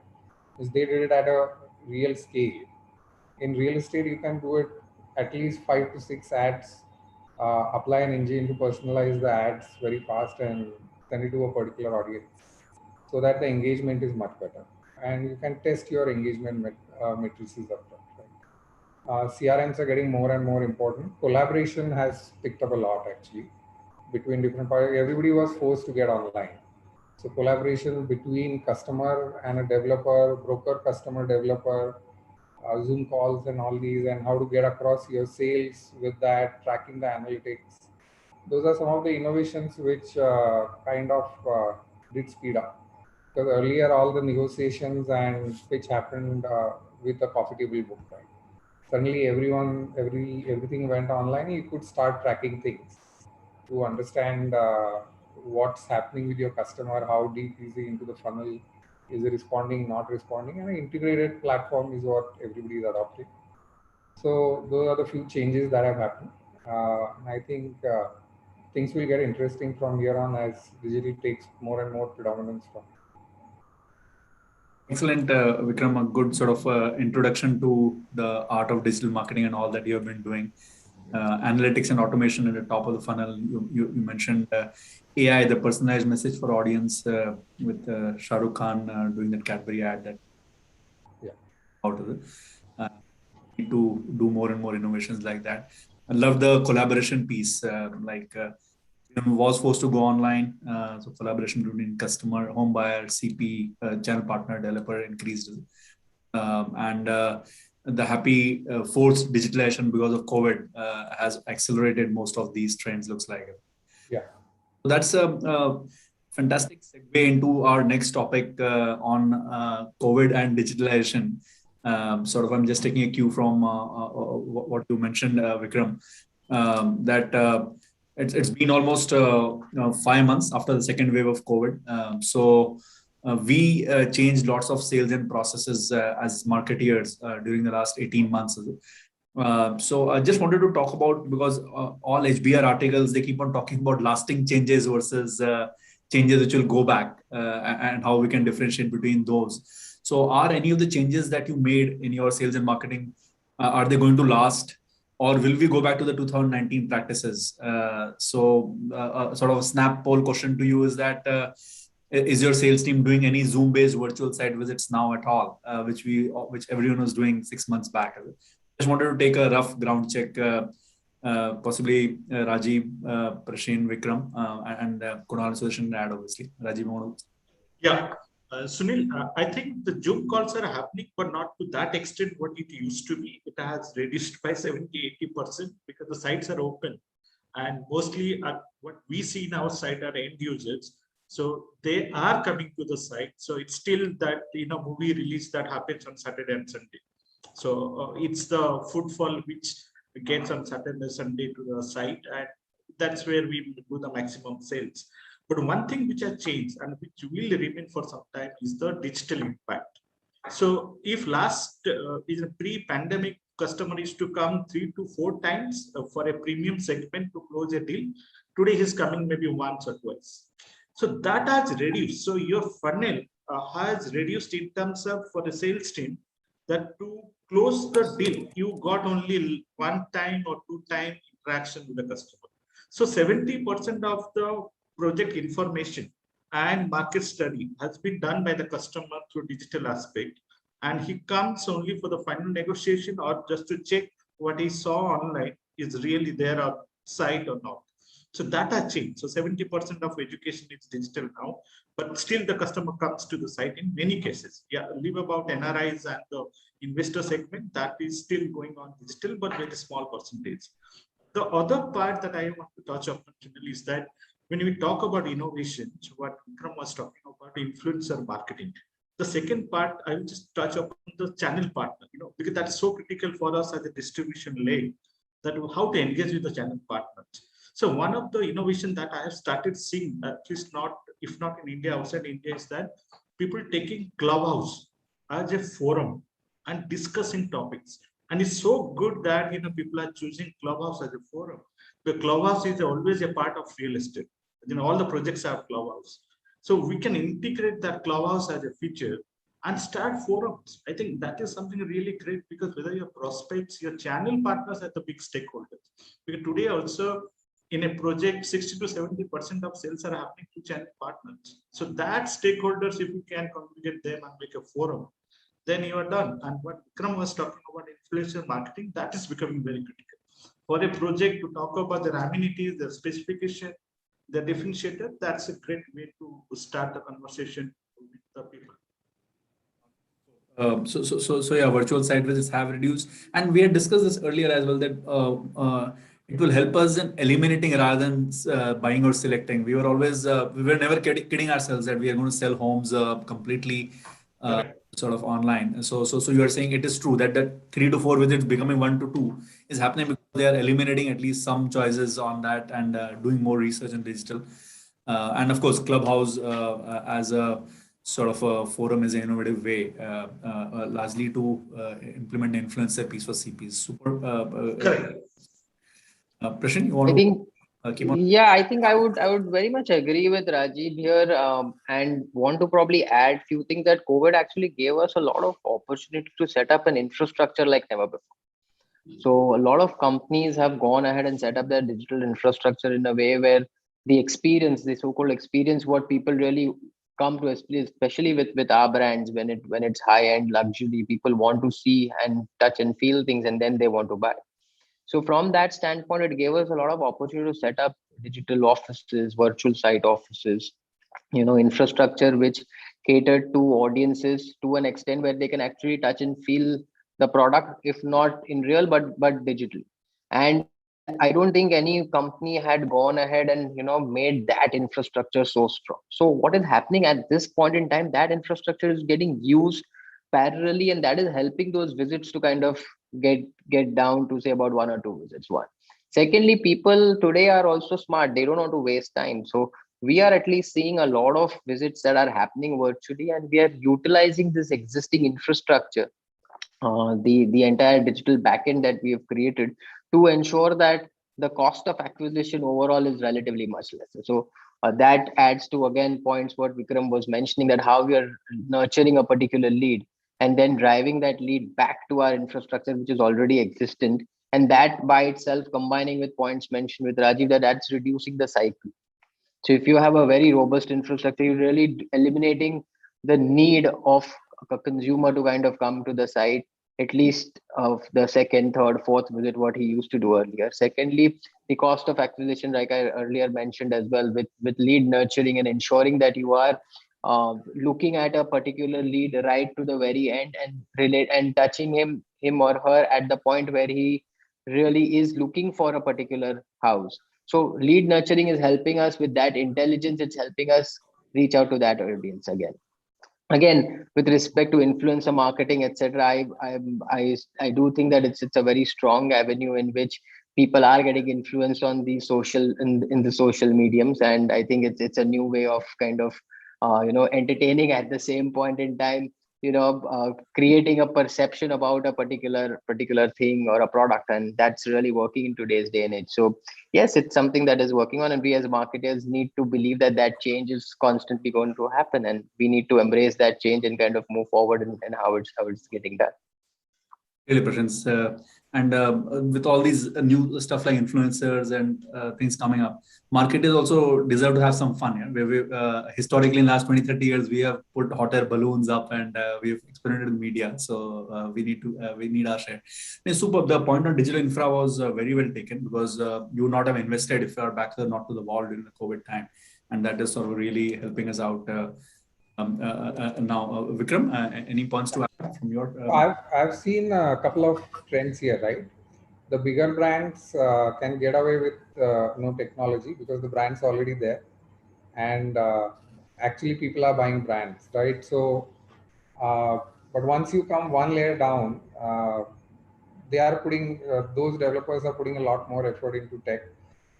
There are two types of tech that will come up. One is a huge push is on broker aggregation and tech around that, right? How do I build loyalty? How do I reach out faster? How do I change my offers fast? So almost a loyalty platform which is coming up, and collaborating with brokers, giving them more transparency and all. So that tech is actually staying, and you see a lot of companies. We are also launching a broker aggregation platform and all these things. So that's collaboration is here to stay no matter what, because that is convenience for everyone, right? So that's definitely is going to stay. Second part is some percentages of Zoom visits and all these. So you're scheduling your tasks and all, because the consumer wants it. Actually, what I've seen is the consumer is already there. The industry kind of a little shy of adopting technology wholeheartedly, and because they're so used to that touch and feel model, right? But I think 30%, 40% first visit scheduling, giving the customer the convenience to understand the product virtually first and then scheduling a visit is still not over pandemic. The basic, some strains are still out there. People still don't want to go into large crowds, right? So primarily taking all this into consideration, I think 20-30% of technology will stay there. Non-brands will still adopt it, and because it's a do or die situation for them. As you said correctly earlier, there's a lot of consolidation going on. The trust in brands are there, and collaboration will grow very fast from here on, because that's the need of the hour, and that's gained a certain level of importance. So has CRM, because everybody is trying to improve service levels. Reason because now, so with so many launches coming up, right? You want to close your deal fast, get the agreements done. Otherwise, the next guy comes in and breaks the price. You're going to lose your whole pipeline, and your cost is going to shoot up. The speed is and efficiency is going to kind of force you to adopt technology and get things done. So even if the online thing doesn't happen at the site visit, post site visit, everything, we've already seen it at a couple of clients at Amnora and all other. We are able to finish off 800 agreements in less than 2 months, right? So those kind of things, and to de-risk themselves, developers will adopt it wholeheartedly. Front end, getting up to site visits, it will be a mixed model is what I've seen. But the non-brands will do it more diligently than the brands. Got it. Super. That's a bit of a nuanced observation, breaking the brands in a couple of places. So Rajiv, you want to add to that? Yeah, Sunil, that's the one bit on the chatbot. Today you will see a lot of pre-sale work is being taken over, at least started taking over by chatbots. And that chatbots in the website are doing very well. At least in the first round of communication, sending the marketing collaterals, giving some details about the projects, has been taken care by chatbots. I think that is something to look forward in terms of getting chatbots as a bigger piece of sales and marketing. So I think that automation is going to be very efficient, and also it will reduce the time cycle in terms of connecting with the customer. And if the customer is really hot lead, then it connects directly to your sales team. So that automation is definitely helping to the chatbot process. Super, bunch of points. We have 10 minutes left in the main sort of discussion. So let's cover two more topics, and I'll drag in Kunal and Prasheen for the next one, more on the product, which is the home itself. In the pandemic, did you bring about any change in the product itself? We're talking about layout of apartments and projects. how are the customers reacting to these? And will some of these changes survive post-pandemic? Kunal, you want to start off, and then Prashant? Yeah. So some of the short-term changes that we did was, communicating about Zoom rooms and communicating a campaign of work near home for commercial offices. They were more short-term in nature. Why I call them short-term? Because I don't know whether they will survive after the pandemic is over. Once your kid starts going to school, what will be the utility of that Zoom room? I don't know if there is anything of that sort. Similarly, once travel restrictions also ease, you will want to go to your actual office rather than take a tertiary co-location office or a co-working office. So these are some of the short-term changes that we did. From a longer-term perspective, we did add some more business conference rooms in our projects. Okay, so that whoever, suppose on a weekend, if you don't feel like going to your office, you might as well use the business conference room in the building itself and use it.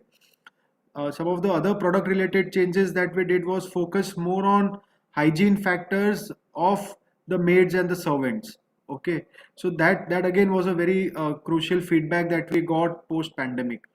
These are some of the changes that I think will continue for the long term.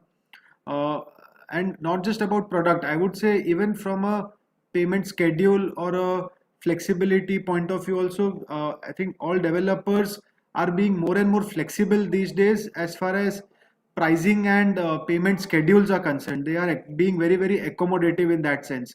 One thing is very clear among developers is that they have realized sales which is happening is the clear barometer, whether it is financing through loan or any form of short-term investor financing, is still eventually a debt.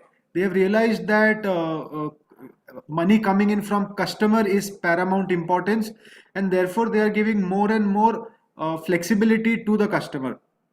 Having said that, one thing that I would like to really caution is that I don't see, over the longer term, many developers many developers increasing prices very drastically, because almost all developers have taken benefit of reduced premiums from the government. They have paid a lot of these premiums on an upfront basis, so they will need cash flows.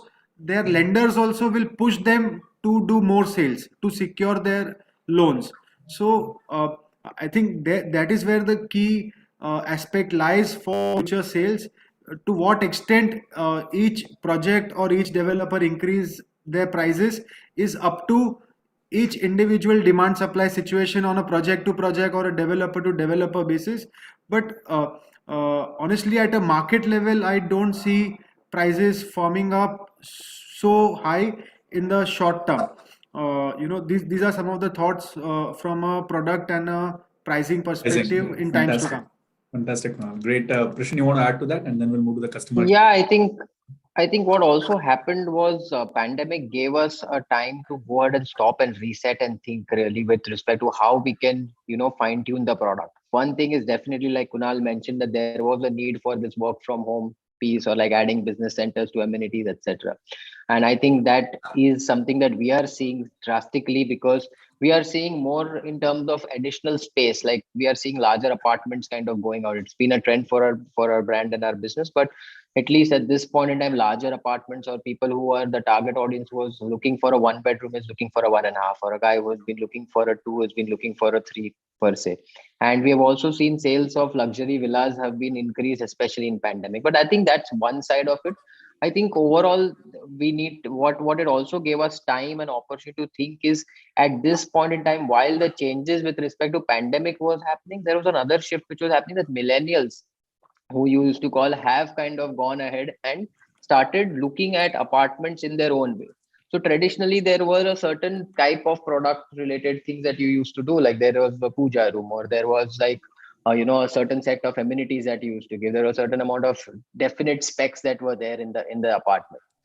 Now if you look at the millennials coming in along with the pandemic, we have seen that there is a good amount of change and expression of change that has been desired by these millennials. So I wouldn't be surprised if a millennial probably is asking for like a bar counter compared to, say, probably a puja room at this point in time. Now that's going to be that's a fact. And how efficient your amenities are going to be like. Today, does someone really need a community hall per se, or rather they would utilize that space into something else?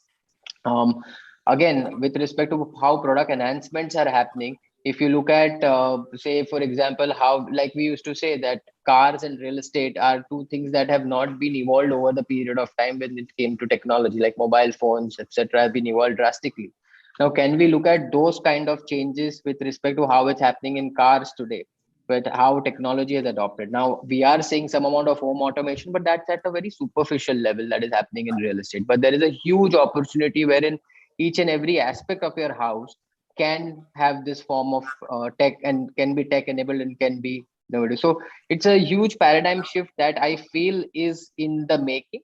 Not superficially only with respect to IT and like doing your lights on and off per se, but a lot of enhancement with respect to tech and with respect to product related changes, keeping in mind not only the pandemic, but also the millennials who are at this point in time at the forefront and are going to be your major decision maker over the next 10 to 15 years.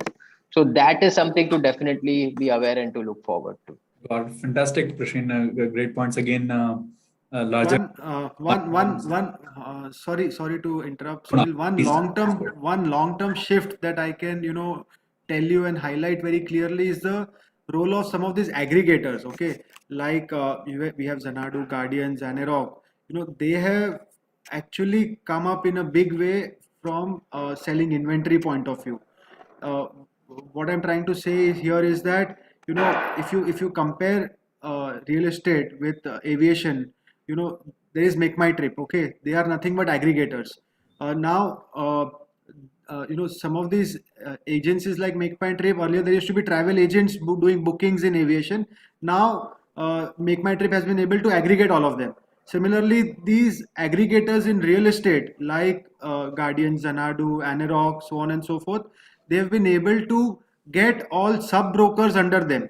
Okay, so that's a big shift which we are seeing across the board. For a developer of our size, honestly, over the long term, unless you have a very big scale at a pan India level, it really doesn't make sense to have a large sales team of your own. Okay, second thing which I would like to highlight here is that some of these agencies like Make My Trip, Go IBBO, they go to airlines and they buy tickets in bulk. They have good pricing negotiation power. Okay, same is happening with these agencies. I mean, I've worked with Guardians as a fellow colleague also, and now I'm on the other side being a client negotiating launch strategies also. So limited point that I'm trying to say here is that there are economies of scale for the developer. These companies have created many entrepreneurs within their setup. Okay, and they are a formidable force as far as pricing mechanism is concerned. So whether scale is different, maybe developer to developer strategy may be different, but these guys are making the market in times to come. Correct. Agreed, Kunal. Completely agree with the concept and with one out of the three names at least. But on a sort of funny note, but actually we run out of time completely. And just a point on the consumer side, one trend what Prasin was saying, just to add up to Prasin's talk, is that wellness as a theme in real estate is getting evolved, and that's a consumer insight that if the project can showcase wellness as a bigger positioning, I think there is more adaptability now because of the lockdown, people staying inside the home, the kind of air ventilation, water purification, noise reduction. I think wellness is catching up as a big and huge positioning. Yeah, clearly agreed, Rajiv. Wellness, and I think lot of points. So the gaming room possibly replacing the puja room. I won't go with the bar possibly, but gaming room definitely for the millennials. So many points. Actually, Sudarshan, you got only one chance to speak. Do you want to just sort of close the whole discussion with? There are some points on customer experience and all which we could not cover, but anything more on the topics that we have been talking about? I mean, I just have a couple of points. Right? I mean.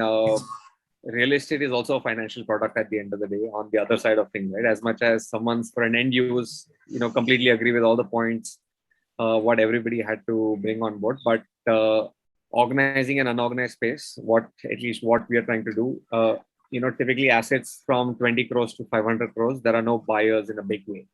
It's the ultra HNI den, and ultra HNIs in India are very small segment from an audience standpoint, right? But so 20 crores and above, Under 20 crores, there are enough and more HNIs who are happy to buy. Bombay is full of them.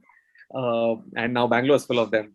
And 500 crores and above, you have all the kind of funds were there, right? So this white space, which is a very, very large, in my opinion, probably more than 50% of the entire market, is this asset ticket size, which is not there, right? So bringing about that as a financial product rather than an real estate product, which ideally means we are making it very transactional and not emotional, is a huge change which we are seeing in people. Because earlier, at least I can speak with conviction right now, because many sellers today are very, very emotional about an asset, etc. I mean, at the end of the day, it's when it's CRE for that matter, it's purely commercial and it should be transactional and not emotional. So yeah, that's super.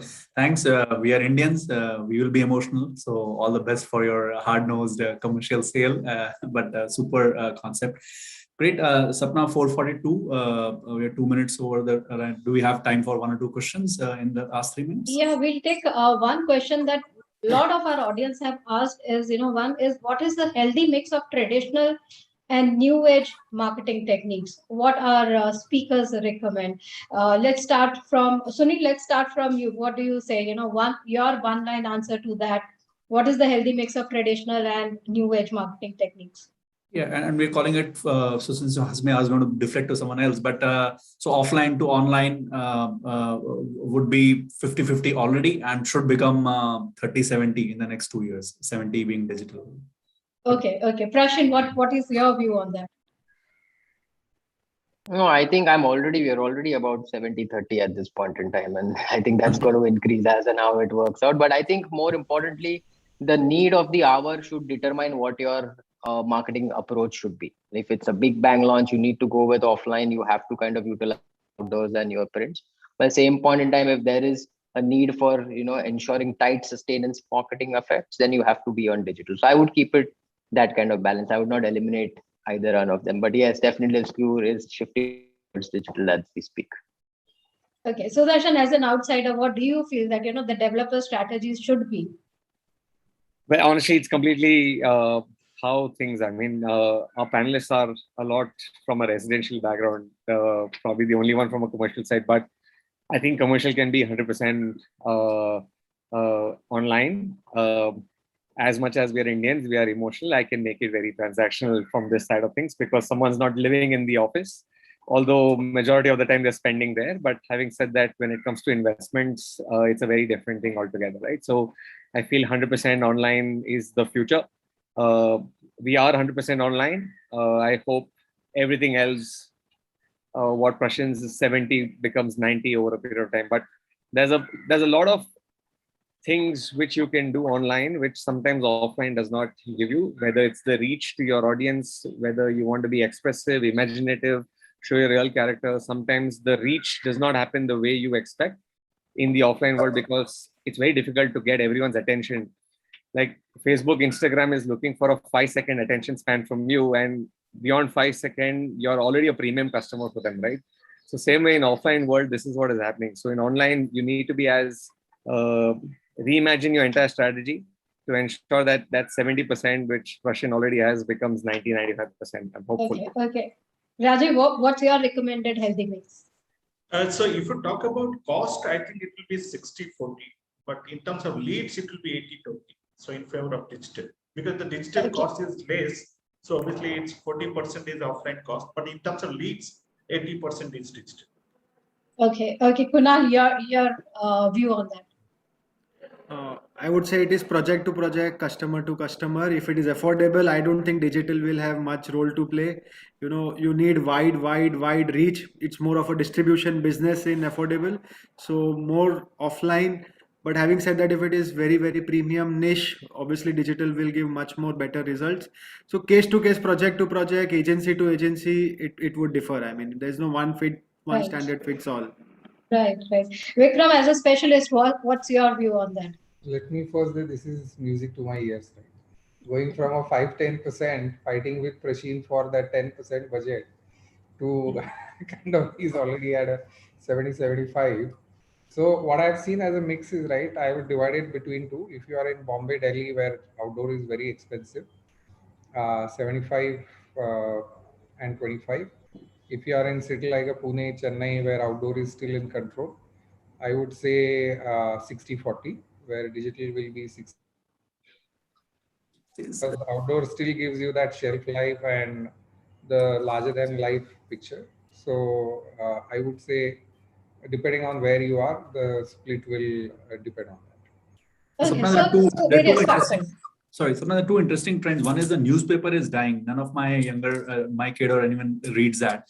Second is when the kids are in the car, they are on their phone. So hoarding and newspaper are going to die. So they're just a Right.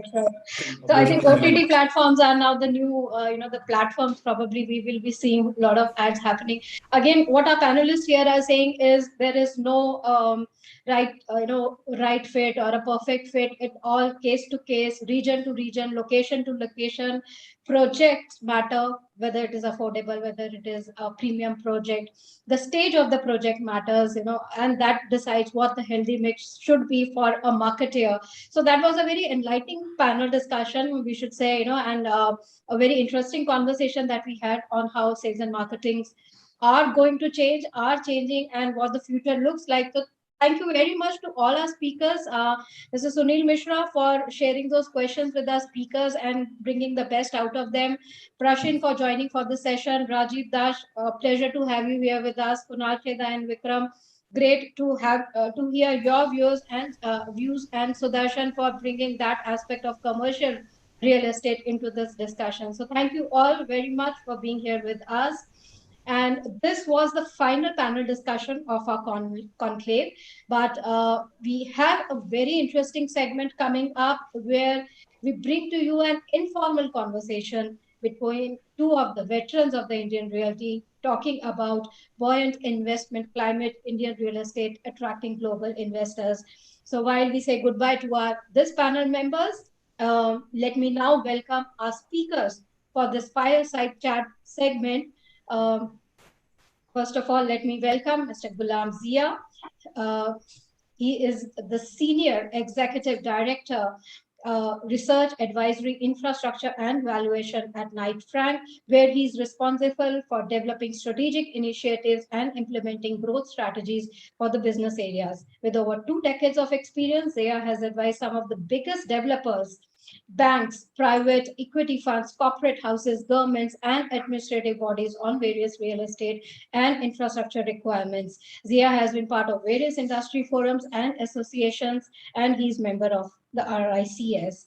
Also welcoming Ms. Tara Subramanian, Founder President, Naredco Mahi, and Independent Director, JM Financial Home Loans Limited. She has over 38 years of work experience in banking, real estate, project financing, and business development. She started her career in 1983 with HDFC Limited, after which she joined the NBFC of JM Financial Group and helped set up JM Financial Home Loans Limited and Dwello, the real estate broking arm of JM Group. She is a member of the Governing Council of Naredco West and founding president of Mahi Women's Wing under Naredco. So these are the eminent speakers, and I hand it over to Mr. Ghulam Zia for that conversation that we are waiting for. Thank you so much. Thank you, Sapna. It was quite an elaborate introduction as far as I'm concerned. Well, I'm not talking about Tara, who brings in at least 1 decade more of what I have to offer. So at least as far as I'm concerned, I thought it was overdoing on introduction. Well, as far as Tara's concerned, well, it was a very small introduction that Sapna you offered. As I said, I had the privilege of this a brief chat with Tara prior to the event, and I expressed to her that it was my first interaction with her, and it was always on my bucket list to talk to her. So this opportunity given to me by Realty Plus TV is highly, highly appreciated. And as we're talking about something which she mentioned was pretty interesting to me. She said, hey, all that data that you talk about, all the numbers that you keep throwing around are pretty common all across. So let's steer clear of all those numbers, etc. Let's talk qualitative. Let's talk, if possible, since it is also an informal chat. I'm sorry, and I'm wearing a jacket. I saw the previous session. All of them were in t-shirts and kurtas. I should have done that myself because he wanted it to be an informal chat. But unfortunately, as I said, I can't do much. But if it is an informal chat, we need to, as she also said, steer clear of data and talk about quality. Quality of life, quality of professionalism, quality of our culture and thoughts going forward. Lot of things to talk about as far as Tara is concerned. As I said, she is the one who I always hold in very, very high esteem. Welcome to you, Tara. Thank you so much, Ghulam. I'm feeling like a 7-star person with all this, what you've said. Yes, it's been a long decade for me, long time, since 1983, when I was half my size with completely black hair when I joined. And way back in 83, things were not what it is today. Things are so much easier for women, but we will talk about it as we go along. Sure. But yes, real estate and finance has been my forte. And I keep telling people the only thing that I've invested in life is in relationships. So it's been a great thing for me to be called today. Thank you, Tripti. Thank you, Sapna. It's been a great honor to be part of this event today. Great. So there we start. As we were discussing earlier, while it's about capital, it's about financing, it's about a lot of these things that the organizers wanted us to talk about. But I'm more keen, as you and I spoke about, to keep it as informal, as towards the life side as possible, as little of professionalism, the better. So to start with, something which even I, I am overawed by those almost 4 decades of experience. 4 decades, a lot has changed. I recall when I took my first home loan about 23 years back, I paid about 13.5% home loan interest. And that is something which today, when we look back, and if I tell my kids about that, they would actually laugh at me, because today we're talking about perhaps historically low 6.5 or lower than that kind of a home loan rate. And you as a stalwart, you have really seen this whole shift from where it was to where it is. What would you feel, what if you have to really capture it in a few words, how would you see this journey of home loan in India? How it has broadened the net for all these. I recall in my earlier days, I used to hear my father that unless you're 50, 55 years old, you can't take a house and home loan. Now you have kids half his age, say 25, 30 are also taking home loans. So a lot of these things have changed. A quick overview from you, Tara, on how this whole home loan industry has changed. Of course, because you're a stalwart, you have been there and done that. I think this whole credit for home loans in India goes to Mr. H.T. Parekh. As all of you know, who was the chairman of HDFC Limited. He is the one who started it. HDFC was the first company that gave home loans to people across India. And you're talking about rates of interest. Yes, I remember the rates of interest was as high as 13 and 13.5%. But you should also remember, Ghulam, at that point of time, even deposit rates were 11%. So, it's always been parallel. Deposit rates have always been 2 to 3% lower than what you borrow from the market. So, there has been a lot of regularization of lending across from since 1977. That's when HDFC came into it was established in 1977, and it has seen a huge change.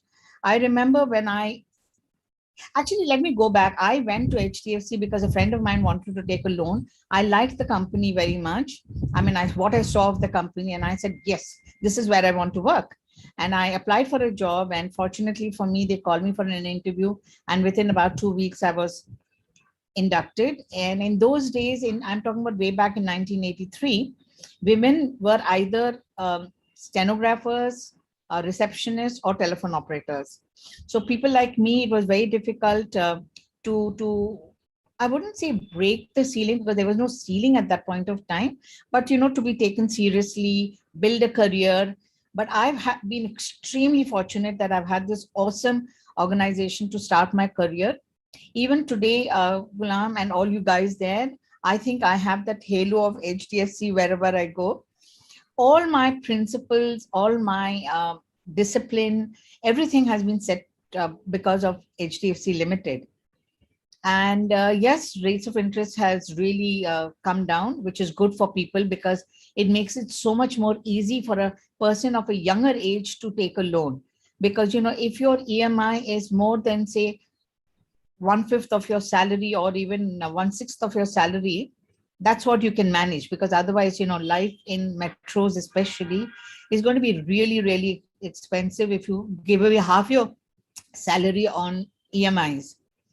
So not only rates of interest for individual loans, but even for bulk loans, for developer loans, for corporates, things have really gone down south. And I think that's a great thing. I don't know whether India will ever have a thing where we will have 0% interest. Time will tell, because in 83, 87, when if we ever talked about a 6%, 7% interest rate, we would have all laughed.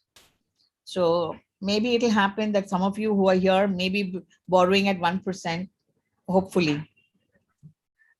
That is, I'm sure that will bring in a new chapter in the life of or the book of home purchases. I'm sure it'll be a different picture altogether. Look forward to it. Now, a couple of things that you referred to. I would want to go back to a few of them. Of course, you spoke about a lot of things. We will come back to a few of those topics because these are connected forward in a few of our topics to talk about. But to start with, something which, transition that you saw, generations on one side. You spoke about Mr. S.T. Parekh, and then Deepak and Mr. Deepak Parekh, and now his son. 3 generations on that side. Not just that, your current position with JM. Also, you have seen 2 generations. So net, the experience of generations is what you spoke about. A hello, I would say, adds to that hello. And that is something I'm sure I would love to, at least I personally, and I'm sure a lot of our people, our audience would love to hear about. Many of them, as you rightly said, may not have even heard about S.T. Parekh, and that Mr. S.T. Parekh was the one who established it. And also another thing which I would also want you to focus on while talking about that is SDFC has always been known as a very, very conservative, organization. And when you're setting up a new home loan business altogether, I understand you spoke about it. That's what for affordable housing, maybe, slightly different business than what it was earlier. But then to set up a new business altogether would have definitely called for some aggression. So from a very conservative organization to set your foot to get the system that's in place, how much of an aggressive stance was needed? Because I recall about 2 decades back when ICICI was setting up the home loan business and competing against SDFC, I hear the old timers talk about almost a bloodbath on the home loan street. So how was that journey from both aspects, generations and the change of perspective, change of attitude? Over to you, Tara. Ghulam, I really, really feel that today's generation talks about bloodbath and things like that. But for a long time, HDFC had a monopoly of giving loans. So, we didn't need to be really aggressive at that point of time.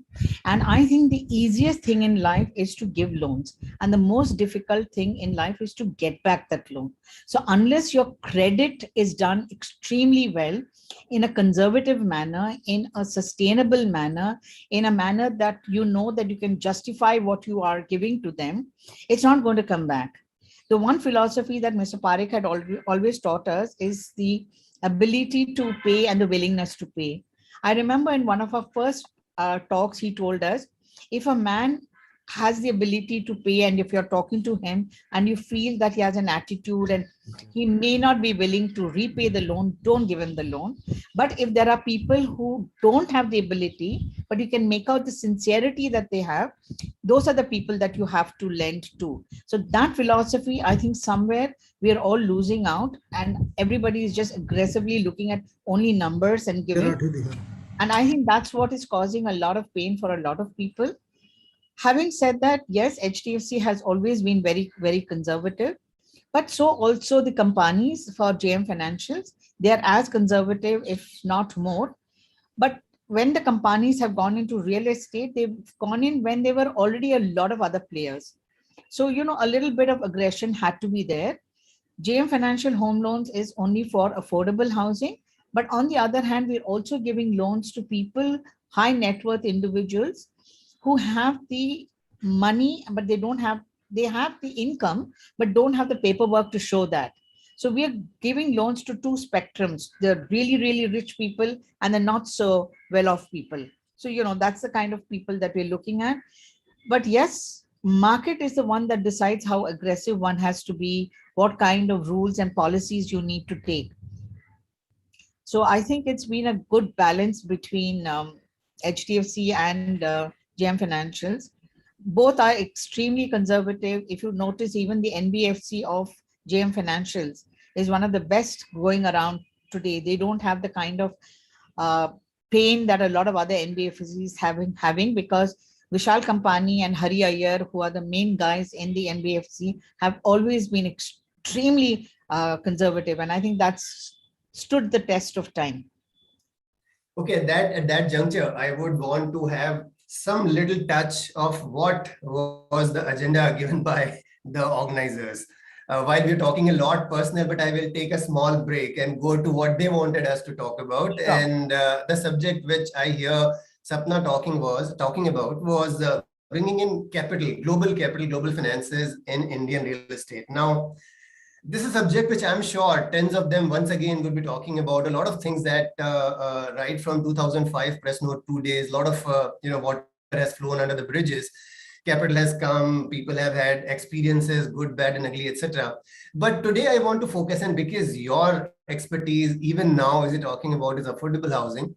That's one subject where people haven't really talking a lot about bringing global capital. Something which I want a few minutes quickly, like I was recently interacting with many players, and I realized that there have been platforms created, and one of them has been SDFC front-ending it, with huge amount of capital flown in or brought in from abroad, including Middle East, etc. So that is something which I'm very, and I believe because it was a flow that affordable housing is what we're talking about. What would, and I'm sure you would also be exposed to it, bringing in global capital for affordable housing, because with Pradhan Mantri Awas Yojana, etc., we're talking about percolation of housing all the way to mid to lower end. I'm obviously not talking about absolute social housing, which is a burden on exchequers. I'm talking about the housing which is actually money making, where there is still money. It's actually the bottom of pyramid where the volumes are huge and need good amount of capital to finance that. And at last couple of years, a lot of developers have started looking at affordable housing, with pretty much all the top developers from Tatas to Mahindras to Godrej and Shapoorji, all of them have been focusing on low-end housing. So what would your view be on bringing capital into mid to low-end of housing, affordable housing, so to say? Over to you, Tara. See, Ghulam, money is something that is so important, because real estate is capital intensive. Because land, of course, is very scarce, and because of which in the periphery of every city, every town is where the affordable housing comes up. There also there is paucity of land, so obviously you have to go up, and that obviously is going to cost more for a developer, because the higher you grow, the more expensive it's going to be. So capital from all over is really required. Money from abroad is important because you get cheaper funds. Now, you were talking about rates of interest when you paid 13% rates of interest when you took a loan. Ghulam, I want you to tell you something, is that the affordable housing sector, the unorganized sector today are paying anything between 12 and 16% rate of interest. So there is a huge market. But the only thing is NBFCs and financial institutions are not getting the kind of funds that are required to pump in for this kind of demand. There is a huge demand, this huge untapped economy there. Banks are also working on it. But I think the risk appetite of the financial market is not there, unfortunately, for affordable housing. So I think that really requires to be addressed now. Land can be made available maybe by the government at a cheaper rate, but still it is going to be capital intensive. And now with most people buying only when the building is nearing completion, the requirement of funds for developers, even for affordable housing, is on the rise. Absolutely. And before I move on to back to our very informal chat, a couple of numbers. You're talking about bringing in capital. And if I'm not mistaken, SDFC has already done more than about 4.5 to 5 billions of fundraising abroad. And that perhaps only a start. I'm sure many of them will follow, and that will bring a lot of capital, global capital, into affordable and mid-end housing. So with that, if you allow me, Tara, let's go back to a bit of a casual or informal kind of a chat. We were talking about a journey of decades, 3 to 4 decades, and you also mentioned you walked in to take a home loan and you came back with a job, while they gave me only a home loan, no job was offered to me. You are the lucky one. Did you How apply? did it Did you change? apply? Did you apply? I'm sure they would have taken you, but you didn't apply. So what I wanted to hear from you is how the life has changed, as you mentioned, the jet black hair, the youngster who walked in to take a home loan, to where you are, a grandmother, to a 15-year-old or 10-year-old boy. You have actually seen pretty much the whole life you have given to real estate. A few quick words on personal side. How was this move from a youngster to where you are today? You know, Ghulam, I think as I keep saying, I've been extremely lucky that I joined HDFC. I've had the best of teachers, whether it's Mr. Deepak Parekh, Mr. KG Krishnamurthy, Mr. KK Mistry, Mr. Pradeep Shah, who's been my big hero for a very, very, very long time. He's still my big hero. These are all people who gave women folk a lot of importance in the organization. And one of the best things about HDFC is, you know, when they gave you a job, they didn't peer over your shoulder to see if you were doing the right thing. And also, I think credit was given to us when we needed the credit. Promotions were given not because of anything, but only because of the way you performed. And the ethics of HDFC, not only where it came to the lending part, but also in-house, has been tremendous. It's something that has actually made me who I am today. And I have been very, as I said, very fortunate. I've also had a wonderful mother-in-law. When I wanted to take up a job, my daughter was about 4.5 years old. She told me, Tara, you want to work, please go ahead and don't worry about her. And believe you guys, I have never taken a single day off because my daughter was not well, because my mother-in-law was there all the time. And Saturdays is the days when I used to go on site visits, because Monday to Friday, you're at work or doing all your file work, because unfortunately in those days there was no computer. Everything was handwritten. Even our loan agreements were handwritten, and we had to do 2 copies of loan agreement, one for the office, one for the borrower. Then we had to have extracts, we had to do, and in those days we had to do the mortgage, we had to write it down. I don't remember what it was called, but there was no registered mortgage. We had to write down on a big register. Things were always typed out. So one small mistake and the whole thing had to be typed again. So we've gone the difficult way. EMIs also. You know, here now you have EMIs, you press a button and you get your EMI. You just change the term, you change the rate of interest and it pops up. It was not like that for us. We had a little calculator in which we had to remember how to work out an EMI and, you know, give it to them. But it has been a great journey. I'm not going to say no. I'm going to emphasize that I've been extremely lucky where my family is concerned. My husband and my daughter have always stood by me. There were times when I've not been able to attend functions, I've missed out on birthdays, but I think they've been extremely understanding. Even today, when I want to do something, there's always been, Tara, just go for it. You have the health, you have the inclination, just go for it. I think if there is a kind of family support infrastructure for, especially for women, I think it's going to go a long way. And this is why we started Mahi, which I will take up a little later, because I think women folk, what happens unfortunately in our country, if there's a couple working and if the boy's mother is not well, it is understood that the girl has to take the day off and be with the mother-in-law. I can't even imagine the boy saying, okay, to his wife, why don't you go and work? I'll be at home to look after the mother. I mean, it looks like if the man takes the day off, the office is going to close. And then the girl will say, no, I have an important meeting. She will have to listen, as if the office will close if you're not there. So I think if that change happens in our society, I think it's going to be great for women. And I think where 50% of women folk, where 50% of the population of women folk I think we should open more doors for women to not only work, but also to rise themselves, go up the corporate ladder, make it easier for them. Sure. That's in fact, you preempted two of my following questions. I'll try to make sense. The reason I brought your focus towards your personal life indeed was I wanted this question to come up, that what are the views or what are the ideas that you would give to these the next generation to bring in more parity between these two sexes, to ensure that the ladies actually rise. And as we were talking the other day, I last 3 decades I haven't seen ladies rising up in the real estate. And as you spoke about, the next question was to be Mahi, and Mahi's reason why Mahi was formed is actually to ensure that we see a lot of women come up on the leadership position in real estate sector. And that is where that was key reason why I broached the subject of your personal life and how you managed all these tough situations during the course.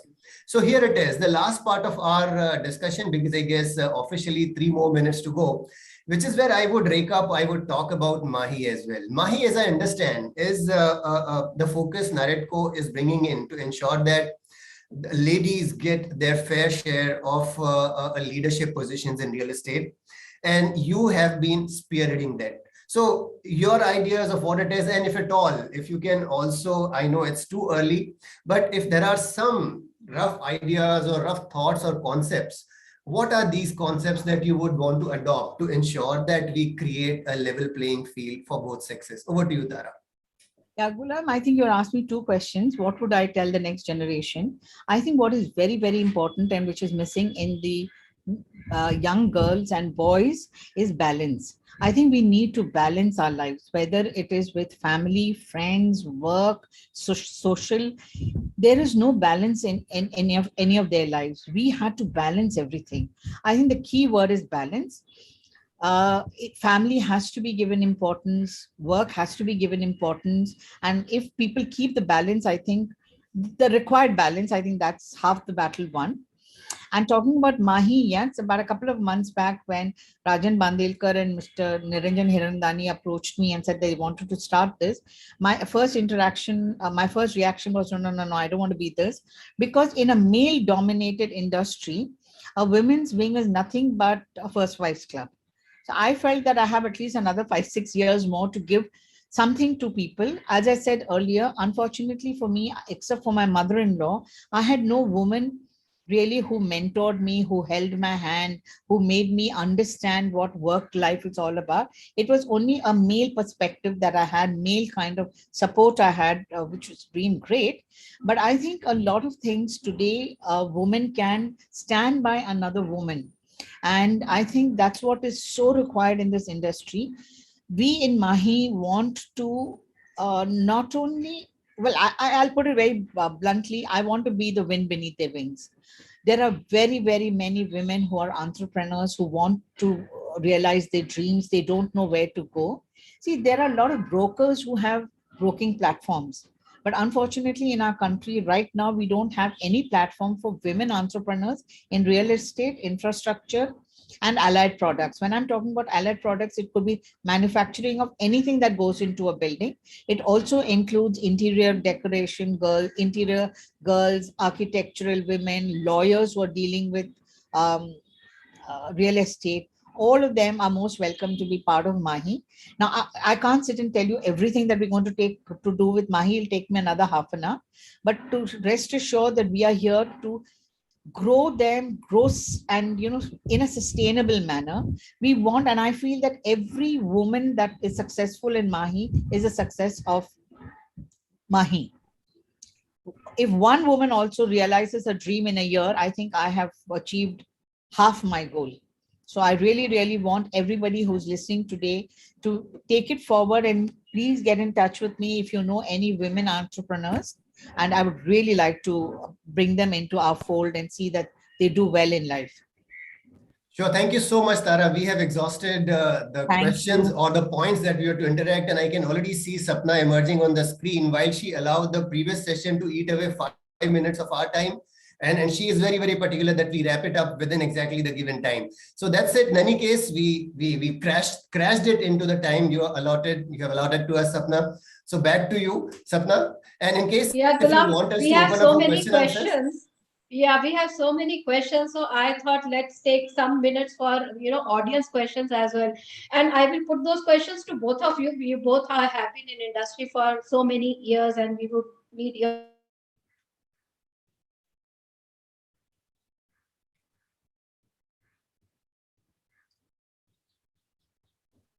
I think we have lost Sapna. Yes.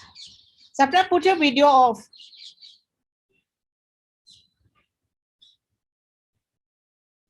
So I don't know if rest of the audience has also lost her, or do we need to keep talking for the audience as long as Sapna comes back? Or is Tripti there? Tripti, would you want to take it over? I thought you were also on the panel.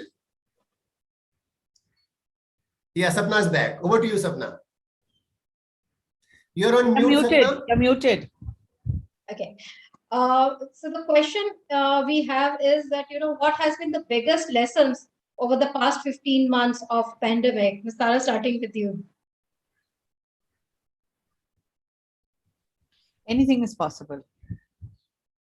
And I think what has happened is we've also realized that however much we decide in life, there is someone up there who's going to tell us this is what it is. You better listen to what we are saying. But yes, I think it has taken a huge toll on all the human beings, especially on children, youngsters. It's been a very, very tough time for a lot of people, because also I think socially we've all the sort who need to go out and meet people, work together, sit and have a cup of coffee with your colleague and talk. All this has not been happening. Most people don't have homes where they can have 4 laptops and iPhones, talking on the phone, studying. It's been very tough. I know there is a lot that we can foresee, but I don't think anybody could foresee what has happened here. But I think it is just going to make us all tougher people. And also, I think, I'm not sure, but at least I've realized more and more the value of relationships. I've realized the more and more value of making the best of what we have today. We can plan for tomorrow. I don't say no, but let's all live for the moment. That's right. Relationships, yeah, as Ms. Tara is saying, that relationships have become, they have come into focus, and uncertainty of, things going whichever way. So now people are more prepared about facing uncertain times whenever they come. Mr. Zia, what is your view? What have been your biggest lessons from the past 15 months? Well, as taking it up from where Tara left, we always have been talking about how tough people we are in India. We've seen the worst phase earlier, the recessions, etc. We have come a long way. At least a few gray-haired or senior people would talk about that. But then what we learned in last year and a half was even more humbling. But then at the end of it, we know that we have bounced back, and bounced back like what? Like, at least as far as real estate is concerned, even before the pandemic set in, the people were writing the eulogies for residential real estate sector. And look what has happened. Once we are through on the other end of pandemic, it was pandemic which was needed to bring real estate back on track. We had done everything, right? From regulatory to cleansing the system to funding, you name it, everything was done, but the sector was not bouncing back. And perhaps it was the pandemic which was needed to bring real estate back on track. That's exactly how I look at it. But at the end of it, what we are looking at is a great business environment already created, and going forward, lots of hopes that will only multiply and bounce back again. Over to you. Okay, so there is always a silver lining, behind a black cloud, and opportunity in crisis, as everyone says. One last question before we let you go. What, according to you, will shape up the real estate in 2022, Ms. Subramaniam? What is going to shake up? What is going to shape up the real estate? Shape up. The only thing that I can say, and I say it in every forum, you guys must have seen the film Dirty Picture, where she says the only thing that sells is entertainment, entertainment, entertainment. And I've always said that what is going to shape up is sales, sales, and sales. I think what has happened is there are certain builders I know for a fact even today are trying to hold on to their prices. I tell them just cut your losses, sell them. I know there are other things also that will affect them if they start discounting. But I'm not saying give discounts, because once you start giving discount, people will expect more discounts. But when there is a good, genuine buyer and he's asking for a little adjustment, just do it, sell, sell, and sell. I think also what has happened is because I've been part of Narrateco, I've realized, and also I have a lot of friends in CREDI, MCHI. I think these guys have also realized that they need to be corporate. One of the things that the pandemic has taught real estate people is that they need to be more corporate. They need to be more forward-thinking. They also need to be a little more organized in their finances, in their method of working. And also the biggest lesson, I think, for all of us, whether real estate or anywhere, is that I think we've all become a little more sympathetic towards people who do not have as much as we have. I think that itself is a great thing for all of us. And, also we can have another session on why developers are what they are. But I think there is going to be a huge change in the attitude of the developers going forward. Okay, so huge change in the attitude of developers, corporatization of the real estate sector, sympathetic, attitude now coming into all of us. These are some of the things that probably are going to shape up real estate in coming years. Mr. Ghulam Zia, what do you have to say? I am a lot bullish on the infrastructure play, the story that is happening at the back end, because on one side, last couple of years or decades, we have seen, job creations, wealth creation, driving especially residential real estate. Not much was done on infrastructure, but last couple of years, a decade or so, we have seen quantum jump, quantum leap in the development of infrastructure. A lot of new greenfield cities are on the anvil. And smart so much of work is happening on infrastructure, and I believe that is what is going to shape up not just next few years, but maybe next couple of decades. And the last word is about the Gati Shakti that recently we heard about, the Pradhan Mantri Gati Shakti Yojana, which is to give a new lease of life to the movement and speed of infrastructure.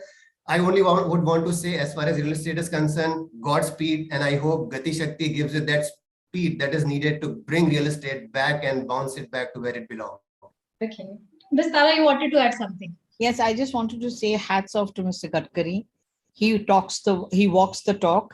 And I think infrastructure, the way we have been doing for the last 5-7 years, is what is going to shape, because ultimately real estate will be successful if the infrastructure which is being laid out is going to be beneficial to the individuals. I think both go side by side. Okay, fantastic. So some very positive and bullish sentiments from both our veteran speakers. They have seen the real estate grow. They have seen the transformations.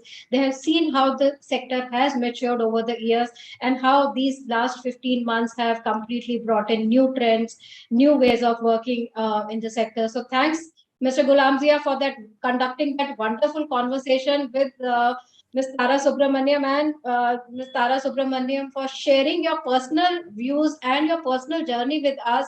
Very inspiring, very motivating for many of us here. Thank you so much for being here with us and for also answering our audience questions. Thank you very much. Thank you so much. Thanks a lot. Thanks a lot for being here with us. Great talking to you. We should all meet up and have a cup of tea. Definitely. We are looking forward to it. Yes. Thank you so much. Thank so let you. me, on that note, thank all our speakers of today's discussions for making this edition of Realty Plus e-conclave so informative, interesting, and not to mention thought-provoking. And thanks to the awesome audience as well for being here with us today and sharing their queries. And now, ladies and gentlemen, let's move on to the much-awaited segment of the day, which is the awards evening. But before I hand it over to our lovely host, Dikshika Vanwari, to take us through the glittering evening of Realty Plus Excellence Awards 2021 West, let's take a look at our partner AV. In today's world, many car owners are scared to travel a long distance, while some are finding filling stations everywhere. Electric vehicle owners still don't know where the next charging station is. Galaxy Industries will solve the problem by providing a complete ecosystem of EV charging stations. These EV charging stations include several charging points nearby, like shopping malls, residential areas and hotels. And if one charging station does not have any charging point available, the owner need not worry at all, because the highway will have charging stations in every 5 kilometers. With our EV charging solution, you can fast charge or slow charge your car as you desire. Galaxy Industries provides smart charging solution, charging management system, phone application for EV owners, maintenance and troubleshooting. For more updates and information, contact Galaxy Industries. Well, after that very informative, AV from our partner, let me now hand it over to our host of the evening to, bring to us the Realty Plus Excellence Award winners, and we are keenly waiting for them. Dikshika, over to you now. Thank you so much, Sapna. Those were indeed some very interesting conversations that we heard today. I hope you all are doing well. My name is Dikshika Vanwari, and I welcome you all to the 13th Realty Plus Excellence Awards 2021 West. I am super elated for a dazzling evening of felicitations and acknowledgements. The event is being live streamed on Realty Plus website, www.realtyplusmag.com, on Realty Plus LinkedIn page, and Realty Plus Facebook page @RP Realty Plus. Do remember to tag us. Our social media handles are @RP Realty Plus on Facebook and Twitter, and RP_Realty on Instagram. We would like to begin by thanking our partners who have helped us to put together this wonderful show.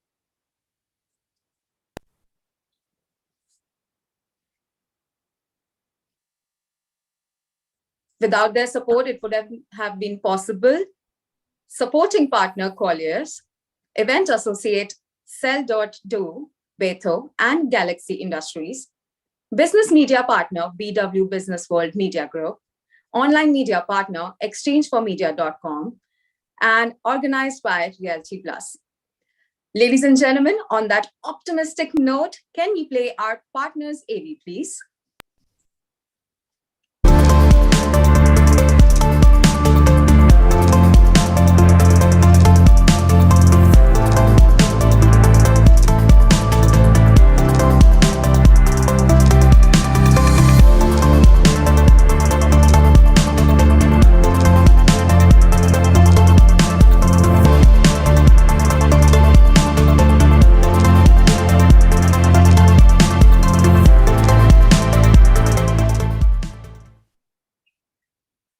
Well, before In we today's begin, world, many car owners are scared to travel a long distance, while some are finding filling stations everywhere. Electric vehicle owners still don't know where the next charging station is.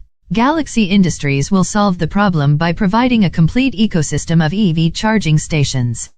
These EV charging stations include several charging points nearby, like shopping malls, residential areas and hotels. And if one charging station does not have any charging point available, the owner need not worry at all, because the highway will have charging stations in every 5 kilometers. With our EV charging solution, you can fast charge or slow charge your car as you desire. Galaxy Industries provides smart charging solution, charging management system, phone application for EV owners, maintenance and troubleshooting. For more updates and information, contact Galaxy Industries.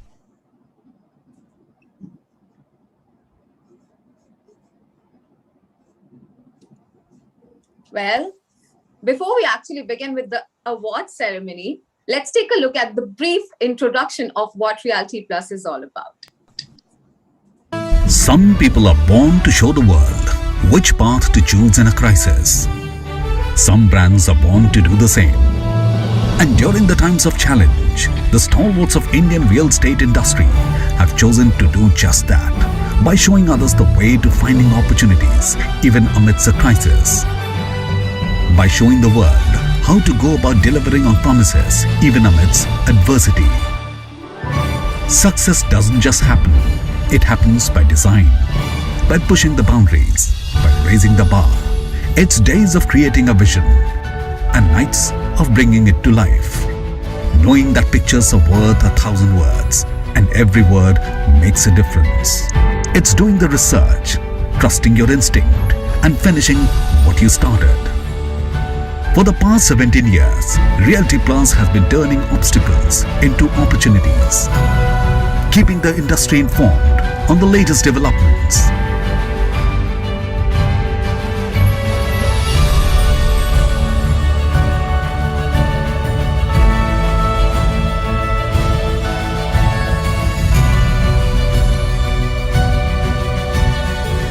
Innovating to inspire debate and discussion.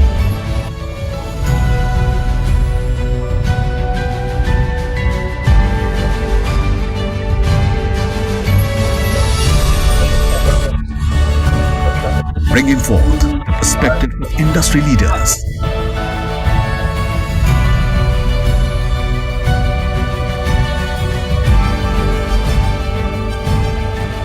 Honoring hard work and achievement.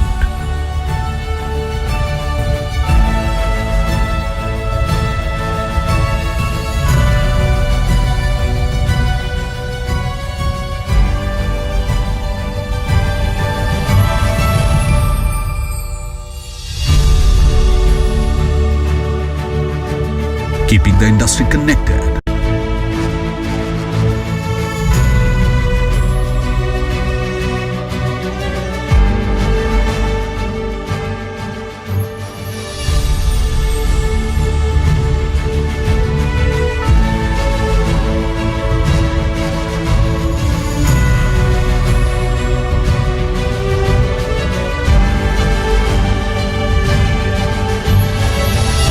This is what we are built on.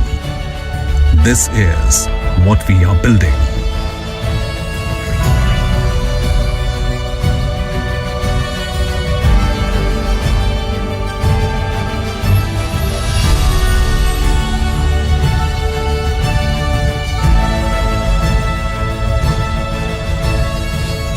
We are Realty Plus, and we lead the way.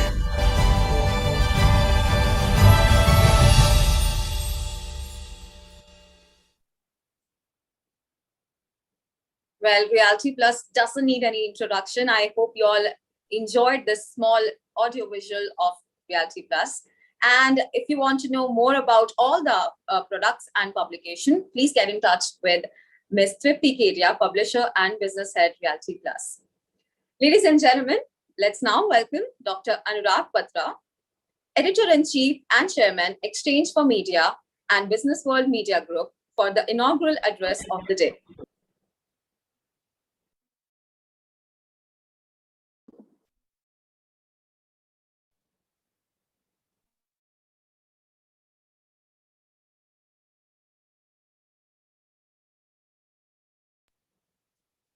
Well, looks like he's not available at the moment. Let me give you an introduction, although all of you know him pretty well. He's known as India's media mogul, Dr. Anurag Batra. He's a serial entrepreneur, a journalist, and an eternal optimist rolled into one.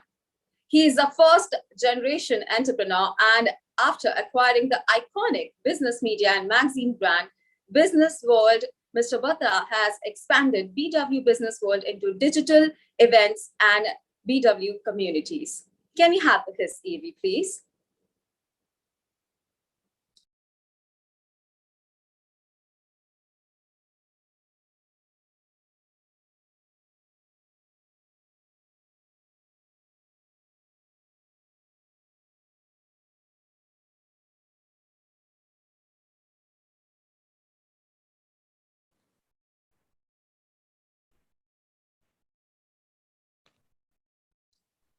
Well, Dikshika, Dr. Anurag Batra is not able to join us today because he's in between traveling, but he shares his best wishes for all our winners today. And, given that real estate sector is booming and a lot of our, despite the challenges that COVID had presented, we have seen great performance from the entire sector, the players. So he sends his, wishes, he sends his, motivation to keep doing better, even in time of challenging the way the sector has done.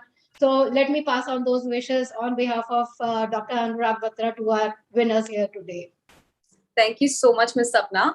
Well, I guess everybody is looking forward to a fabulous evening with us, and they are eagerly waiting to know who has won what award. So before we actually get into the actual presentation of that, I would request all our participants to keep their mics off and in fact their videos off as well, unless until you are asked to put it on. Thank you so much. To that note of positivity, let's add the celebration of triumph. Dear friends, we present to you the winners of the 13th Realty Plus Excellence Awards 2021 West. We also have the eminent jury members of these awards sharing their opinions. So let's have a look.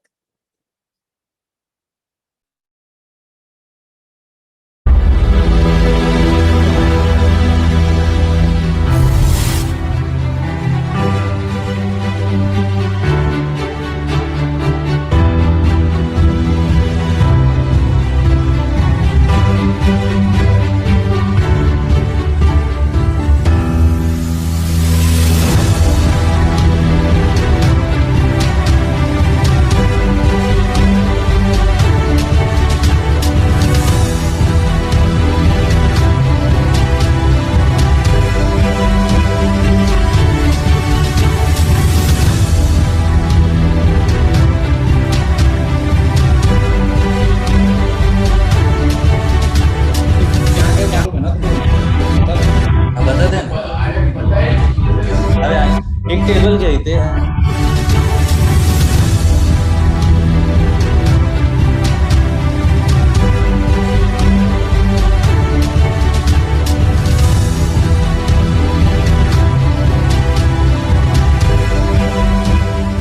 Hi, this is Anuj Puri. As always, it's been absolute delight to be a part of the jury for the Realty Plus Awards. Like every year, this year, these credible awards recognize consistency, delivery, customer satisfaction, quality. The jury has been very independent and have recognized the contestants which have been able to deliver on quality, on the prospects of customer satisfaction, and ensuring that everything is done within a given time frame. I wish all the contestants the very best, and certainly the winners very, very good luck.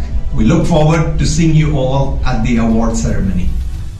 Hello everyone, I'm Gautam Saraf and I'm delighted to be part of the jury for the 13th Realty Plus Excellence Award 2021 West. As the Indian reality sector bounces back to recovery, these awards aim at recognizing the best practices and felicitating the top performers in the sector. So here's wishing good luck to all the nominees. See you at the award ceremony. Hi, wonderful to be on the jury panel for the 13th Realty Plus Excellence Awards this year that recognizes and showcases the best of the best. These awards confer appreciation of the most innovative and impactful players that stood out in the real estate space regardless of the challenging environment. This comes at an opportune time that lends to the positive momentum for the industry. Interesting entries and wishing all the participants the very best.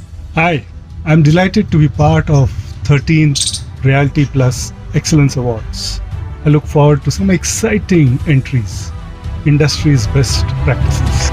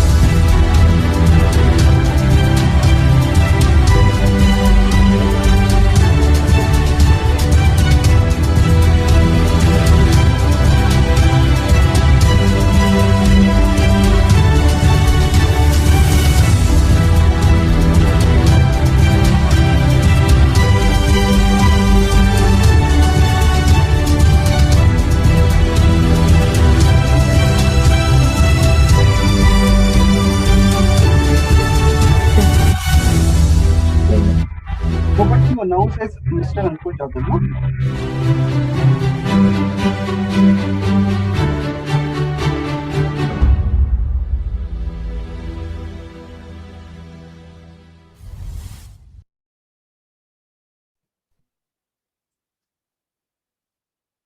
Well, friends, the Realty Plus Excellence Awards 2021 West are presented to the most impressive real estate work and are divided under broad categories of real estate projects, developers, architects, branding and marketing consultants, and individuals.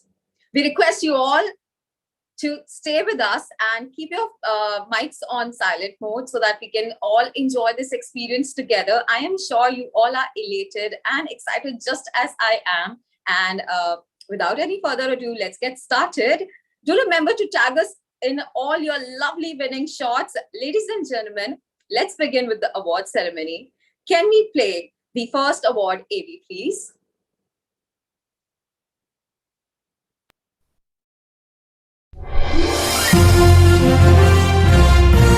And now, ladies and gentlemen, we present the winners of the 13th Realty Plus Excellence Awards. West.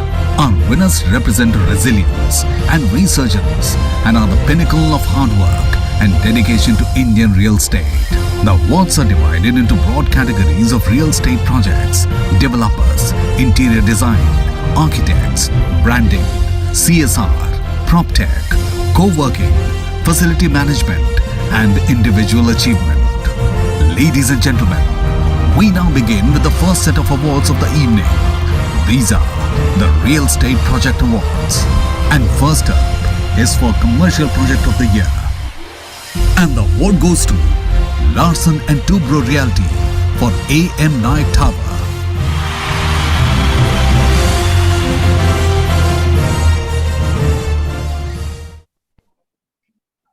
Congratulations. Can we have Mr. Ankur Jadhav, Project Head, L&T Realty, please? Can you just switch on the video, please?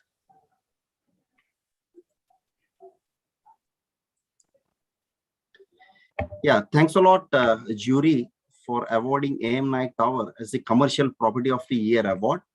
AM Naik Tower is the corporate headquarters for Larsen & Toubro. It is situated at Powai. It has a high-end finishes and it's a composite steel structure building with the CFT technology. It is one of the smartest building with all the high-end smart features as a part of the development. L&T Realty is into the developer business from last decade. We have under 47 million square feet of residential development and 33 million square feet of commercial development in progress. And we look forward for a beautiful journey ahead. Thanks a lot once again for awarding us. Thank you. Thank you for joining us, Mr. Jadhav, and congratulations once again. Thank you. Well, ladies and gentlemen, let's move on to the next one. Can we have the AV, please?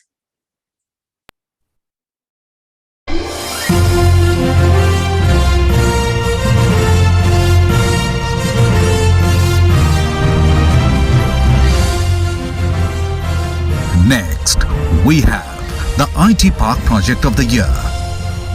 And the award goes to Brookfield Properties for Equinox.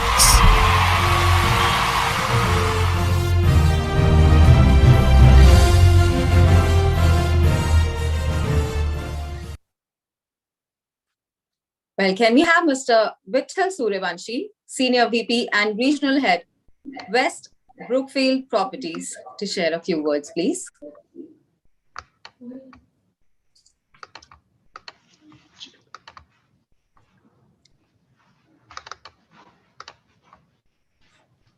Hey, just a second. Not a problem. We're all waiting for you.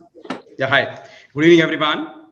And on behalf of Brookfield, I would like to my sincere thanks to and appreciation to Realty Plus Awards for this IT Park Project of the Year award.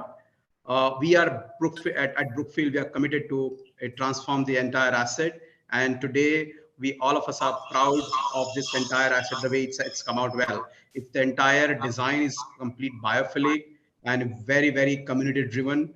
It's very, very user friendly.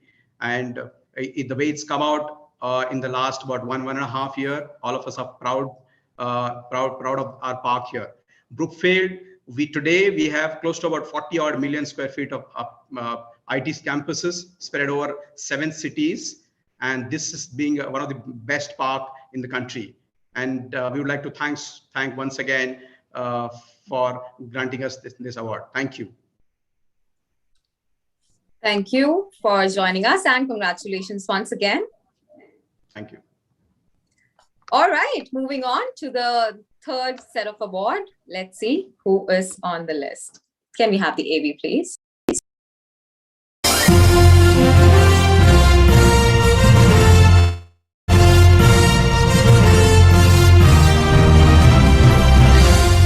Setting the bar higher is the award for Skyscraper of the Year. And the award goes to Kalpataru Limited for Kalpataru Elegante.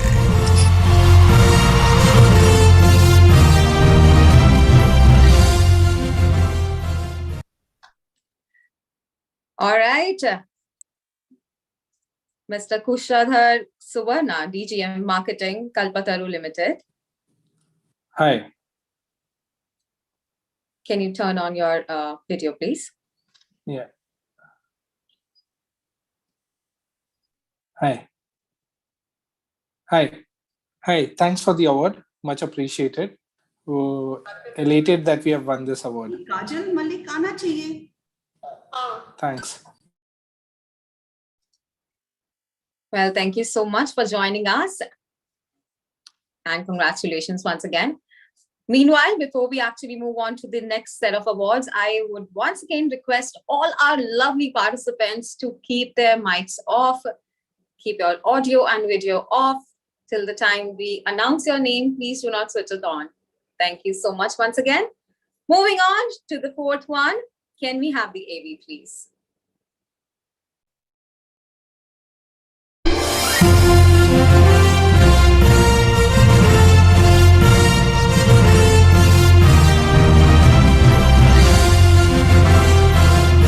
Next, the award for Integrated Township Project of the Year. And the award goes to Suntech Realty for Suntech Max World. And for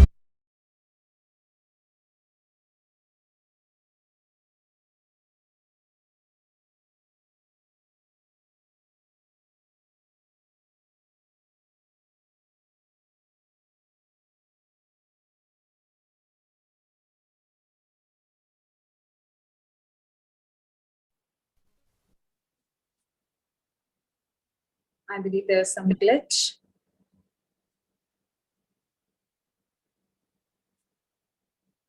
non-metro, the award goes to VTP Realty for Blue Waters.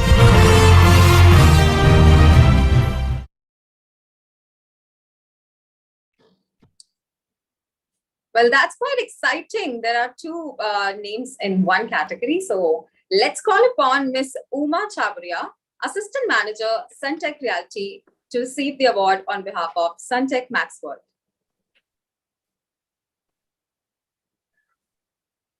Hi. As Suntech team, we like to thank Realty Plus and supporting partners for honoring us today. It's great to be together with you all. And let's have a cohesive and a very nice 2022. All the best and thank you. Thank you, Realty Plus. Thank you so much for joining us and congratulations once again. Can we have Mr. Fazil Sheikh from, I'm so sorry, from PTP Realty for Blue Waters.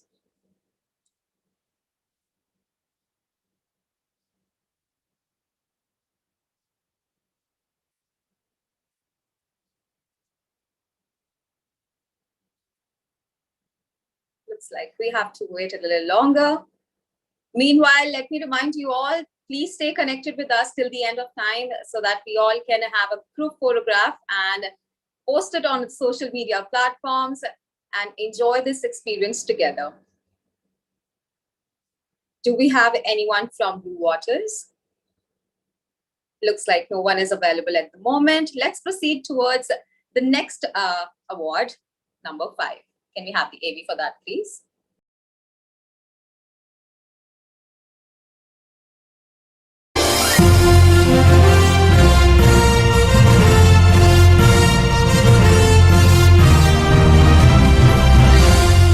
Always a popular category. Next, we have the Residential Project of the Year. And the award goes to Purvankara Limited for Purva Aspire. And for non-metro, the award goes to Supreme Universal Private Limited for Supreme Estate.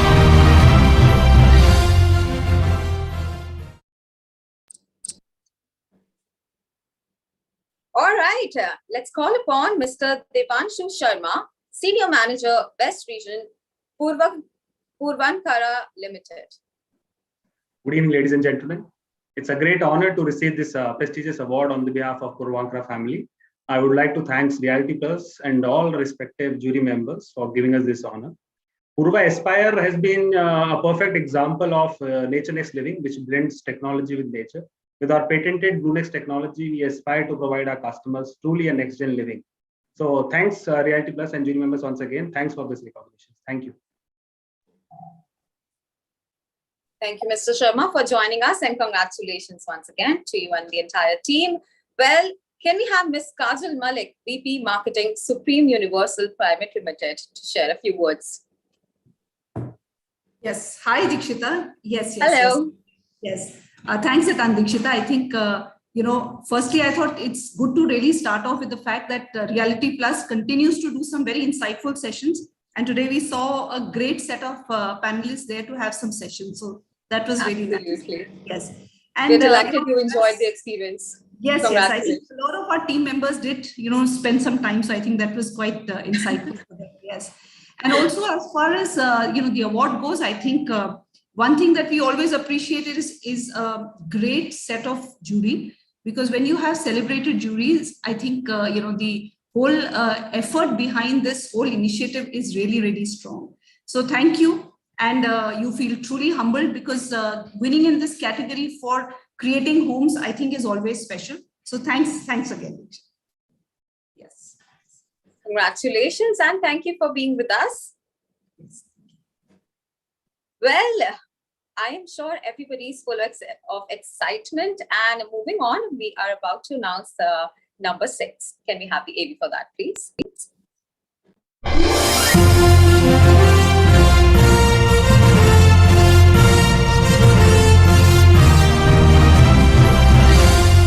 Keeping with the thriving trend of luxury housing, we have the award for Ultra Luxury Lifestyle Project of the Year. And the award goes to Ekta World for Ekta World.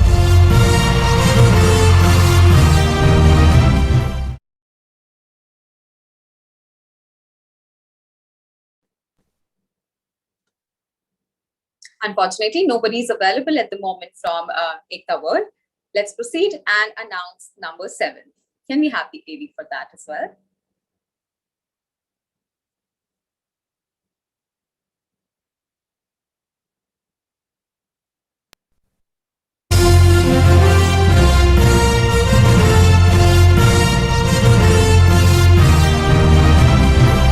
Design is the first thing that catches the customer eye.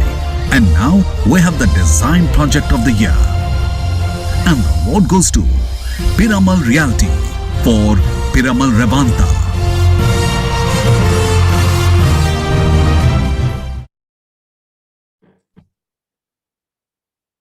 Well, to take the award, can we have Rushikesh Gid, Associate Vice President, Development, Piramal Realty, please?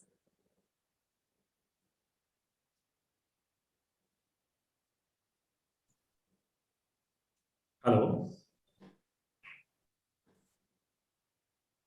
Hello. Can you turn on your video, please? Yeah. Hi. Thank you. Hi. Good evening. Thank you, Realty Plus, for selecting Revant as Best Design of the Year award. Highly appreciated from entire Piramal Realty family. Thanks a lot. Well, thank you so much for joining us and congratulations to you and the entire team. Proceeding towards number 8, can we have the AV, please?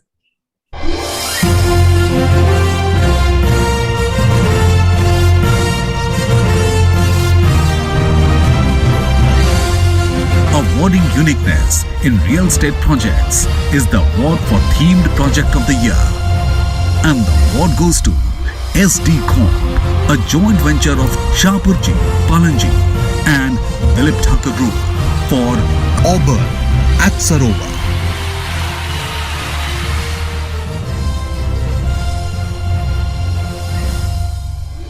And for non-metro, the award goes to Godrej Properties for Godrej Hill Retreat.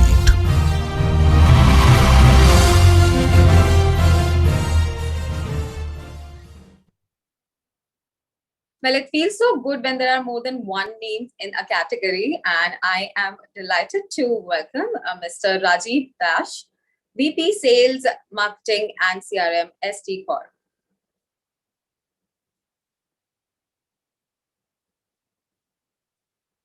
Do we have anyone from the... All right, looks like we have someone. Thank you, Realty Plus, for giving us this award. This really motivates the team. You can see the entire team is here for receiving the award. And thank you, Realty, for motivating the team and us. It makes a lot of difference when you think about a new design, take a new theme in the market, and it's been successful. And that gets recognized by somebody like Realty Plus. And on behalf of the team, I would like to thank the entire jury, Realty Plus, and all the sponsors for giving us this award. And now the team would like to make some noise.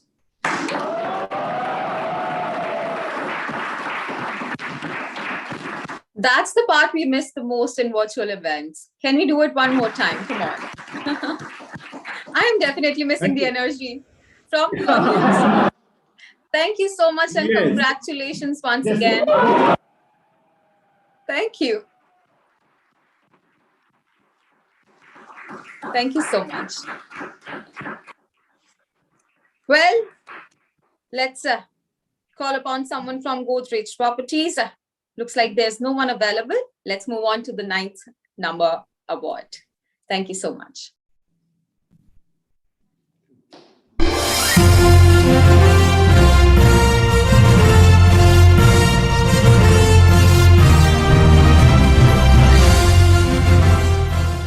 We have next the award for Villa Project of the Year. And the award goes to Bennett and Bernard Custom Homes Private Limited for Jardin des Amours.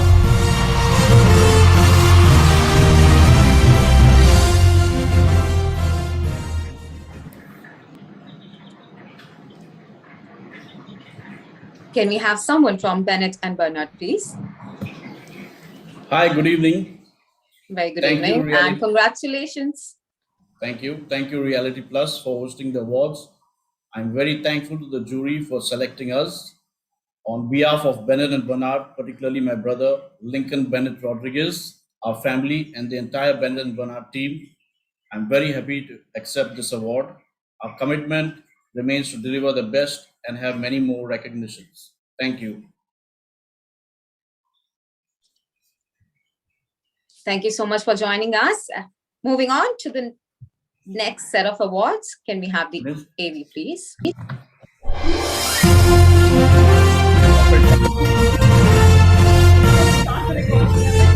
A lucrative segment in realty sector is luxury housing, and awarding the best in the segment is the Luxury Project of the Year. And the award goes to Purvankara Limited for Purva Claremont.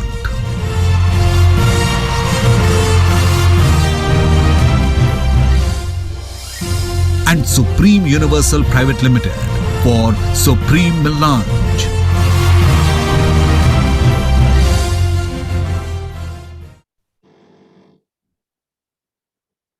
Isn't it exciting to receive multiple awards at one show. I am excited for them to speak about how they are feeling right now. And let me call upon Mr. Devanshu Sharma, Senior Manager, West Region, Purvakara Limited.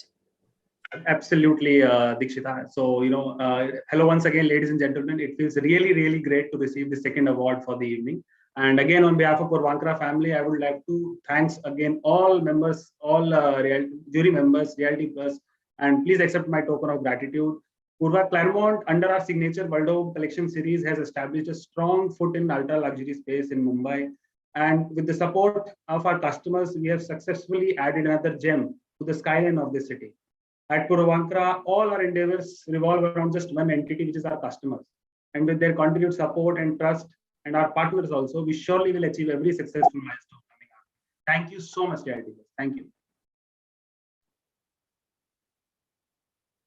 Thank you once again, Mr. Sharma, for joining us, and congratulations. Well, can we again have Ms. Kajal Malik, VP Marketing, Supreme Universal Private Limited?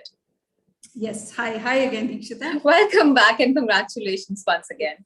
And like you rightly said, it's always great to come back for this one. So it's absolutely yes. And a special thanks to the jury again. I would always say that the jury makes us feel even more special about this award.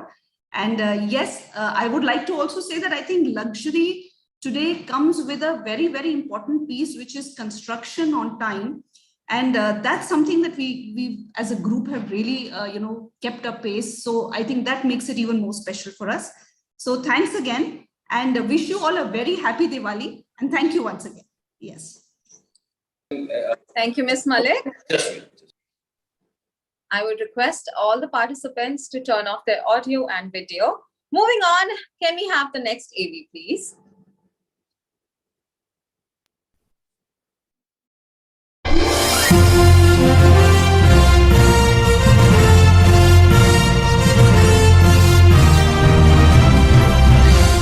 Honoring the project that is making all the heads turn is the award for Iconic Project of the Year. And the award goes to Kalpataru Limited for Kalpataru Elitas.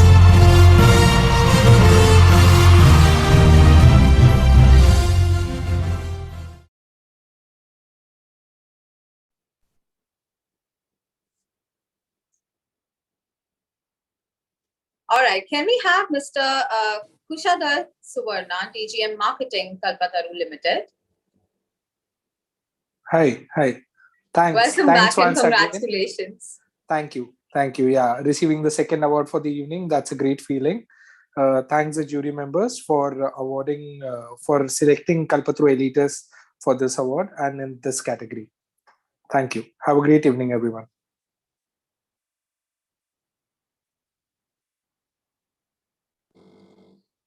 Thank you so much once again and congratulations. Well, moving on, we have a lot of awards to be given away. So let's get ready for number 12.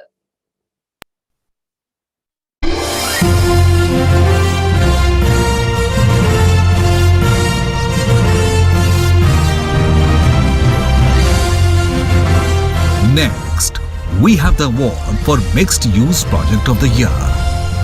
And the award goes to Suntech Realty for Suntech Forest World.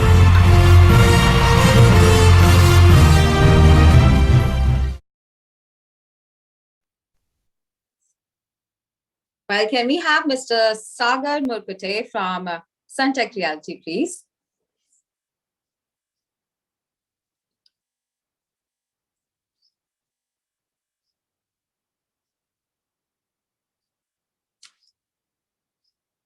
So by the time he joins us, let me remind you all that all our social media handles are at the rate RP Realty Plus on Facebook and Twitter, RP_Realty on Instagram, and we would be really excited to have you guys share your pictures and tag us in all of them so that we all can celebrate these moments together. Moving on, looks like he's not available. Let's call upon the next AV, please.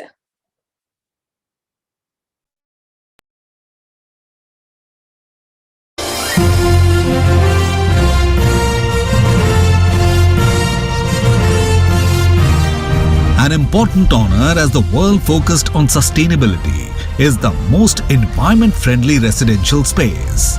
And the award goes to Godrej and Boyce Manufacturing Company Limited for Tower B4 Platinum Towers.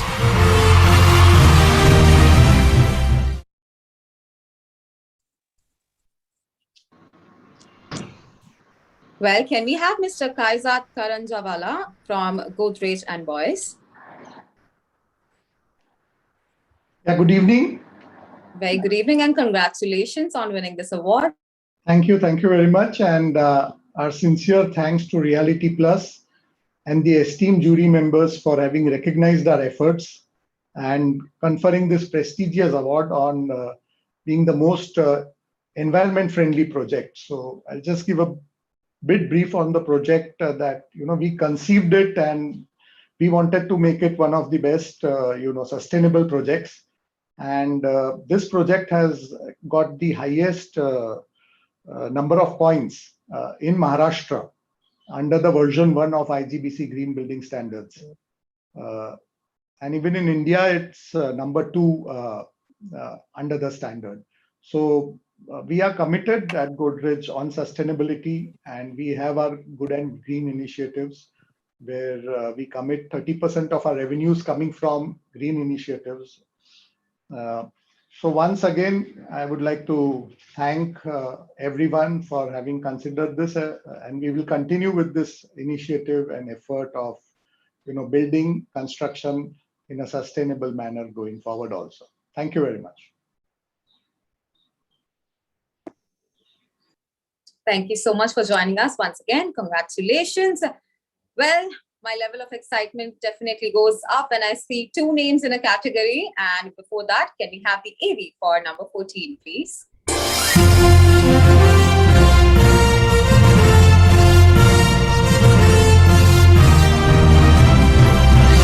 An award for the project that is setting trends in the market is the best-selling project of the year. And the award goes to Provident Housing Limited for Adora di Goa.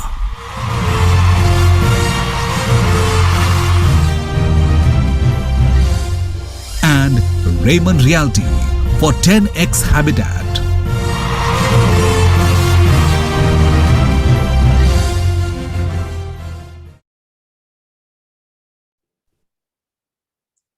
Well, I just received an update that both of them are not available with us right now. Let's move ahead and call for number 15th. Can we have the AV, please?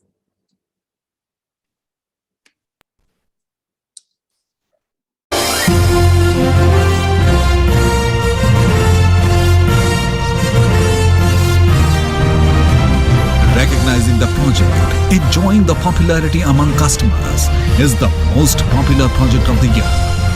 And the award goes to Kalpataru Limited for Kalpataru Paramount.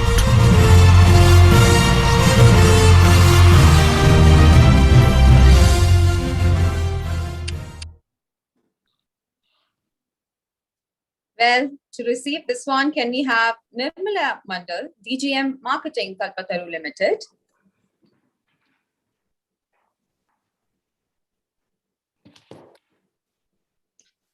Looks like we have a glitch. Let's call this person later and move on to number 16. Can we have the AV for that?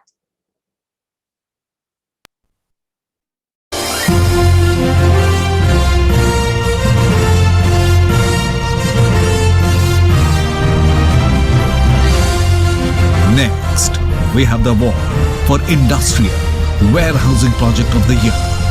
And the award goes to Ashvika Warehousing LLP for Platina Logistic Park.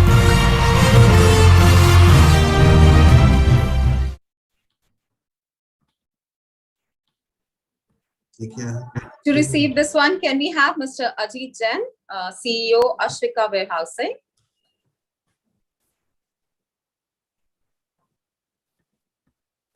I think the host, it says that the host has blocked the video.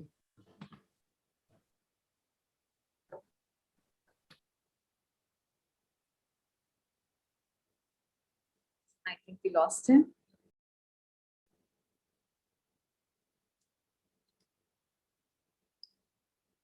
Well, let's wait a little while and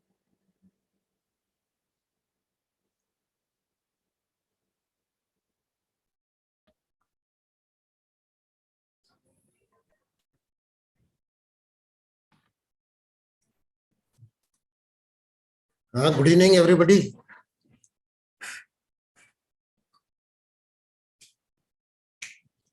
Hello. very good evening, sir. You're audible. Good evening, everybody. Congratulations on winning this award. And the organizers and the jury for giving us this award. Warehousing is no more just only a space for storage. It has become a multi-activity center with a lot of value-added services. And you have to have deliberations and discussions with your stakeholders to make a very productive product and warehouse. So we do that with our stakeholders to ensure that they get the maximum out of this, because today's environment is very, very competitive. Besides this, we also make our warehouses which are human safe, product safe, and environment safe. I think this award will motivate us further to raise the bar. It has raised our bar, and we will do much better and maybe create more infrastructures, award-winning infrastructures. Thank you again.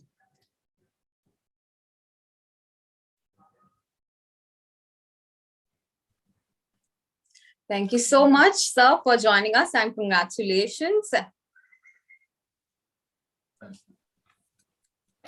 Moving on, can we have the AV for number 18, please?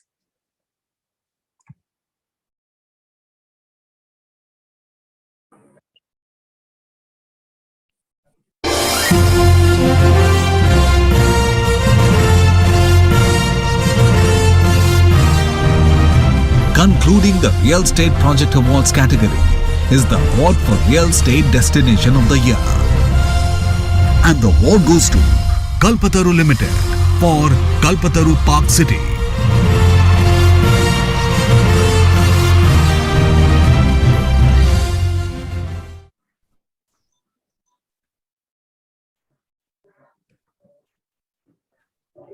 Well, looks like. Hello. All right. Yeah, I'm from Kalpataru. I'm Nirmalya. I guess I'm experiencing some glitch. Sorry about that. Well, welcome, sir, and congratulations on winning this prestigious award. We would love to hear from you. Thank you so much. Thank you so much. So yeah, I'm from Kalpataru, and on the behalf of Kalpataru and my project, thank you so much for the award. Yeah.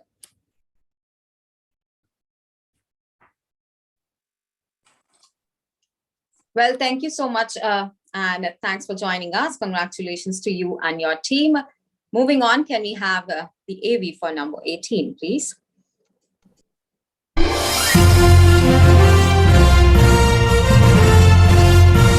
Now, ladies and gentlemen, we proceed to the Builders and Developers category.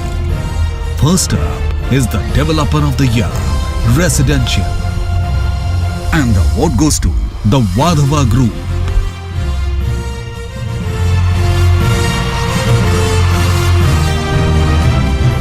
And for non-metro, the award goes to VTP Realty.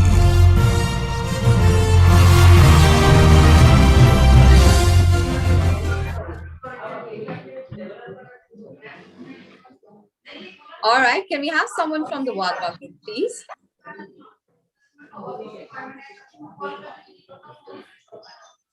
I would request all other participants to please mute their mics.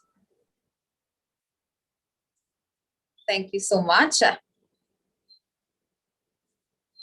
can we have someone from Vadhava Group, please? All right, Mr. Kunal is here.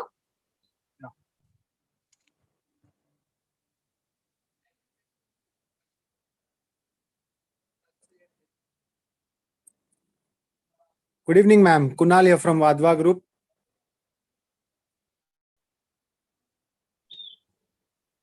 congratulations again, and we would love to hear from you. Thank you, Realty Plus, for awarding us the Best Developer of the Year Residential.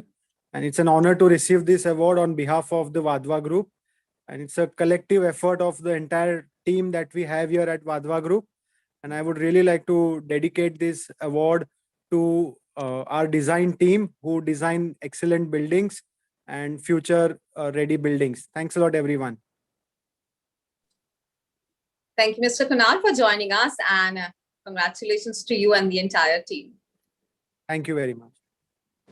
All right, I'm excited for this one. Can we have Ms. Kajal Shah, AVP Marketing, BTV Realty again, please?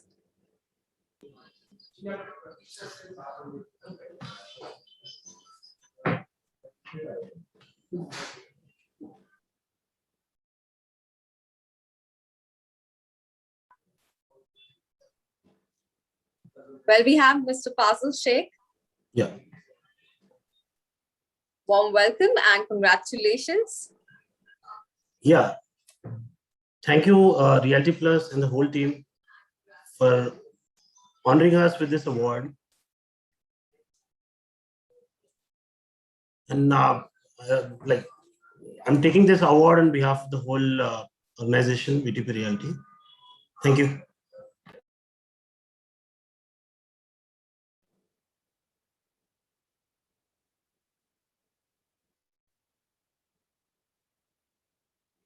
All right, I guess we lost him.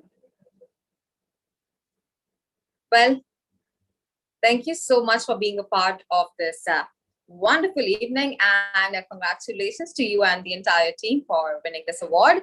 Moving on, can we have the AV for number 19, please?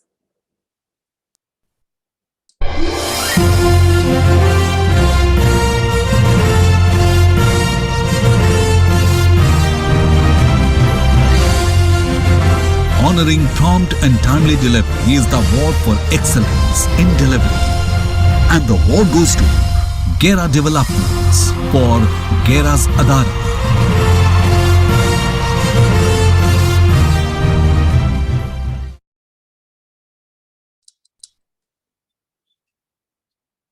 All right, can we have Mr. Akash Kapshikar, Manager, Brand and Corporate Communication, Gera Developments, please? Hi, and very warm welcome and congratulations to you and the entire team. Thanks, Dixika. And firstly, it's always a pleasure to win Realty Plus awards. And I would like to thank the construction team for such a great effort that they put in at Gera Zadara. We delivered this project amidst COVID lockdown, and our customers are also delighted that we delivered this project before the RERA deadline. So thanks a lot for recognizing the efforts of our construction team and also the entire team. Thanks a lot once again, everyone. Thank you. We are delighted to have you as a part of our family. And moving on, can we have the next one, please?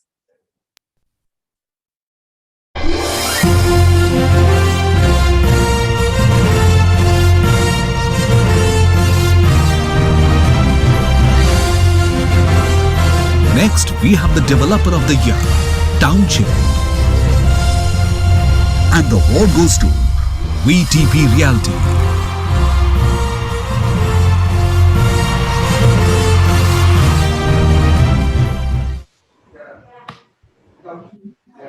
All right, can we once again have Mr. Fazil, please, from VTP Realty? Yeah, hi. Welcome back and congratulations again. Yeah. Thank you, Realty Plus, for honoring us with this award. Basically, we have two townships which are there in Pune, in East and West Pune, by the name of Blue Waters and Pegasus. And these are the fastest selling townships in Pune right now. Thank you. Thank you once again. Well, can we have number 21, AV, please?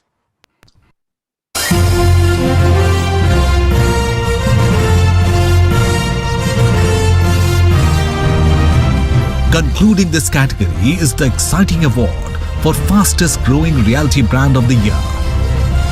And the award goes to Raymond Realty.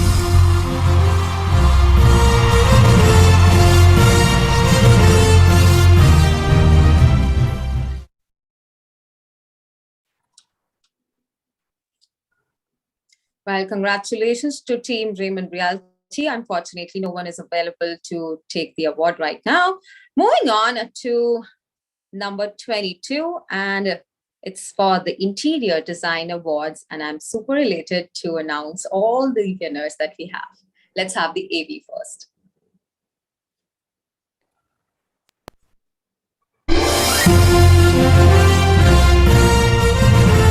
Ladies and gentlemen, we move on to the Interior Design Awards.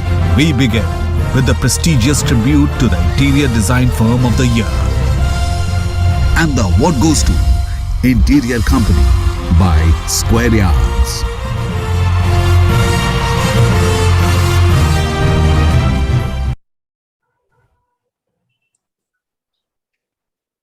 Congratulations. We have Chahat Puri, Business Head, South Zone Interior Company, Square Yards. Congratulations to you and the entire team. Thank you for this award. And this award is very, very special, especially because we're just 6 months old in the system, and receiving this award, we're just, in 6 months of inception means a lot to us and the entire team here at Square Yards. The target is to become the market leader by next year, and with the right fundamentals that we have here and the focus on customer satisfaction, I think it will be easily achievable for us. Thanks a lot for this award.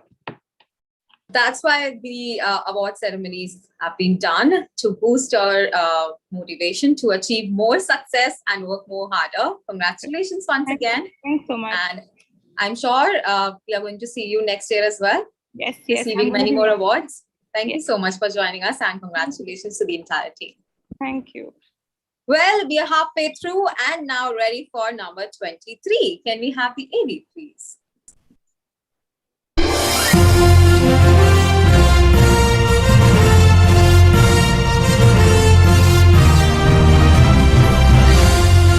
Next up is the Best Interior Design, Institutional.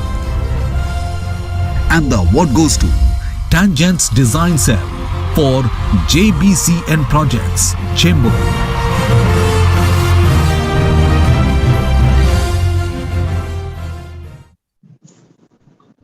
Well, to receive this one, can we have Mr. Rohit Bhatkar, Partner, Tangents Design Cell?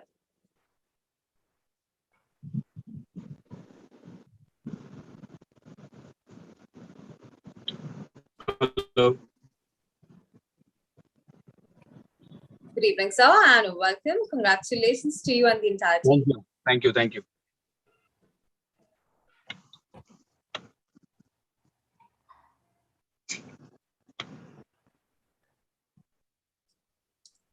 Would you like to share a few words, or you want to talk about your journey or something like that?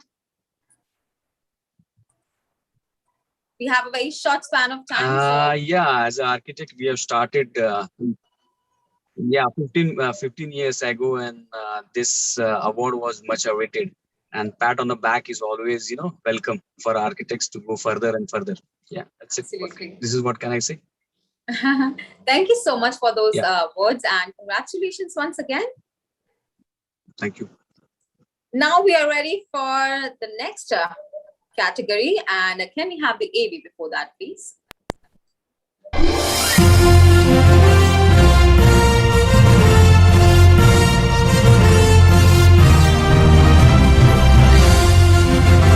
Now we have the award for Best Interior Design, Residential. And the award goes to Godrej Properties for Godrej Green Core.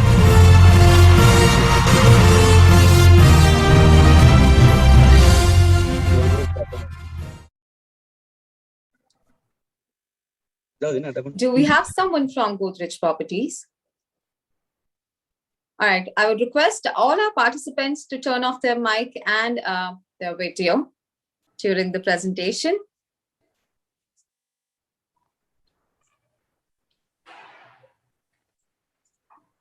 Congratulations to all the team members of Godrej Properties on winning this award.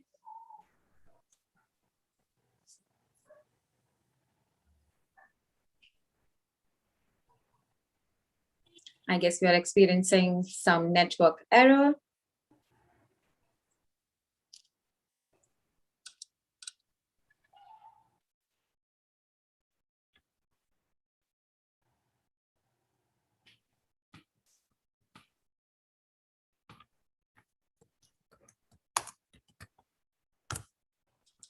Can you unmute your mic, please?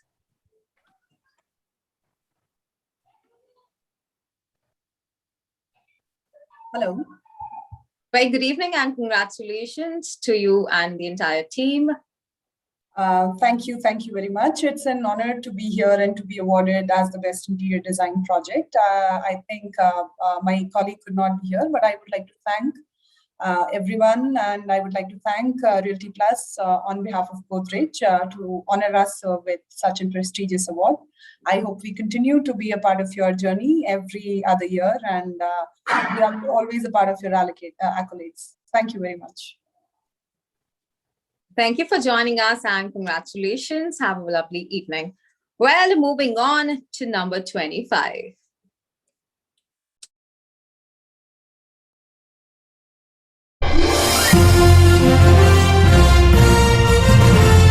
Our next category, ladies and gentlemen, is the Architect Awards.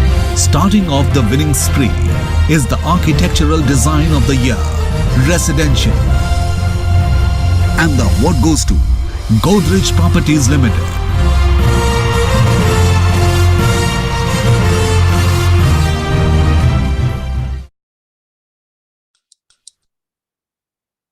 Two back-to-back awards. Isn't that incredible? I would have asked her to stay back. Welcome back.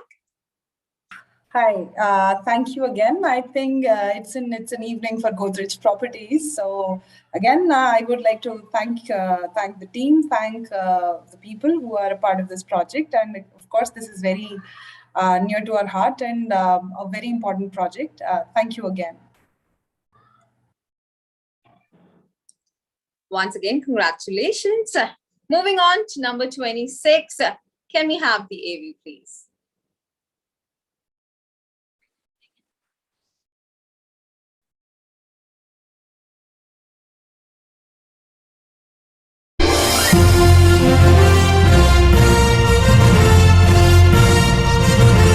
Great architecture is forward thinking as well as timeless. Next up is the award for Emerging Architectural Firm of the Year. And the award goes to D&D Architects.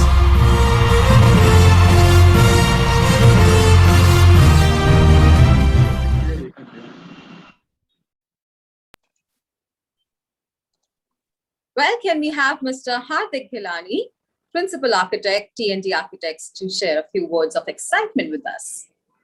Hi, good evening. I'm very thankful to all our clients who trust us and give us an opportunity to work on their prestigious projects.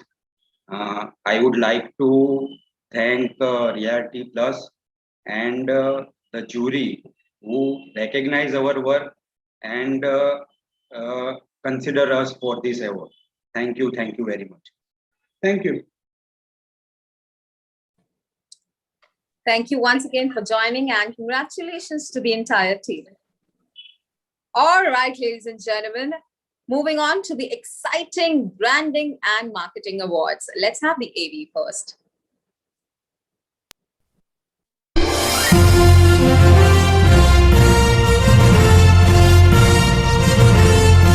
Moving on to the exciting branding and marketing awards. We begin with an important tribute of Marketer of the Year.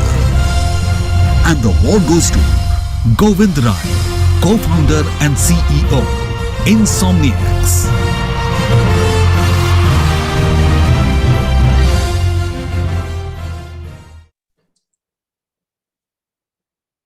Can we have Mr. Govind Rai on screen, please? Hey guys, I'm really sorry, I'm logging in from my team's laptop.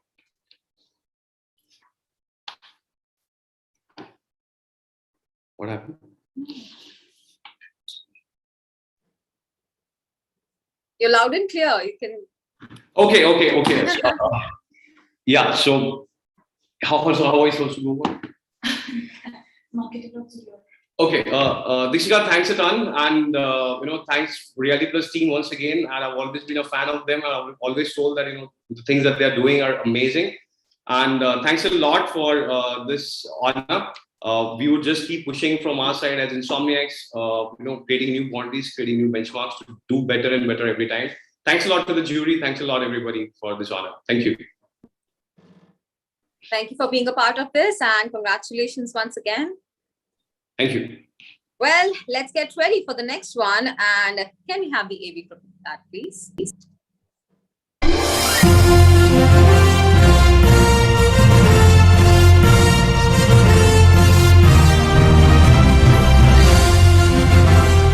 A coveted honor for the Advertising Agency of the Year. And the award goes to Alchemist Marketing Solutions.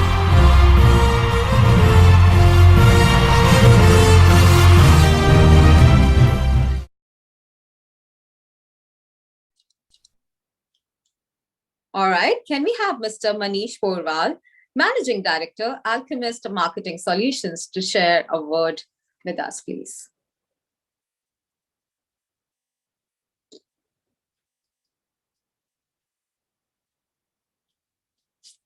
I request you to please turn on your video and audio.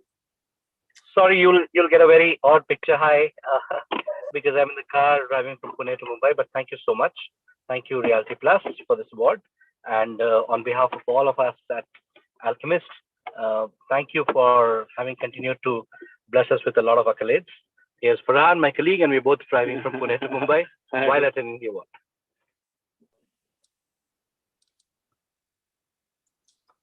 Congratulations, and thank you for joining us. Wishing you a happy journey. And let's move on to the next one. Please turn off your video and audio. It's a humble request to all the participants. Let's have the AV now.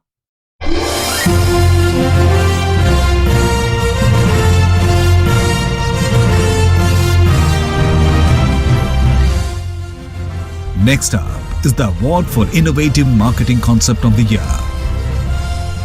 And the award goes to Shapurji Palanji for BKC 28.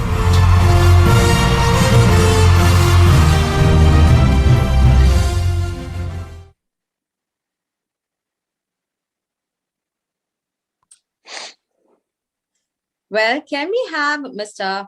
Arpit Singhal, Manager Marketing, Shapurji Palunji, please? Hi, good Very evening. good evening and congratulations. Thank you so much. Thank you, Team Reality Plus, for recognizing this. At Shapurji Palanji, one of our motto is to be constantly committed to innovation, and getting an award in this category truly makes us feel elated. Thank you so much once again. Congratulations once again. Well, before we move on to next set of awards, can I request you all to turn off your mic and video so that we all can enjoy this experience together. And do not forget to tag us on all the social media platforms whenever you upload all the screenshots and pictures of this wonderful evening. Thank you. Let's call for the next AV.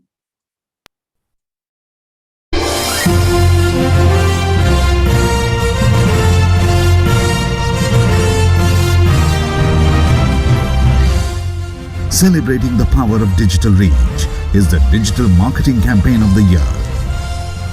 And the award goes to Insomniacs for TPL campaign, I Am BuildCon.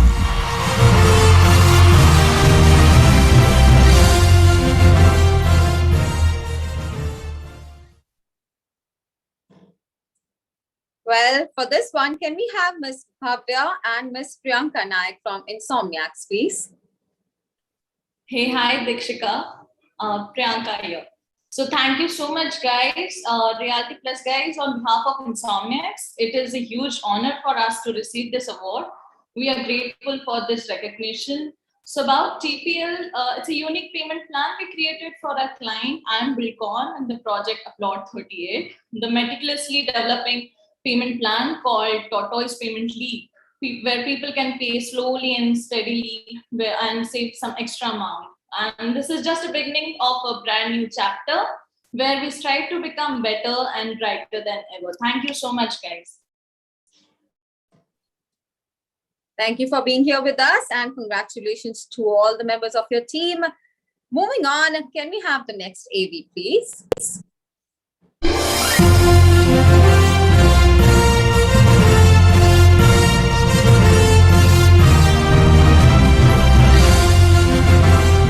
now an exciting tribute, which is for Project Launch of the Year.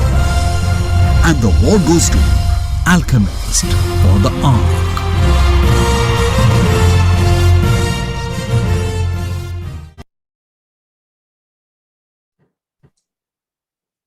Can I request Shakun Singh, Managing Partner and Business Head, Mumbai, Alchemist Marketing Solutions, to please join us on screen.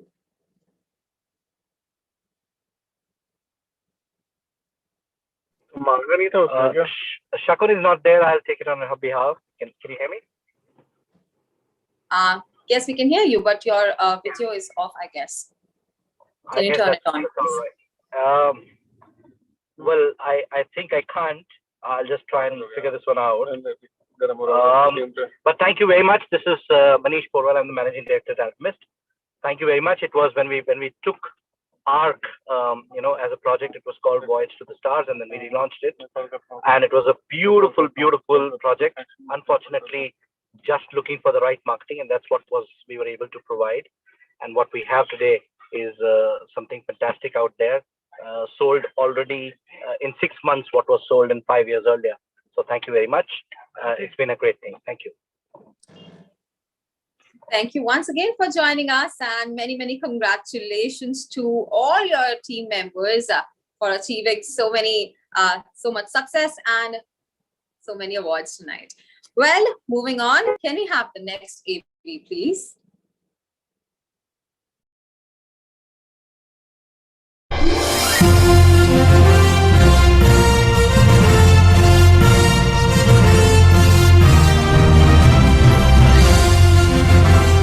Next, we have the Integrated Brand Campaign of the Year.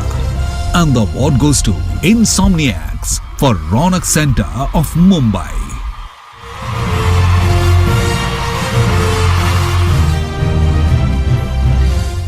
And Piramal Realty for #AtHomeWithDravid campaign.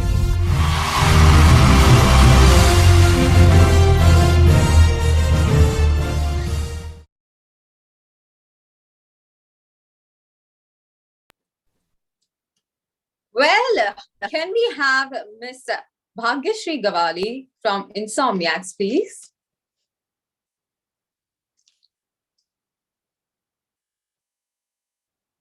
Please unmute your mic. Thank you. Hi.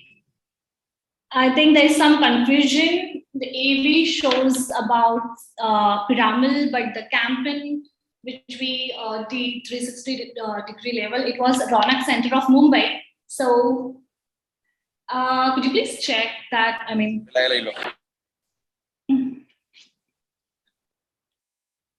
there are 2 winners actually. Yeah, so I'm from Insomniacs, and yes, the campaign which we did for Ronak Group, that is Ronak Center of Mumbai. All right, there might be some technical glitch. We apologize for that. But any which ways, congratulations. You're definitely on the list. And I'm sure the entire team is elated right now and in the mood to celebrate. Yeah, so thank you so much, everyone. Thank you so much, Reality Plus. And on behalf of Insomniacs, I would like to thank all the jury for choosing Insomniacs for this amazing award. And for this prestigious award, I would say, and this is really a proud moment for Insomniacs team. Thank you so much. Have a great evening. I'm sure about that. Thank you so much for joining us, and go ahead, celebrate with your team. Well, can we have Mr. Rishi Jain, AGM Marketing, Piramal Realty, to take away the next one and talk about the experience and the feelings right now. Hi, Dikshika. Well,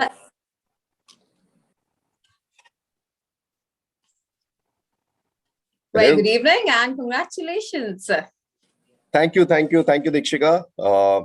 I'm very glad to be a part of this virtual series, and gladder to have been winning this award on behalf of Piramal Mahalakshmi and Piramal Realty. I would like to thank Realty Plus and all the jury. This is quite exciting and encouraging. So thank you. I humbly accept this award. Thank you. Thank you for being a part of it, and congratulations once again. Moving on, I think we are all ready for the next one. So let's have the AV.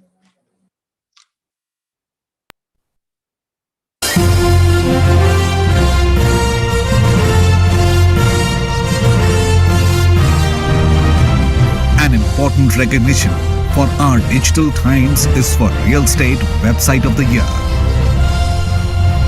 And the award goes to Dotwise, Alchemist.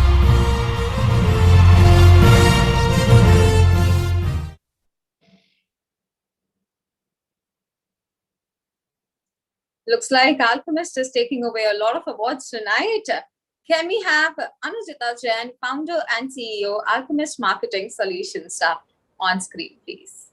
Hi, thank you so much for the award. We're really proud of this one. I am the CEO of Dotwise, and that's how I'm here. Dotwise is a digital venture of Alchemist, and we've pretty much committed ourselves to real estate over the years. We specialize in doing holistic campaigns for real estate, and this one was a labor of love. So thank you so much. Congratulations and celebrate hard. Thank you. Thank you for joining us. Well, looks like another one is on the list and we are ready for that. So let's have the AV.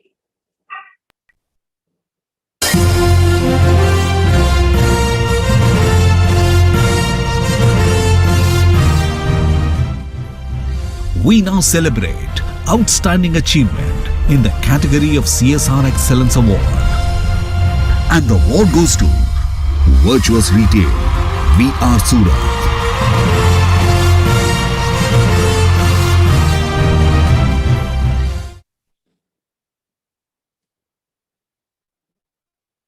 Well, can we have Mr. Vikrant Bhosle, Central Head, Virtuous Retail, on screen, please? Hi, Dikshika. I also have our Group Director, Tariq Chinoy, on board. Congratulations. Can we have both of you? Tariq, hi, can I request you to... Hi. The more the merrier. Hi. Yeah. Hello. Hi. Good evening, everyone. Thank you, Dikshika. Thank you, Reality Plus. It's been an honor receiving this award, members of the jury, and would like to congratulate all the fellow members here who won the award tonight.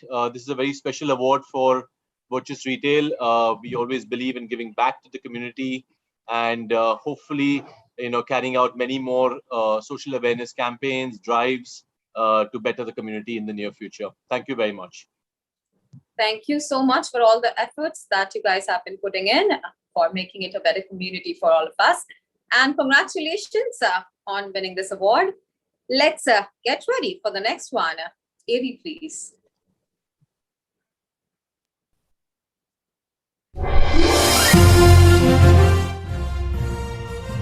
Real estate and technology must become partners for robust growth.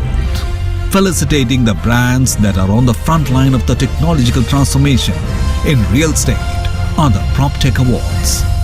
And the PropTech Real Estate App of the Year goes to Gera Developments for Gera World App.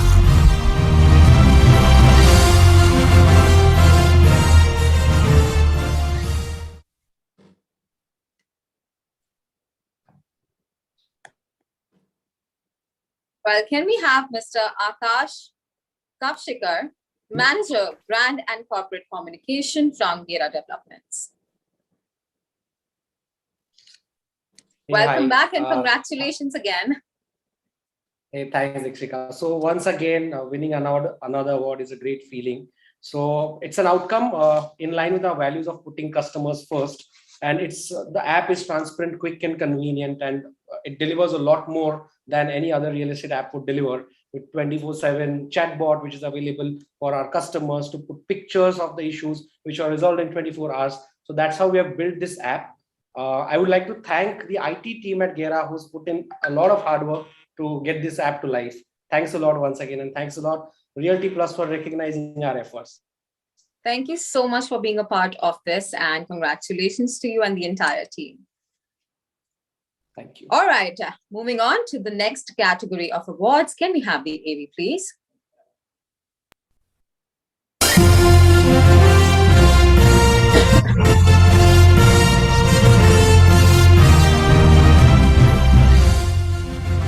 Next up, we have the PropTech Property Consulting Technology of the Year. And the award goes to KPMG in India.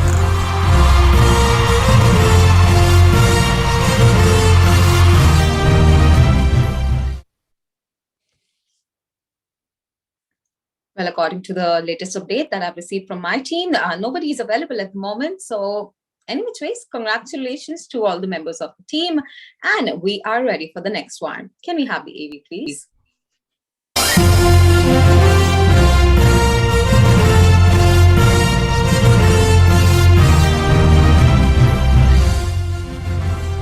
Next up, we have the PropTech CRM Solution of the Year. And the award goes to Sell.do.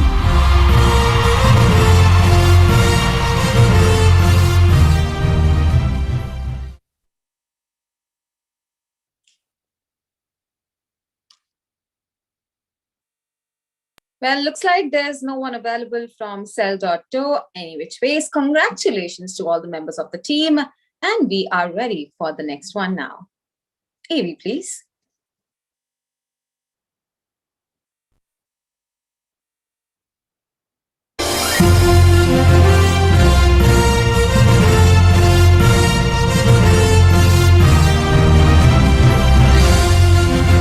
Celebrating Innovation is the award for PropTech Innovative Solution of the Year. And the award goes to Totality for Marketing Signal.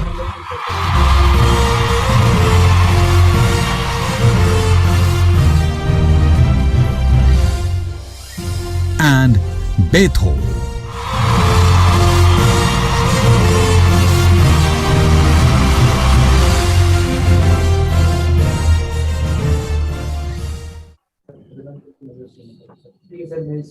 Well, can we have Mr. Digvijay Chauhan from Totality first? Congratulations. Hi, Dikshika. Okay. Now, okay. Thank you so much. Thank you, Realty Plus, and thank you, esteemed jury, for bestowing this award on us. It's a great honor to accept this award on the behalf of my entire team. Marketing Signal is the latest innovation that we have brought to our business optimization suite, Totality. And we're more than ever committed to our vision of helping realtors reduce their customer acquisition costs by more than 66%. So thanks again to the esteemed jury. Thanks to Tripti and Sapna for organizing the event. And thanks to Realty Plus again for the amazing award. Thank you so much. Thank you so much and congratulations. I'm sure you're going to have a lot of celebrations coming up with your team. Thank you for joining us again. Let's move on and invite Mr. Gautam Prakash, Chief Technology Officer from Betho. Hi, Dikshika. Hello, everyone. Good evening. Can you all hear me? Yes, loud and clear. Okay. My sincere thanks to the jury members and Realty Plus for giving us this prestigious award, PropTech Innovative Solution of the Year. In the last couple of years, we have been using technology to help real estate companies tell their story to their customers. It's great to be recognized for this, and it stands as a testament to our team's hard work and success so far. At the same time, it's a significant milestone in our journey to digitally transform the real estate industry. So from everyone at Team Betho, I'd like to accept this and thank you all. Thank you so much for joining us and congratulations once again. And now we are ready for the next one. Let's have the AV.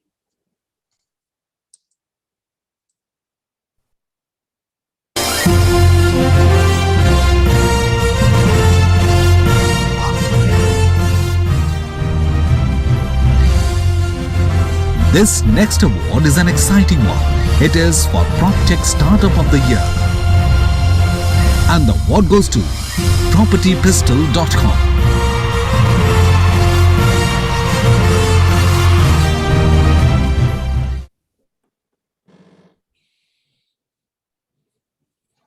All right, can we have Mr. Ashish Narayan, founder and CEO, PropertyPistol.com, to share his experience and his excitement on stage, please? Thanks a lot, Deepshika, and thank you, Reality Plus and the entire jury for choosing us.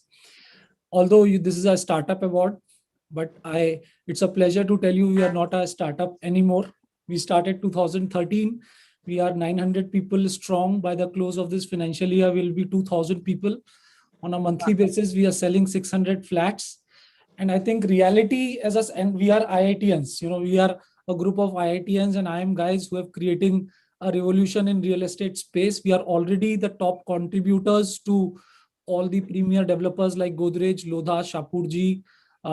We are their top sellers across India, 30 plus offices, international presence. So we have done a huge job in real estate space, although we have lagged in PR in the past. So you might not have heard about us, but sooner, it's better late than never. So it's a real privilege to be awarded, by Reality Plus. I really appreciate all the honor. Thanks a lot. Thank you very much for joining us on this platform, and congratulations. This is just the beginning for you, I'm sure. And we look forward to have you again in the next year award. Thank you. Well, moving on, we are now ready for number 40. AV, please.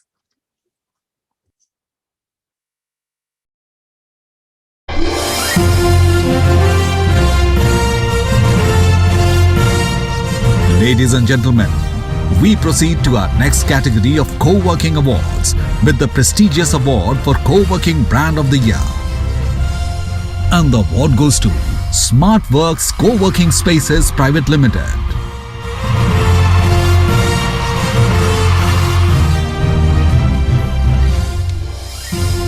And Office Space Solutions.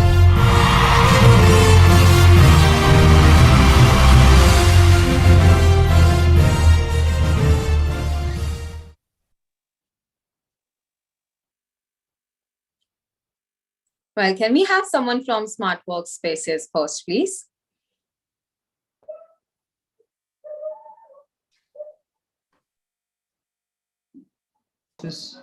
Yeah. Hi, good evening all. I think there might have been a mistake in terms of the logo which you guys just showed, but thanks, Ikshika. Thank you, Realty Plus and the esteemed jury members for bestowing us with this prestigious recognition and recognizing our industry-leading efforts. West has been a very important market for SmartWorks right since its inception, and particularly the cities of Pune and Bangalore, Pune and Bombay are where we've scaled up very rapidly, and particularly Pune is continuing to see a lot of expansion from us. And we'll continue our efforts in creating workspaces that offer maximum ease and unparalleled office experience. And particularly post-COVID, we've seen a real acceleration in adoption of flex space, and we look forward to continuing to scale up in West Market. So thank you again, Realty Plus, for bestowing this award on us. Thank you so much. Congratulations, and we wish you all the best for all the future endeavors. Great. Can we have someone from Office Space Solutions now, please? Hi, Dixika. I think I'm not able to switch on the video. Can you? Perfect. Yeah. Very warm welcome and congratulations. Thank you, Reality Plus. It's an honor to receive this prestigious award on behalf of the entire team at Office. A brand is a collective impact created by every single team member, and our team's obsession on providing impeccable customer experience and service excellence is what has made us the co-working brand of the year today. This recognition is for you, Team Office. Thank you again. Congratulations one more time, and thank you for being a part of this beautiful evening. Well, ladies and gentlemen, we are almost at the end of this glorious evening that we all have been celebrating together. And for that, let's have another AV and look what we have in store for all of you.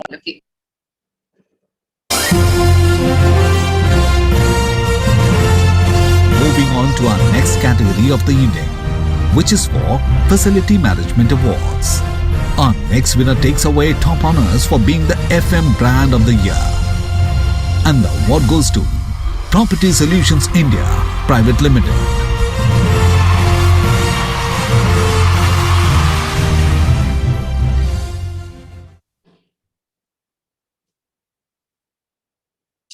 Well, can we have Mr. Vishal Sharma, National Head, Sales and Marketing, Property Solutions India Private Limited, to share the screen with us and share his words. Thank you so much. Thank you very much. Thank you, Reality Plus. And I also congratulate all the winners today evening for the stupendous work they have done and the recognition in this award. So thank you again, the jury. Thank you very much. And while I see not many projects getting announced, you also need a credible partner to maintain them. So facility management is an incredible part. And I think PSIPL is at the forefront of, harmonizing technology with manpower element. I am so glad and honored to receive this award on behalf of 12,000 plus manpower, which is deployed across the sites across India.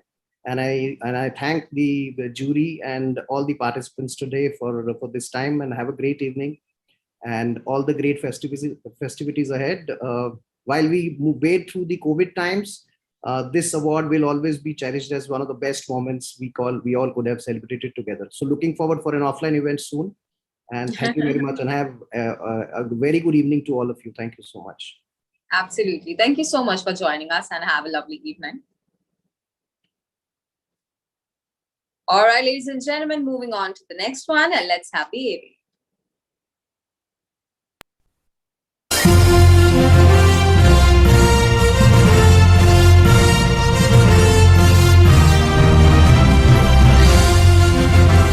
Next, we have the FM Professional of the Year individual. And the award goes to S.S. Joseph Subbu Reddy, Director, Operations, Mumbai, Ahmedabad and East, Facility and Asset Management Services, Knight Frank India Private Limited.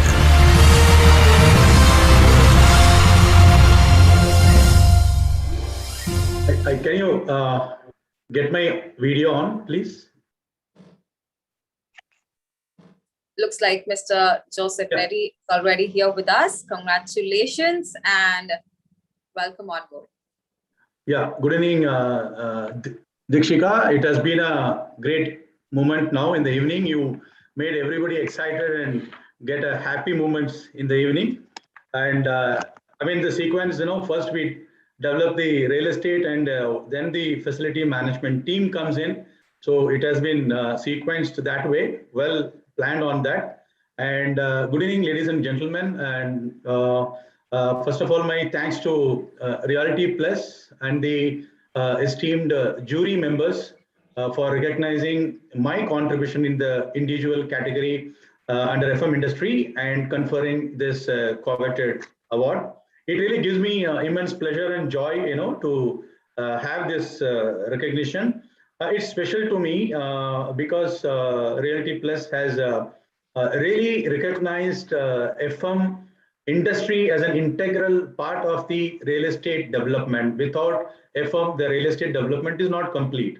In fact, we are the custodians of the customer experience, and we play a critical role in the asset development when it comes to the residential and also in the commercial front. And we contribute to getting the customer delight, and also in some of the cases, even to the extent of enhancing the net promoter score to the companies.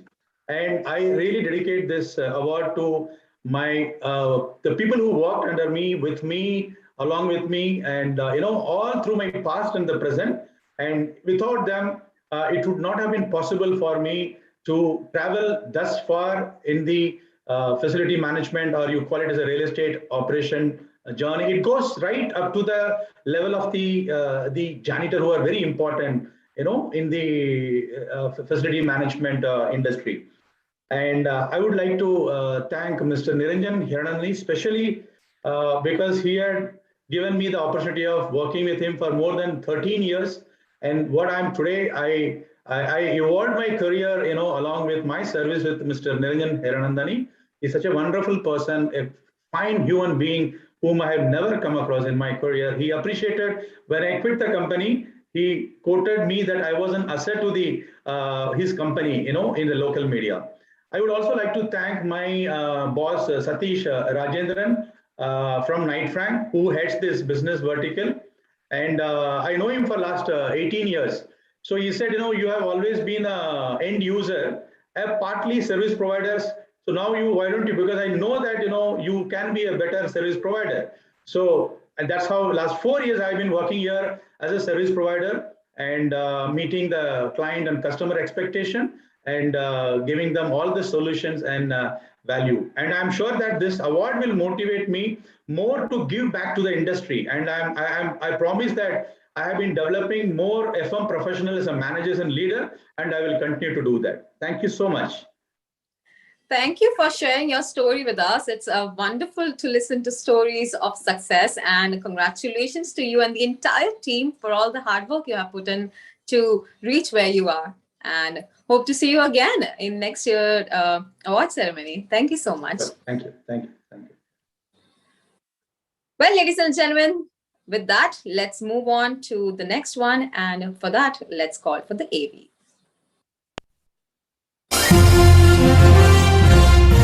Ladies and gentlemen, we now have the very exciting and final category of Individual Achievement Awards, which honors outstanding performance by realty professionals. The first prestigious honor is for CXO of the Year. And the award goes to Sumit Lakhani, Chief Sales and Marketing Officer, Office Space Solutions.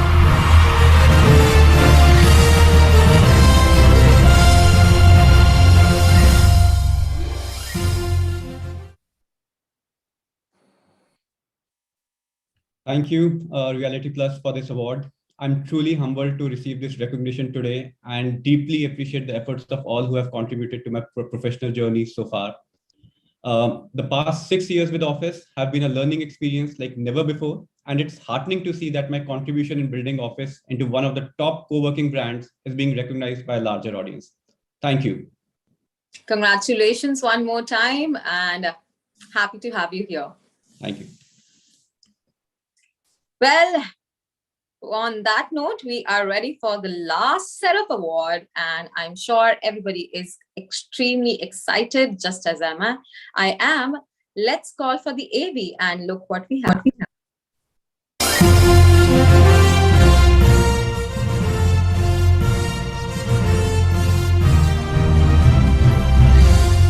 Celebrating the dynamism of Realty's young leaders is the award for Young Achiever of the Year. And the award goes to Dr. Advocate Harshul Sabla, Managing Partner, Suvidha Life Spaces, M Realty.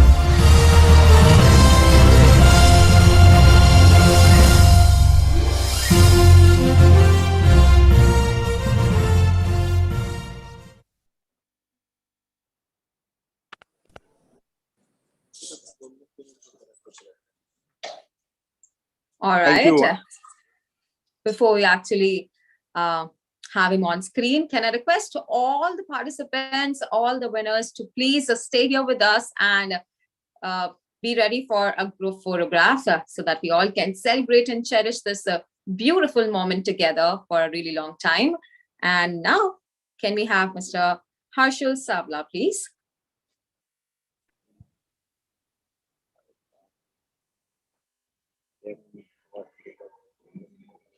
Thank you for this honor. It really means a lot. Real estate's gone through a complete cycle. Last 6-9 months have been extremely exciting for all the stakeholders. And I really hope the momentum continues. It's very refreshing to be at Realty Plus and Business World, especially since almost all stakeholders associated with the sector are recognized and awarded. Really look forward to future events of Realty Plus as well. Thank you. Thank you for being a part of this, and have a lovely evening. Please stay here with us for a group photograph on the live screen. Thank you.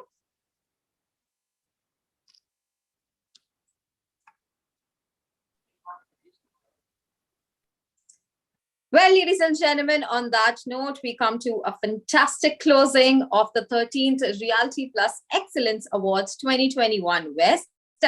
Now, I would request all the winners once again to please come up live on screen with us for a group photograph.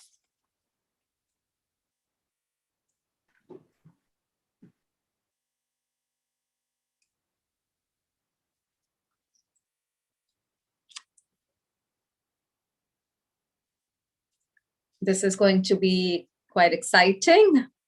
All the winners on one screen. Let's wait for a little while and then we can proceed ahead by capturing this beautiful moment. Ladies and gentlemen, do remember to tag us in all your lovely winning shots. I'm sure you are eagerly waiting for uploading the pictures on social media platforms. Do remember our social media handles. On Facebook, it's @RP Realty Plus, and on Twitter, it's the same. On Instagram, you can find us at RP_reality. And let's have a look at the winner slide.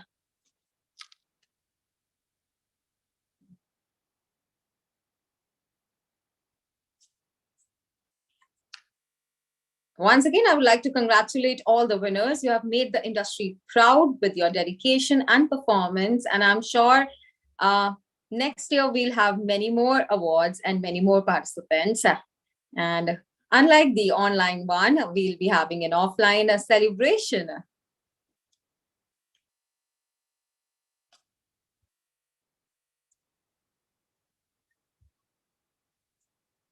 Well, we are ready to capture the screen. Can you all stay straight and pose for the picture?